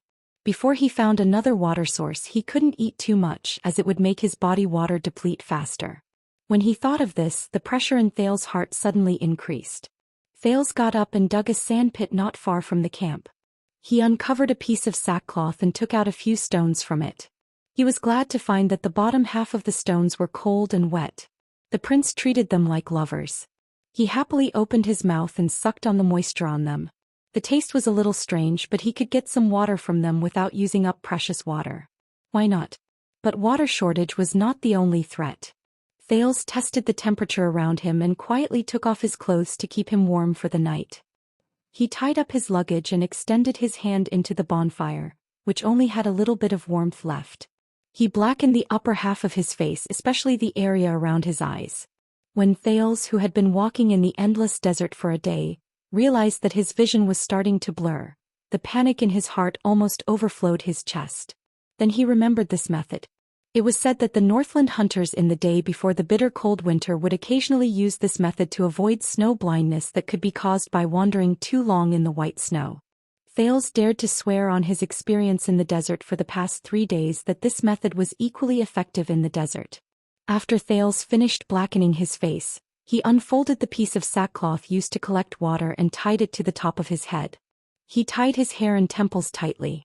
Although Thales did not think that the desert was very hot, even though everyone had told him that the biggest threat in the desert was heat, the headscarf should more or less be of some help, be it to keep out the sun or to keep out the wind. From the leggings to the cuffs, he carefully checked his clothes. He took out the black cloth that Jayla gave him and used it as a mask to cover his mouth and nose. Only his eyes were exposed. He carried his luggage and the crossbow of time, grabbed 2 tree branches that he used as walking sticks, and confirmed that the direction in which the sun rose was to his left. May everything go well today. Let me find a water source. Or help. With that thought in mind, the prince took a deep breath and walked out of the shelter. He was done with his preparations and was just short of wrapping himself up as a surprise gift. The wind immediately blew against his face, bringing with it the coldness of the night. He could not help but narrow his eyes. There was a large sand dune in front of him. Thales carefully circled around its center and searched for a gentle slope that was far away but had a small slope. He tried his best to avoid the direction of the wind and went up it diagonally. He crossed the sand dune and foolishly went up and down in a straight line on his first day in the desert. After climbing over 2 sand dunes, he was panting and his legs were numb. Now Thales had finally learned his lesson. Asterisk whoosh. Whoosh. Whoosh. Asterisk the wind and sand blew against his back.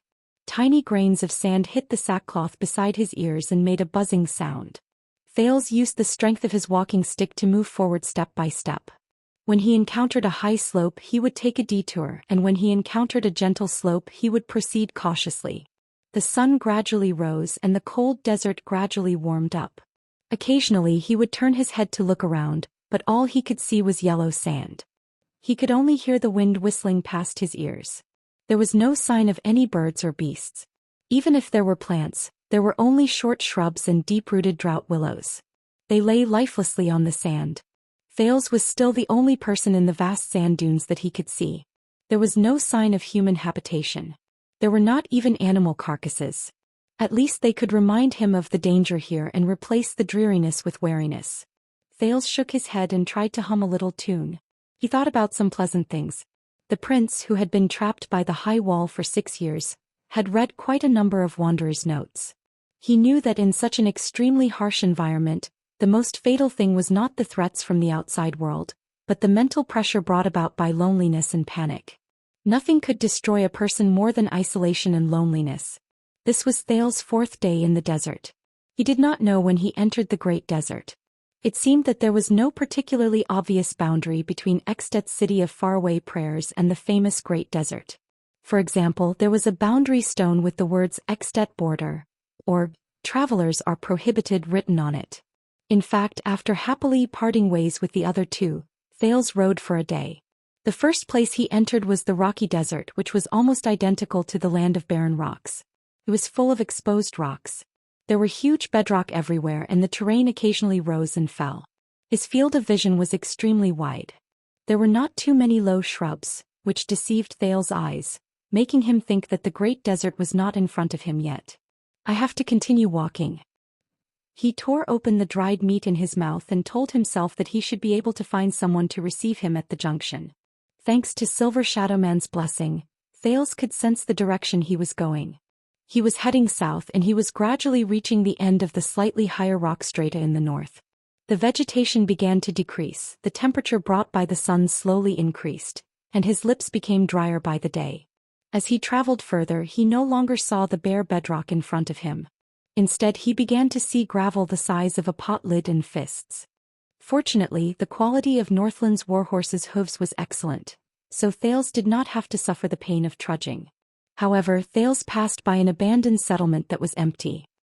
He shook his head in disappointment when he saw an abandoned well, and the strong Northland warhorses showed a reluctance to continue moving forward that could not be ignored. When the reins in his hands became increasingly difficult to control, the second prince, who had been mumbling about geography along the way, suddenly realized that he had entered an uninhabited area. He had unknowingly entered a no-man's land. Half a day later, rather than wasting his strength to drag a horse that constantly wanted to fall back and force his way forward, Thales reluctantly took the necessary supplies and let the horse go. He broke off 2 thick branches and sharpened them into walking sticks. He used one to carry his luggage and the other to help him walk. He moved forward with difficulty. The ground under his feet was still hard, and the boundless Gobi Desert was still in front of him. However, the wind was getting stronger and the temperature was getting hotter. As he quickened his pace, Thales frowned and realized that the gravel under his feet was getting thinner. His footsteps on the ground were no longer crisp and clear. 10 hours later, at dusk, he raised his head after he was stingy with water. Only then did he realize to his surprise that regardless of whether he raised his head or looked back, everything around him was already covered in yellow sand. Unknowingly, he had arrived at the Great Desert. Thales stared blankly at everything in front of him and thought so. The problem was, where was the person to receive him from the Secret Intelligence Department? Did he miss someone or did he go the wrong way? Thales hesitated for a long time as he looked back at the road he came from, but he was at a loss. In the end, he decided to continue moving forward. He would head southeast according to the direction in his memory to look for an oasis and the supply line for the Constellation Army. Before this, Gleeward and Kurtz in Dragoncloud City seemed to have predicted that he would not stop even if he escaped out of the city. They had long since prepared an outfit suitable for the journey for the prince. Monty's 2 mounts were obviously related to the Secret Intelligence Department. The luggage on the saddle was filled with the necessary items to cross the desert: water, bread, salt, flint, as well as thick clothes and ropes. There were also the 2 walking sticks he broke on the way. Thales felt good for a while after he finished checking his luggage. However, the hellish journey of the next day told him that he was wrong. Thales had underestimated the Great Desert. It was far more terrifying than he had imagined. The loose sand on the ground seemed harmless, but in fact, it was an obstacle that made it difficult to walk. With every step he took, he would sink into a pit. When he climbed up the slope, he would often slide toward his heels. It was even more difficult to deal with than the snowy ground in the north during winter. Thales even felt that he did not walk more than 10 miles on the first day. The wind in the desert was strong and rapid. If Thales was not careful, he would be blown off his feet. There was once when he was climbing up the slope, he was blown off. He rolled and screamed as he went down the sand dune. His 10 minutes of climbing were all in vain. After that, Thales made up his mind to never walk up high slopes or straight up sand dunes again. It would be best if he walked along the ripples in the sand. If he could not get past the wind would not be able to get past him. The terrain in the desert was not flat. Not only were there undulating sand dunes, he would also encounter huge sandstones and steep canyons from time to time. After Thales painstakingly explored the bottom of a canyon, he felt that it would be better for him to stay away from them. Just like that, he moved forward. The first day, the first night, the second day, the second night, he walked all the way until now. The 4th day in the desert. It was still the 4th day without any signs of human habitation. Step by step, Thales narrowed his eyes and tried his best to move forward. He counted the number of steps he took, and every once in a while he would remove his water skin and take a sip of water to moisten his mouth. He did not know how long he had been walking. The sun was getting higher and the surroundings were getting hotter. He could even feel that his skin was covered in sweat under his headscarf. Wrapped in his clothes, it was sticky, wet, stuffy, and uncomfortable. But he could not take it off. He could not. Thales resisted the urge to vomit. He held onto his staff and walked down a slope facing the wind. When he was leeward, he turned around and looked around. He could not help but frown. He felt that he had gone astray. Damn it. He cursed in his heart and stuck his staff into the sand. He looked at the shadow cast by the staff on the ground, turned around, found a stone and placed it on top of the shadow. On the first day after he entered the desert and suffered enough, Thales encountered another problem that made things worse. The amazing sense of direction he obtained after he entered the black track made Thales so happy that he thought that he would never be lost again. However, this amazing ability failed after he entered the Great Desert. He could no longer sense the terrain under his feet or the direction ahead of him. It seems that no matter how omnipotent the power in existence is, there will still be problems of not acclimatizing to the environment. Thales thought wearily. While the sun was not strong and the sand was not hot, he sat down to rest for a while. How long more do I have to walk before I meet reinforcements? Will I die here? This is bad. F***ck. Thales shook his head and patted his cheeks to calm down his impatience. Don't think about it, don't think about it, don't think about it. Thales told himself, Reach the next destination first, then think about the next step. Otherwise, he was afraid that he would not be able to find the place. The pressure would be too great and he would break down first. In fact, because he had not seen any signs of human habitation for a long time, there was no communication, and the scenery was monotonous, the prince now felt that he was already a little abnormal. His reaction began to slow down and his vision began to become fixed. And his emotions became unstable. Thales chuckled and shook his head. No, he could not give up. He had to adjust himself until he found a way out. The funny thing was, on the first day Thales did not think that the desert was that dangerous. He followed the vegetation that was not very sparse at that time and found a small, shallow pool under a huge rock at dusk. The edge of the pool was full of life. There were even a few jackals gathered in a narrow corner by the pool. They took a sip, turned their heads and drank water vigilantly but inefficiently. At that time Thales was overjoyed. He felt that at least he had used his newbie's luck. He happily slid down the sand dune to fill his water bag. When he slid to the edge of the pool, his legs gave way and his legs sank into the quicksand. The more the panicked Thales struggled, the tighter and deeper he sank. At one point he sank down to his waist. Thales' heart turned cold. At that time he understood why the jackals gathered in that narrow corner. They were stingy with their water and were unwilling to approach the seemingly wide pool. Only God knew how much despair the teenager felt at that time.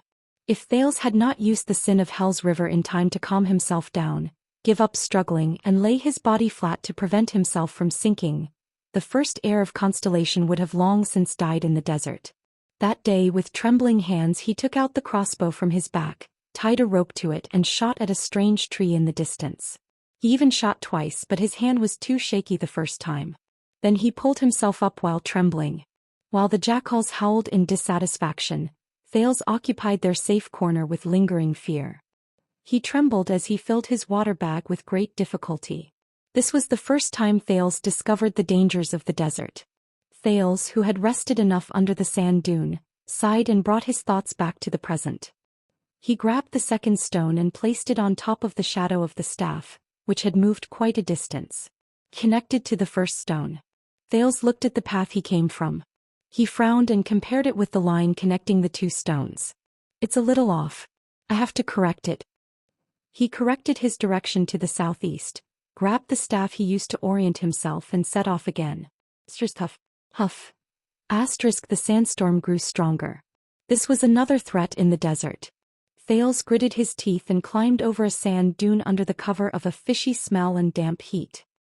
He raised his right palm to cover his eyes and looked for a place with lush vegetation that could serve as a shade, and possibly a source of water. Noon soon arrived. He had to be ready for the next step of resting. He still remembered that on the first noon when he entered the desert he chose to set up camp at the bottom of a large sand dune to rest to avoid the scorching sun and merciless sandstorm. However, when Thales woke up from his afternoon nap, he tasted sand in his mouth the moment he turned his head. Filled with fear and panic he spat and got up. He was horrified to find that during the 2 hours he had been resting with his eyes closed, the sandstorm had already submerged his legs and would soon cover his hands. If he had slept for another half an hour, Thales learned from then on that unless he wanted to find a free grave in the desert, he should never choose a place that was too low to rest. The prince silently recalled the many lessons he had learned during the past few days of suffering and torture. He found a place to rest, a small tree beside a steep slope. Thales took another small sip of water and continued moving forward. He moved forward with great difficulty. He could feel that the water in his body was rapidly draining away. As the sun rose higher and his surroundings became hotter, the amount of energy and nutrients he needed to move would increase exponentially. Rest, Thales thought solemnly. He forced himself to focus on the goal in front of him. He needed to rest and avoid the hottest few hours. The sandstorm continued. Thales watched as the yellow sand under his feet was slowly peeled away. He finally reached his destination after counting more than 800 steps. He hid in the shade of the tree to avoid the scorching sun. Feeling the rapid drop in temperature, he sighed and took off his headscarf and mask. Thales was ready to take an afternoon nap, but he was not in a hurry to find an empty space. Instead, he carefully grabbed his cane and knocked on the ground to push away the stones around him. It would be best if the stones were further away from him. Thales did not forget that the first friend he made in the desert was a rattlesnake.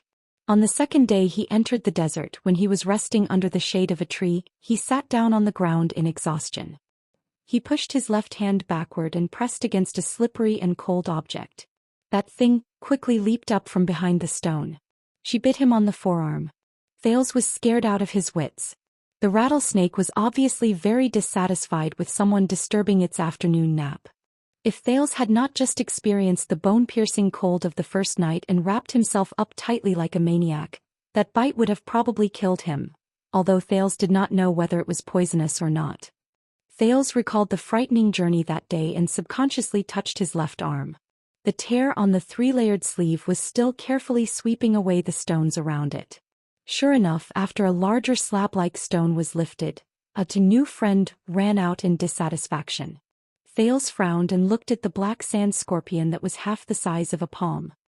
He looked at its pair of terrifyingly large pincers and inconspicuous stinger on its tail. He extended his cane, ignored its protest, and chased the sand scorpion far away. He sat down, panting, and took out his water skin and the last of his food. Everything in front of him seemed to have not changed. Just as the old crow said, there were only 3 things in the desert: the sun, sand, and sand. Thales suddenly understood why the old crow mentioned sand twice. Everything he saw over the past few days told him that this was a world that was completely different from what he usually knew. A teenager who grew up in the slums of the city and was used to the streets and castles could not imagine such a world. When he recalled the countless dangers he encountered in just 3 days, Thales could not help but shrink his body. Here the heat was as deadly as the cold. Day and night were both terrifying. Here life and danger appeared at the same time. The side of the pool, which was the source of life, was often the place where most animals were buried. Here he rarely saw living creatures. Even if he did, their habits had changed a long time ago. The snakes in the desert never walked in a straight line.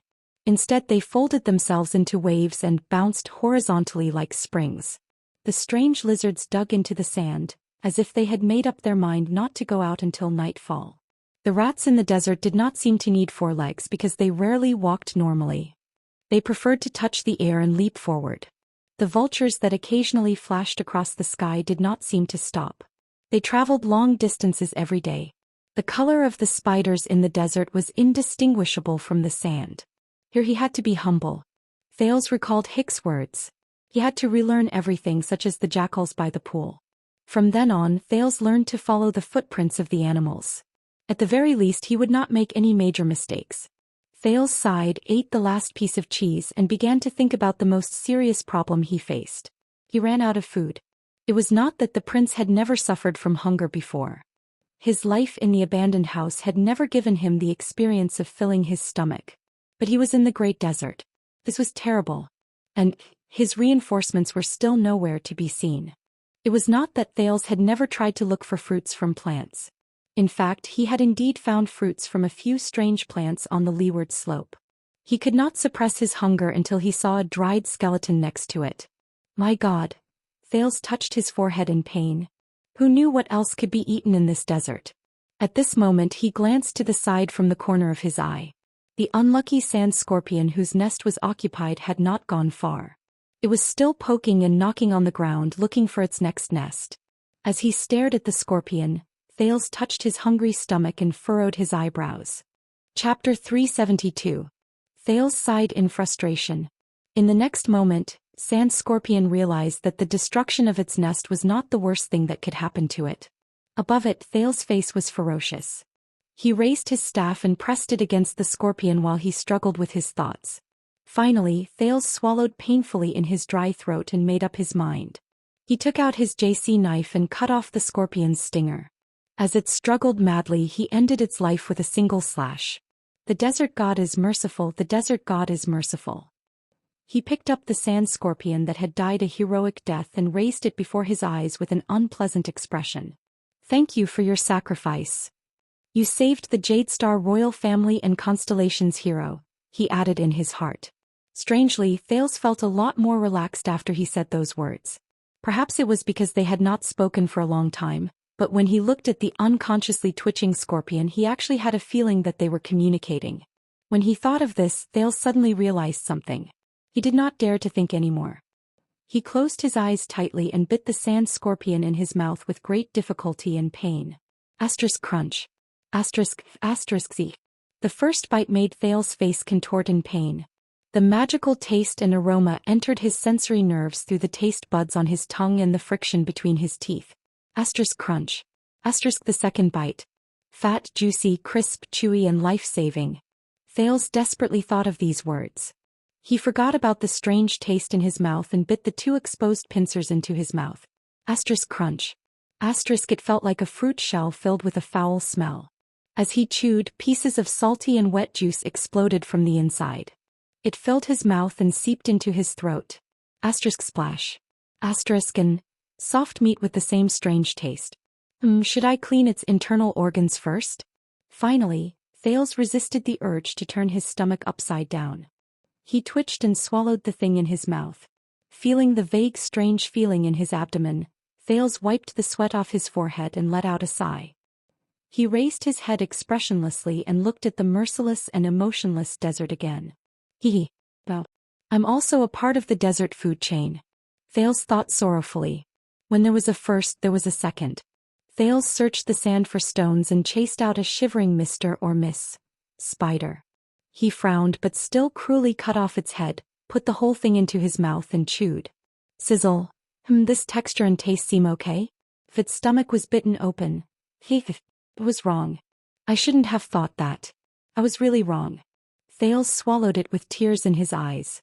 A few hours later, in the slightly cooler evening, Thales set off again. This time his footsteps were much lighter. Until the next resting point. Thales caught an innocent big-bellied lizard in a cave that was not well hidden. This time he delightfully removed its internal organs. Since it was nighttime, they had to start a fire, so Thales enjoyed a handful of roasted lizard meat. After the meal, his hunger slowly subsided. In fact, Thales was starting to miss the taste of eating it raw. The moment he ate the scorpion, Thales felt that he was different. It was as if he was instantly accepted by this place. What a pity. Thales touched his stomach and shook his head regretfully. That rattlesnake a few days ago. How could I let it run away? The problem of food was solved. As long as you did not care about enjoyment and taste, human resilience was far beyond your imagination. With a slightly better mood and the same loneliness, he closed his eyes on the 4th night.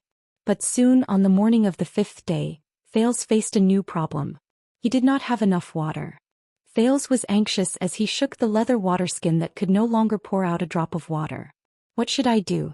Using stones to collect dew at night would not work. At least it would not last him through the day. As for the water source, Thales tried to dig into the roots of a plant yesterday, but even if he dug 2 meters deep, enough to bury himself alive, there was only sand. At most it was a little cold. Instead he sweated a lot. How ironic. To be honest, Thales was fully prepared for the possible high temperature after entering the desert. But the truth was that the prince, who was exposed to the sun, was not worried about the heat, nor was he struck down by heatstroke. Instead he was worried about food and water. Thales touched his chapped lips and began to frown. Water source. I have to find a new water source. With such a heavy heart, Thales continued his journey under the sun. Soon the symptoms of dehydration manifested in his body. Thales' mouth became drier and drier. He felt that every step he took consumed a lot of energy. He persisted in breathing through his nose. Gleeward had told him before he left that it could help him retain the necessary moisture. His emotions became calmer and more lifeless. So thirsty. Thales thought in a daze. Every cell in his body was protesting against his master's exploitation. So thirsty. Want to drink water. Water. But not long after, when the sun rose to a tricky angle again, Thales' hands went limp. He did not manage to hold on and fell to one knee on the ground. He began to feel dizzy. The prince's heart immediately rang with alarm. *T. Dehydration? Or heatstroke? Thales shook his head hard to clear his head. In short, he needed to rest. He could not wander around under the sun and waste his energy and water. He raised his head and glanced at the scorching sun with narrowed eyes. Thales was sleepy and thirsty. But he knew that he could not just sit down and rest. The sand under the sun was extremely hot. Increasing his contact with the sand would only make him lose water faster. I need to find the next resting spot. Thales thought in a daze and took the next step. One step. Another step. Every step he took was as heavy as 1,000 pounds. His throat was burning. His mouth was rubbing. His entire body felt weak. But he could not stop. He could not stop. Thales stumbled to the next resting spot. It was a shade under a dry willow tree to avoid the scorching sun. He rested for a while and recovered his energy in the shade. Thales even began to seriously consider whether he should live on his own urine. But at this moment Thales raised his head. He was on a high slope overlooking the plains below him. He was stunned. At the end of the horizon, far away in his field of vision, a glimmer of light appeared. The prince stared into the distance in a daze. As he watched the ripples of light reflected in his field of vision, his heart trembled uncontrollably. That's a lake? Thales stood up abruptly. He could not help but use Hell's senses to confirm the distance in his field of vision. That's right. It's the reflection of the lake. There's a lake in front. There's a water source. The prince, who had survived a desperate situation, suppressed the excitement in his heart. But he did not even wait for the sun to completely set before he set off impatiently. Based on his experience over the past few days, although it was in his field of vision, it would take him at least an hour to travel such a long distance. An hour. Just an hour. Thales took a deep breath and strode forward. He swung his staff and walked towards his hope. 1 step, 2 steps. 50 steps, 100 steps. 1,000 steps, 1,500 steps. He climbed over a sand dune and another. A shrub and another shrub. Very soon. Seeing that he was getting closer to his goal, Thales became more and more excited. Water. Oh my god, I'm saved. Thales laughed in his heart. His emotions fluctuated. There's no disaster for the desert god. There's no disaster for the desert god. He thought, that's right. The desert will never send disaster for no reason. Raphael was right. The weak are afraid of disaster.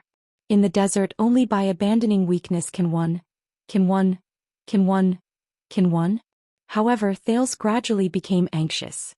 He did not know how long he had been walking. But he knew the number of steps he had taken. It seemed like it had been more than an hour, right? Thales gritted his teeth and licked the blood on his dry lips. He persisted and continued moving forward. His whole body began to ache, even numb. But he could not stop. Thales stared at the water source in front of him and moved forward desperately. I can't stop. Why isn't it there yet? Finally, the sun slowly sank and dusk arrived. His surroundings became shady and cool. Thales panted hard and supported his body in waves of dizziness. But his heart was also cold. There was no other reason. In his field of vision, the water source in front of him, the lake in front of him, the hope in front of him, it disappeared. Sand. There was only sand. Thales trembled and looked at the empty scene on the horizon in front of him. He trembled and shook his head hard. He felt his vision begin to blur. The dazed prince instantly reacted. What he saw during the day, what he longed for, and what he tried his best to reach. It was not a lake. It was not a lake. It was an illusion. It was also known as a mirage. The next moment, the prince's vision turned black and he fell into the desert. He lost consciousness. He sank into deep darkness. Mr. Wu, we have finished collecting evidence for this accident. We have studied the surveillance video of that day, and the scene, including possible brake marks and eyewitnesses. All the evidence shows that. We are still looking at her medical records, including her mental state. That is why we are here today to make a statement with you. But you better be mentally prepared. No, Mr. Wu, please don't be agitated. After all, you are still in bed. Maybe we are just saying that it is possible. Everything is still under investigation. He did not know how long had passed. Felt like a lifetime. Or an instant. Maybe Mr. Wu, your girlfriend took you for a ride that day, maybe to suicide. In the next second, Thales trembled violently. Ah. He hurriedly took a breath and shouted, waking up from the boundless darkness. His heart palpitated. Oh. Take it easy, kid. You are seriously dehydrated. A fussy male voice reached his ears. Come quickly. He's awake. Thales opened his eyes while trembling. What he saw was a glaring bonfire. There was also a bustling crowd around him. Is it night time? Thales thought in a daze while he was extremely weak. As he woke up, the bustling sounds around him grew louder. teasing, noise, and conversation. It was so noisy that his head hurt. A long and narrow face squeezed into his field of vision. It was a red-haired man in leather armor with freckles all over his face. He looked to be in his 20s and he was a little dirty. His eyes darted around and he looked rather comical. "Oh my God. I knew that you would come back to life." The red-haired man was in high spirits. He rubbed Thale's face hard, causing the latter to feel dizzy again. "Con, we can talk to him about the reward for saving him. Move aside, quick, rope, stop shaking him." An old man's voice came from afar. There was a lot of dissatisfaction in his tone. "You're not helping." The owner of the voice seemed to be quite dignified. As he spoke, the noise around him slowly died down. The man named Quick Rope also stopped shaking him. The old voice came again. "Here, drink." Thales felt his head being lifted up and something hard was shoved into his mouth. The moisture in his mouth made him slightly confused. "Wait. Water." Thales thought of something. "It's water." He struggled subconsciously, snatched the water bag with both hands, and sucked the liquid inside with all his might. Gulp, gulp, gulp. Thales held the water bag in his hand tightly like a madman. Oh my God. Water, water. He had never felt as if water was a gift from God as he did at that moment. Slowly, sip by sip. The dignified and old voice was very gentle. He supported Thales' back while holding the water bag gently, controlling the speed at which Thales drank. "You have just recovered. You cannot drink too quickly." Finally, a few minutes later, Thales let go of the water bag and leaned back, exhausted. He saw the owner of the old voice clearly. He was a bald man with a rough face. He was in his 30s, had a fine stubble and was dressed in leather armor just like Quick Rope. His eyes were deep and he was staring at Thales with a thoughtful expression. Thank you," Thales said weakly and laboriously.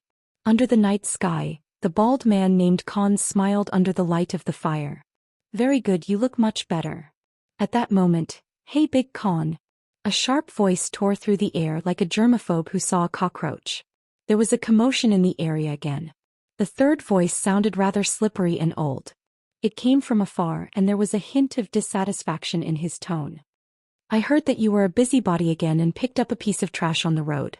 I'm protesting against you. Although I respect you, you have to understand the risks of this journey and prioritize our safety." Thales frowned slightly. He saw the red-haired man named Quick Rope, who was the first to enter Thales' field of vision, sigh. He said to the bald Khan with a bitter expression, "Oh my God, it's that profiteer Seth. He's here again." The bald Khan raised his head and frowned slightly. "I'll go negotiate with him." "And you keep an eye on him, Quick Rope," Khan said faintly. His old voice gave people an inexplicable sense of security. "Wait for Louisa and Old Hammer to come back and take over." Khan stood up. Thales only then noticed that the man in his prime was burly, and the diagonal belt on his body was full of tools ranging from knives to ropes. Leaving the range of the firelight, he moved towards the acerbic voice. Thales struggled to get up and leaned against the luggage on his back. He looked around and was surprised to find that the fire in front of them was not the only one. There were a few other bonfires around them and there were many people surrounding each bonfire. They were dressed differently.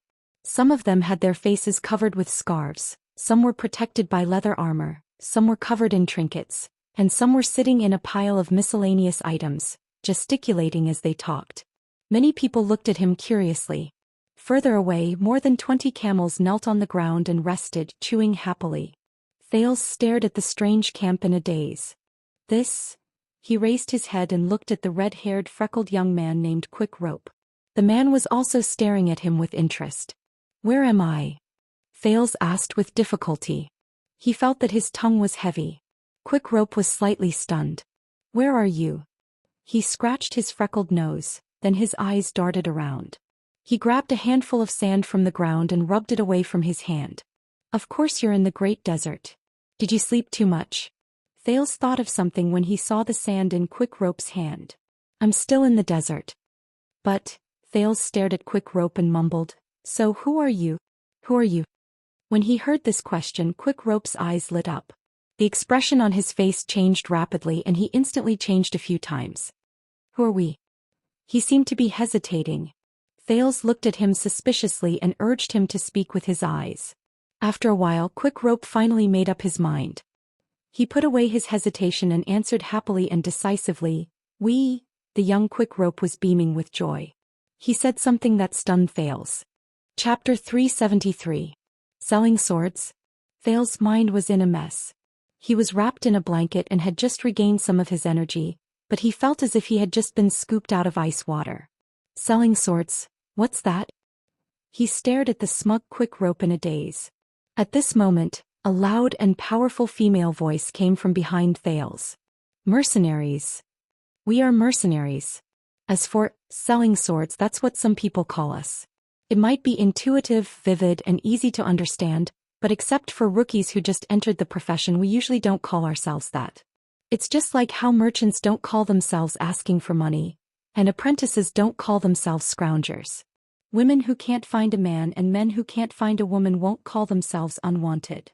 The expression of the excited quick rope who just entered the profession instantly turned gloomy. He made a face at Thales. Thales could not help but notice that even though the other party spoke the lingua franca, his pronunciation was difficult, and his pronunciation was high. Many of his accents and tones were very different from the Northland lingua franca he was familiar with. They also did not match the accent he had in Eternal Star City. He turned his head around. 3 masked warriors who were dressed in light armor appeared in his field of vision as they stepped on the sand beneath their feet. They looked travel-worn. When the others saw them, they made way for them. They walked into the bonfire and one by one they took off their masks and headscarves to block the wind and sand. One of them was a young man with slightly darker skin. His entire face was painted with unknown black stripes. He carried 2 crossed scimitars on his back, and the hilts of the scimitars protruded from each of his shoulders. His gaze when he looked at Thales was filled with vigilance. The other was a gray-haired warrior in the prime of his life. He put down a frightening warhammer that had spikes on its head. He stared at the warm bonfire with a contented expression on his bearded face. The last one was the owner of the loud female voice. She was a female warrior with chestnut-colored hair of medium height. Her facial features were regular and plain, but there was a hint of weathering in them. Her back was straight, and her bandaged arm was always pressed against the sword at her waist. The 3 of them walked into the small camp together and each found a comfortable spot by the bonfire to sit down. The hammer-wielding warrior even happily stroked Quick Rope's hair, causing the latter to protest in dissatisfaction. "By the way, I'm Louisa Dante." Louisa, the female warrior who spoke, put down her longbow and untied the saber at her waist. She grinned lightly at the weakened Thales. "I'm glad to see that you're awake, child. You're very lucky. Not every trapped loner can survive in the desert." Her smile was bright and warm, giving people a good impression. Thales was slightly stunned, but he immediately returned her a grateful smile. Mercenaries. He had heard of these people. In fact, he had encountered similar targets before. 6 years ago, when he first arrived at Mindy's Hall, there was a small team of people who were instructed, or deceived, by the Duke of Iris Flowers to probe the royal estate that was visited by the king in the middle of the night. In the end, all of them perished. But that was all. In the chaotic downtown area of Eternal Star City, there were many people who were willing to sell unusual labor in unusual and often illegal ways for a few silver coins. Debt collectors, prostitutes, pickpockets, killers, swindlers, bounty hunters. As long as it did not affect the protection fees and did not cause trouble, the Blackstreet Brotherhood often turned a blind eye to their own people taking up private work. Even the 6th house, where Thales was, had once taken up the work of making a ruckus on the street for a few copper coins.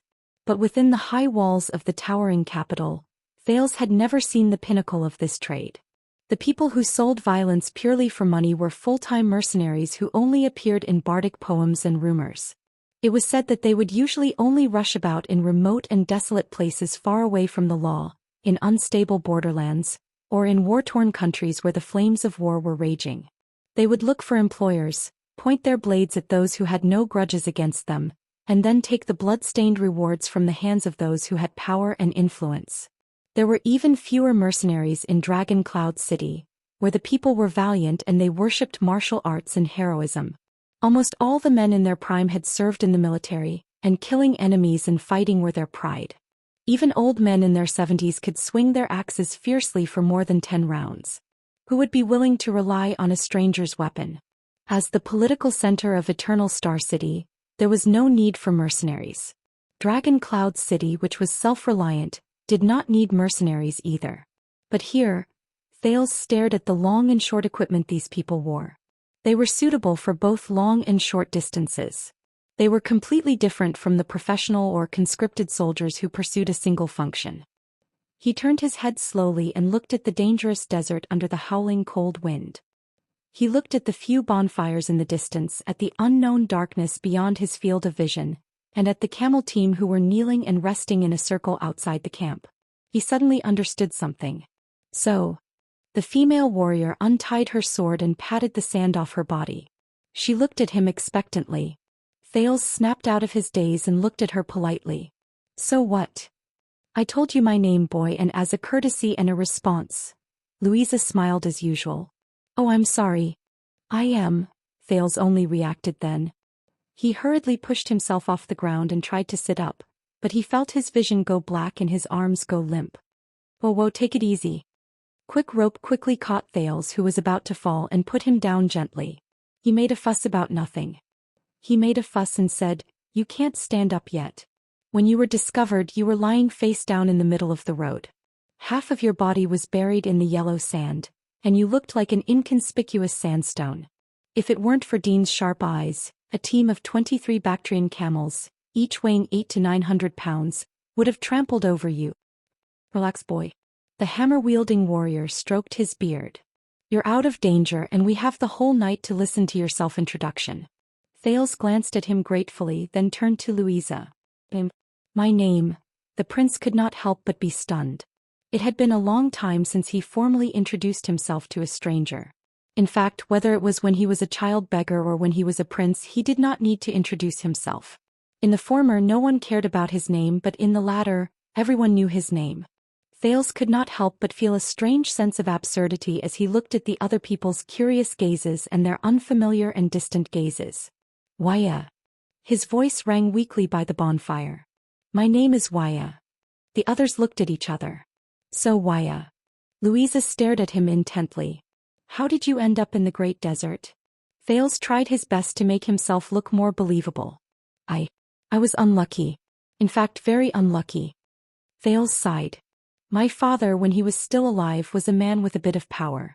Unfortunately, he made enemies in the north. When he couldn't protect me anymore, the enemy sent a few bad-tempered thugs after me, the kind with sharp knives. I could only escape to the south. They forced me into the Great Desert all the way. Thales knew that he looked terrible, but he also knew that the other party must have seen his luggage. He had to have a good reason to explain why a 14-year-old boy would carry a crossbow, a satchel of arrows, and a dagger into the Great Desert alone. What's more, they had saved his life. Louisa looked at the hammer-wielding warrior and they nodded at each other. Quick Rope's eyes lit up. Wow, your enemies must hate you very much to be able to make you run to the Great Desert out of fear. Thales nodded quietly and said dejectedly, I didn't expect life in the Great Desert to be so difficult. I couldn't even last 4 or 5 days. Enemies. Thales raised his head curiously and found that the person who interrupted was the young warrior with a face full of black tattoos. He sat by the fire and stared coldly at the prince while he wiped his blade. So you have enemies chasing after you. Of course, trouble always comes with it, he said softly with an expressionless face. Thales did not know how to answer for a moment. You can put away your fierce face, Mickey. Louisa cast a displeased glance at the black-tattooed man named Mickey. She seemed to have a problem with his attitude. I know what you're worried about. This child is not a desert bandit's undercover or spy. Thales was shocked. The man who was wiping his scimitar paused for a moment. No, you don't know what I'm worried about. Mickey's face became serious. If you knew, we wouldn't have been hired by that profiteer and we wouldn't have come here. Dean knows, but he doesn't listen to me. Louisa curled her lips. Thales watched their argument curiously. The bearded warrior laughed and raised his hands to smooth things over. Relax, buddy. There's no need to pull a long face all the time. He turned to Mickey and pointed at the weak Thales. But you saw it too, Mickey. He almost died there. No desert bandit group would send a child who was dying of thirst to be a spy. There's nothing to rob in Tormorden's caravan. We'll be safe. In fact, we didn't run into any desert bandits or exiles along the way, and you know why. Thales smiled weakly. Mickey snorted. That's what I'm worried about. Mortals try to use their power to interfere in the desert, but the desert god has never forgiven them. Mickey's gaze became more and more solemn. He glanced at the sky. This means that we're in trouble. Thales had a sudden thought. The strong warrior laughed out loud. Ignore Mickey. He's just like that. Locals are always prejudiced against travelers and they're also paranoid.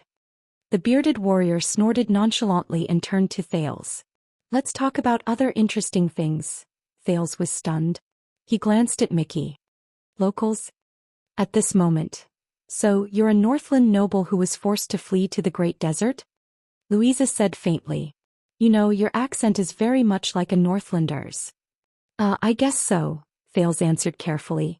Yes, he could only say that. His 6 years in Dragon Cloud City allowed him to easily imitate a Northland accent without even having to deliberately imitate it. Very good Northlanders. I like Northlanders the most. Maybe we should let Dion come and talk to his fellow Northlanders. The middle-aged warrior beside them laughed. At this moment Quick Rope slapped his thigh. Noble. Quick Rope rubbed his hands excitedly. His eyes sparkled. Very good. Now we can talk about the issue of remuneration. He looked at Thales happily and beamed. You know, young Mr. Waya, I saved your life from being buried in the sand. Thales was slightly startled. Yes, thank you. But at the same time he noticed that Louisa, the strong warrior, and the young man with black tattoos all rolled their eyes towards the outside. Quick Rope straightened his back with a proud look on his face. So, according to the rules of the desert, I saved you. In other words, I will automatically own all your property, including the ownership of your person.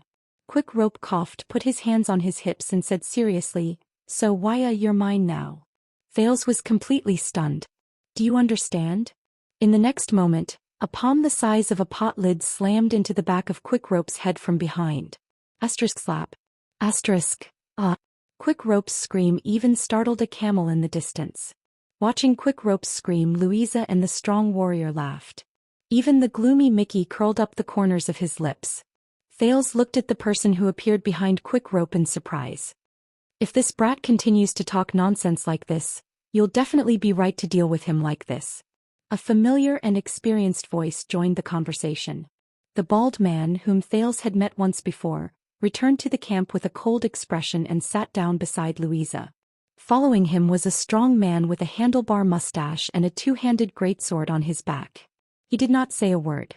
The others made way for them. It was obvious that they were all in the same team. Quick Rope raised his head with tears in his eyes. Dean. I'm not wrong, the person who saved him has the right. The bald Dean snorted and interrupted him. But this is the desert, not the sea, and the person who saved him is not you. Just ignore him. Louisa sighed and averted her gaze from the pained Quick Rope. She shook her head apologetically at Thales. This rookie used to be a sailor before he joined the profession. That's why we like to call him Quick Rope. He doesn't know anything, but he always likes to bring the rules of the sea here. Quick Rope raised his hand in protest, agitated. But, a sea made of sand is also considered a type of sea, right? Quick Rope looked aggrieved, but the response he got was a piece of bread thrown at his face by the hammer-wielding warrior. Thales watched the group of people fooling around with a dumbfounded expression. The hammer-wielding warrior revealed a mouthful of yellow teeth under his beard and smiled at Thales. Hello, unfamiliar Waya. You can call me Old Hammer because I'm in charge of wielding the hammer in the team. Thales nodded. The one with the stinky face is Mickey. You should see how he wields his twin blades. He's our clairvoyant and guide. Mickey, the man with black tattoos, snorted softly. And I believe you've already met Quick Rope. This Camian sailor is in charge of telling jokes. Hey! Quick Rope struggled to break free from Old Hammer's big hand and protested. Jokes are also very important, okay? Old Hammer did not care. He stuffed the bread into Quick Rope's mouth. You know Dean. The silent one sitting next to Dean is Furnace. He's a strong man from the Land of Thorns and he's in charge of killing. Furnace, the man with the two-handed greatsword, nodded at him. Thales greeted them in a friendly manner. There are still 5 people on duty outside and this lively girl in front of us. Poor Quick Rope pulled the bread out of his mouth with all his might. He took over Old Hammer's words and swung his arms at Louisa. He said vividly, Louisa Dante. Our beautiful, adorable, good at fighting, charming captain, but unfortunately a little bad-tempered. Louisa's face turned slightly red. Thales raised his eyebrows. Quick Rope looked at his slightly embarrassed captain, then turned to the bald man. He rolled his eyes. "And Big Dean, our beautiful, adorable, charming captain, but unfortunately a little bad-tempered captain, is the one who dreams of marrying him." In the next second, Louisa's gauntlet hit Quick Rope's forehead. "Shut up." Louisa twisted her face fiercely and glared at Quick Rope with gritted teeth. Thales saw that the others lowered their heads and continued with their work as if they did not hear him. Old Hammer began to pick at his beard again. Furnace continued to drink his water. Mickey finished wiping the second blade and went back to wiping the first one. The bald Dean, who was one of the protagonists of the dispute, coughed awkwardly. "Did I say something wrong?" Quick Rope raised his head in dissatisfaction. "You are our leader and captain, the much-loved Louisa. No one can deny that you formed this team and carried Dante's greatsword on your back." Dean never objected to this. Louisa's face darkened even more. I'm not talking about this." "Then which one do you think I'm talking about?" Another of Louisa's gauntlets flew from the air in response to Quick Rope. Thales watched their interaction with widened eyes. He suddenly felt that the great desolate desert wasn't that terrifying. Dante's greatsword. Thales nodded and mulled over the name of this mercenary team. "So the female warrior is the leader of these mercenaries, named after her surname." "But," Dean coughed again in the midst of the noise. His gaze returned to Thales. "You've just recovered." He handed Thales a piece of bread and a water skin. "Water can prolong life, but it can't fill your stomach." Thales took the food with a heavy heart and forced a grateful smile. "Thank you." The man looked at Thales and said with a smile, "Don't worry, Wuxia, we've kept your things well. They're in our luggage. A certain profiteer really wanted to take your money pouch and crossbow, but we stopped him." Dean gestured at another bonfire with his chin. Next to the fire, a man dressed like a country bumpkin was bargaining fiercely with someone else. Thales hesitated for a moment, then nodded. "Thank you. You've saved my life. I'll repay you for that. I swear I will." Quick Rope's face lit up. "I knew you were a good friend, Wuxia. I'm a coward." His mouth was stuffed with bread by Old Hammer again. "But where are you going?" Thales took a bite of the bread and looked at these people's faces. It was difficult for him to let down his guard. "Actually, can I hire you?" The mercenaries looked at each other. The prince said tentatively, I have a few relatives in Constellation. They're very rich." The mercenaries looked at each other again. This time Thales saw worry in their eyes. Only Quick Rope's expression changed. He stuttered in the bread in surprise. Without any expression on his face, Mickey reached out and stuffed the bread in his mouth even tighter. "Constellation?" The man with the black stripes snorted. Louisa twitched her eyebrows and smiled. Wuxia, we've already accepted a business deal. We're going to send this merchant group too." But the bald Dean raised his hand gently and Louisa immediately stopped talking. Thales noticed this detail. Dean sighed. He looked at Thales with a calm and shrewd gaze. "Listen, Wuxia, I can see that you have concerns." He went straight to the point. "Don't worry, we won't touch your belongings and we won't endanger your life." Thales felt a chill in his heart. "This is the Great Desert, so I won't ask about your surname and origin, including how you offended your enemies. We're not interested in those things and they won't be able to chase us here. Saving you is just an obligation in the desert."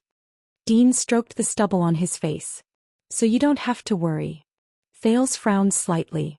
Dean's words were obviously quite prestigious in the group.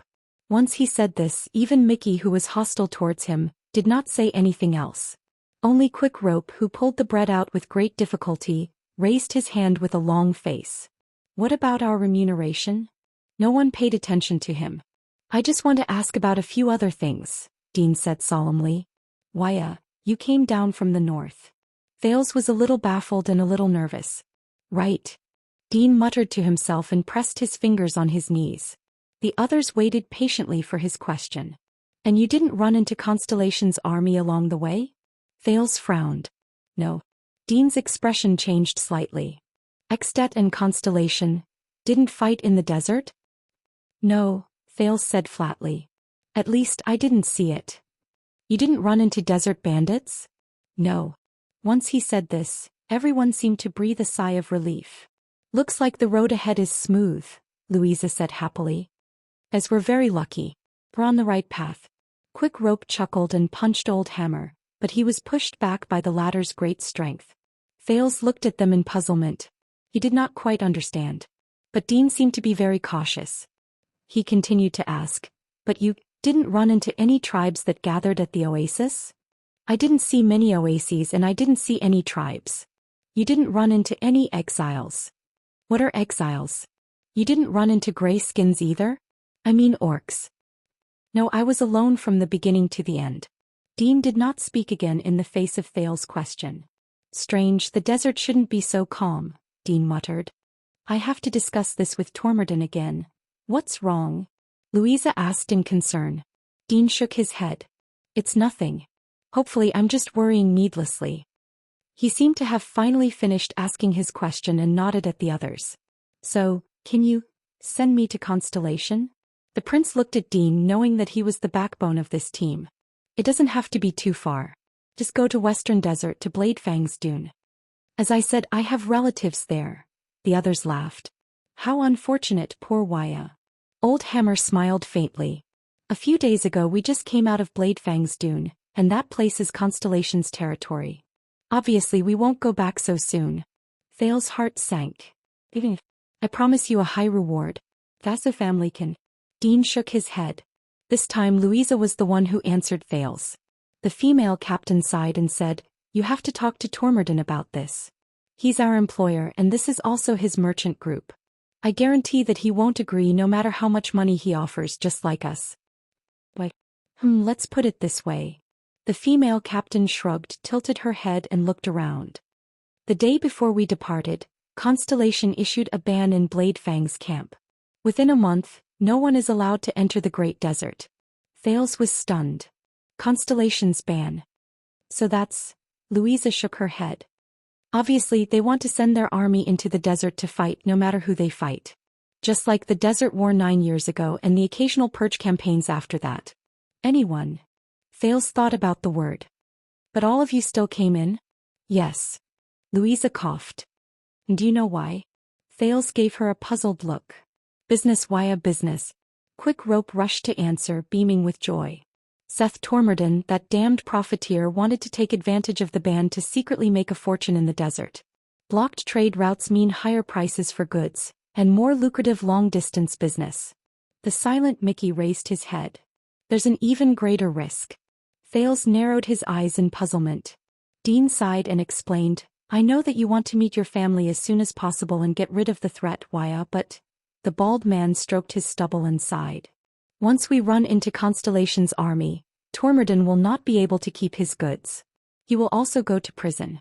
As for us, Dante's greatsword who he hired, no matter how lucky we are, we will still have to pay a huge fine. If we are unlucky, we will be chased out of Bladefang's camp. From then on, we will no longer have to take on any business there, nor will we have to take on any business related to that place." Thales could not help but frown. So, Dean said faintly, "Do you think that our employer or our team will be willing to return to Constellation before the ban is lifted, and even deal with Constellation's officials?" Thales understood and he sighed as well. "Then, where are you going?" Dean and Louisa exchanged glances. A second later, Dean lowered his head and smiled. "Now, aside from the increasingly tense alliance of Freedom and the City of Faraway Prayers, there is only one place left.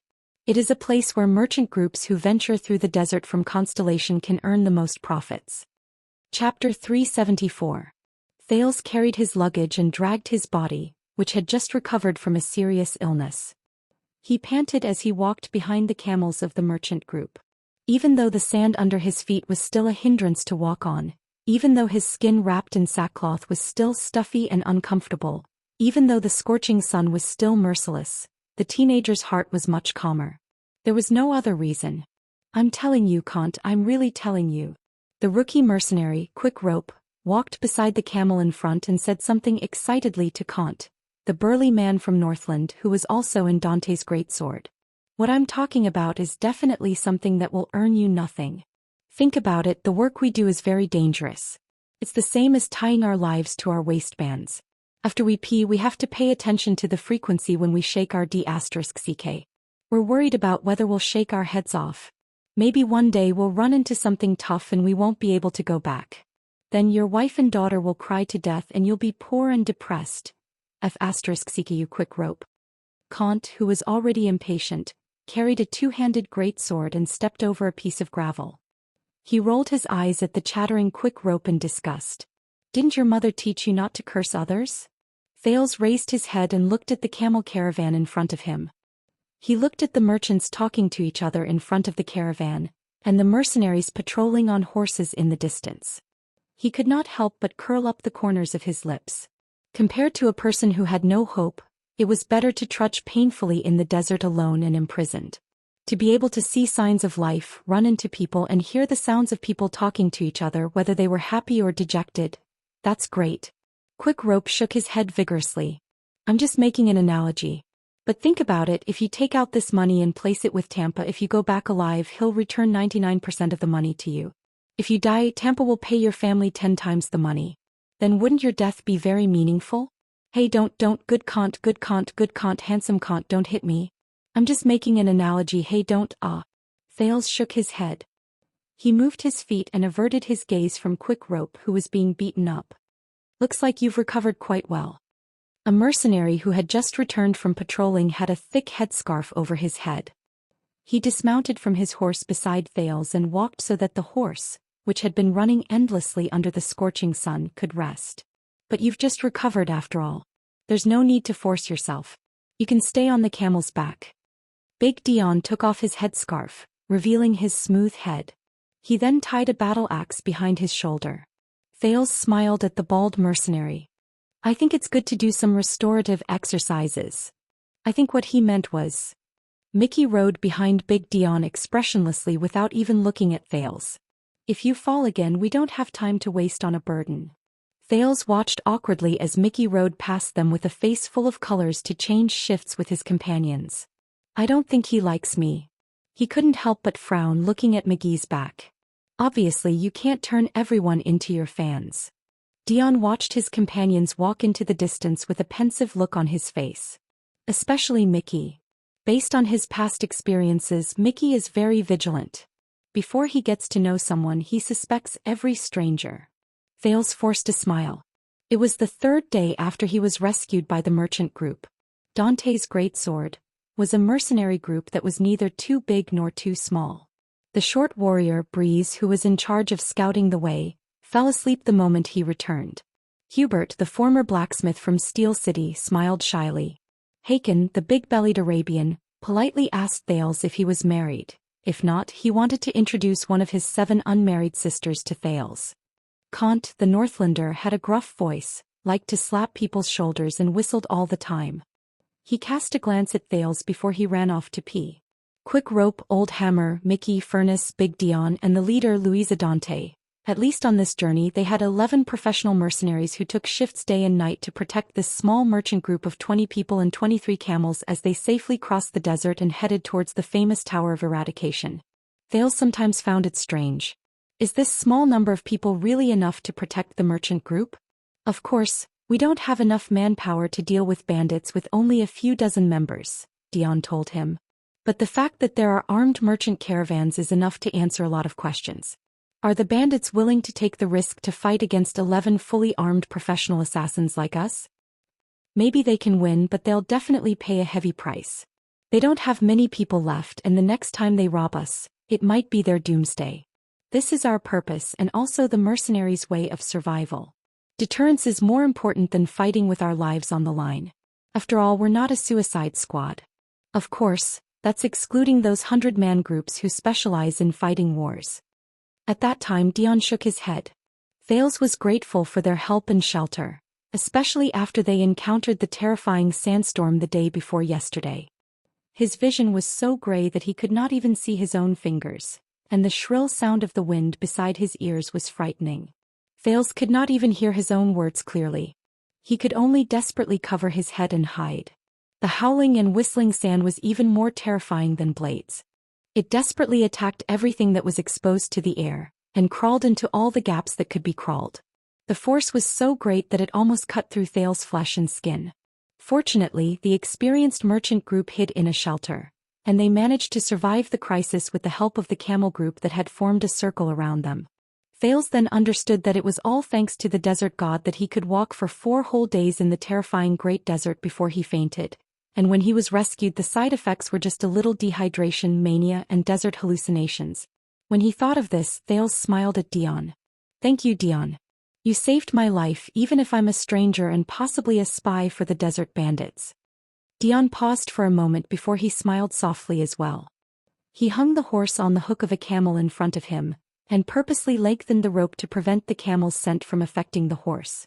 Taking care of each other is the creed of us merchants and mercenaries who rely on the desert for a living. Dion exhaled and felt a little sentimental. "Many years ago, Waya, I was like you. Of course, at that time I was much older than you are now.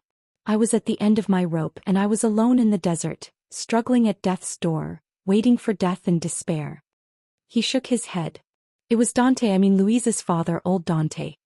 He was the one who used his passion and persistence to redeem me from the hands of the ferrymen of Hell's River, even though they themselves were in a terrible state at that time. People have to rely on each other, Waya. This is what Dante told me. A person cannot survive alone in the Great Desert." Thales nodded as if he was deep in thought. "I see. So you entered Dante's great sword and relied on each other," Thales said quietly. "That's why you saved my life even if it was very risky." Dion looked at the sand dunes in the distance and nodded slowly. "In the Great Desert, if we do not help each other, we will only be devoured by the desert." The bald mercenary patted his steed. "You have seen the sandstorm, and in the face of the most terrifying black sandstorm, even enemies who fight to the death must find a chance to coexist and escape. Don't worry, Waya. We can get along well during this journey, and you will definitely be able to return home and to your loved ones. You will be able to let go of your worries." Thales sighed. "Thank you." Dion smiled and did not say anything. "Yes," Thales said quietly. "I have no other choice. Drought, heat, sandstorms, and cold. If I leave the group alone, I will die in a few days in this merciless desert. In comparison, this merchant group has experience, supplies, protection, and a clear route. Following them is undoubtedly the right choice. I can only make plans after I reach their destination." Thales sighed secretly in his heart. "They have to return to Bladefang's dune in Western Desert, right?" Thales, who was in a daze, paused and almost crashed into the camel in front of him. The teenager then realized in shock that the merchant group had stopped. "What's wrong?" Thales craned his neck to look at the camel group in front of him, but he could not see clearly. He could only ask Dion, who was beside him, in puzzlement. But Dion only furrowed his brows and did not answer. "Dion, you have to come and see this." As the unique muffled sound of horse hooves stomping on the sand rose, the mercenary pathfinder, the short breeze, galloped past many confused merchants and anxiously stopped his horse in front of Dion. He said anxiously, "Louisa found something in front of us." Dion's expression changed. The bald warrior picked up his single-edged battle axe and got on his warhorse with a solemn expression. "Mickey, quick rope, grab your weapons, get on your horses and follow me. Can't stay where you are with Schubert. Stay alert and pay special attention to the back slopes of the sand dunes on both sides." His orders were decisive and swift.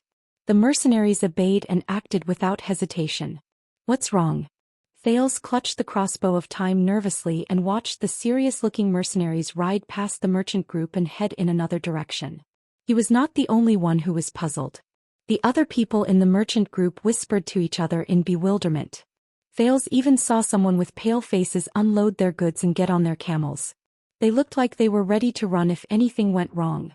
Around 10 minutes later, Mickey and Quick Rope returned, but their faces were a little gloomy. The merchant group continued their journey. Dion and Louisa went to look for the leader of the merchant group. "They have to discuss this." Under Thales' indirect questioning, Quick Rope pulled a long face and whispered to the teenager, "We found a small camp not far away. But the people in there are all dead." Thales was horrified. How did they die? Quick Rope led his steed forward with the merchant group gloomily. "They were killed." Thales frowned and looked suspiciously at the uneasy Quick Rope. "What? Who did it?" "I don't know. That's why I'm worried." But Quick Rope immediately rolled his eyes and looked at Thales with a smug look in his eyes. "This is your first time in the desert, right, Lucky Waya?" Quick Rope sighed and coughed, pretending to be experienced. Apart from temperature, drought, and of course sand, there are two well-known threats in the desert. He moved his head closer and said mysteriously, orcs and barren bone people.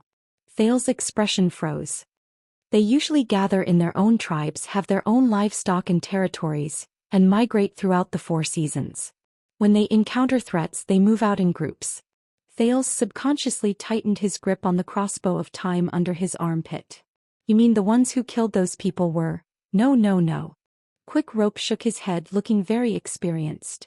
Even if you're unlucky and fall into the hands of a slightly larger tribe, you might not necessarily die. Based on experience, the barren bone people will estimate your value, and the orcs will weigh you before they decide whether they want to F***ck you or sell you, or if they want to F***ck you before selling you. Based on experience? Thales stared at Quick Rope with a strange expression on his face. Sell? Thales coughed and repeated, sell to where? Quick Rope flashed a happy smile. Do you know Caligri? Caligri. Thales was slightly stunned. He felt like he had heard of this place before. Yes. When he spoke of this, Quick Rope's eyes lit up. Caligri, the legendary desert city. Some people say that it's a fortress that's difficult to attack in the depths of the desert. Some people say that it's a large camp formed by several tribes that migrate according to the seasons. Some people even say that it's an ancient underground city that has existed for thousands of years and was occupied by the people of the desert. Some even say that Caligri is the playground of some evil dragon in the desert. Likes to watch people kill each other there.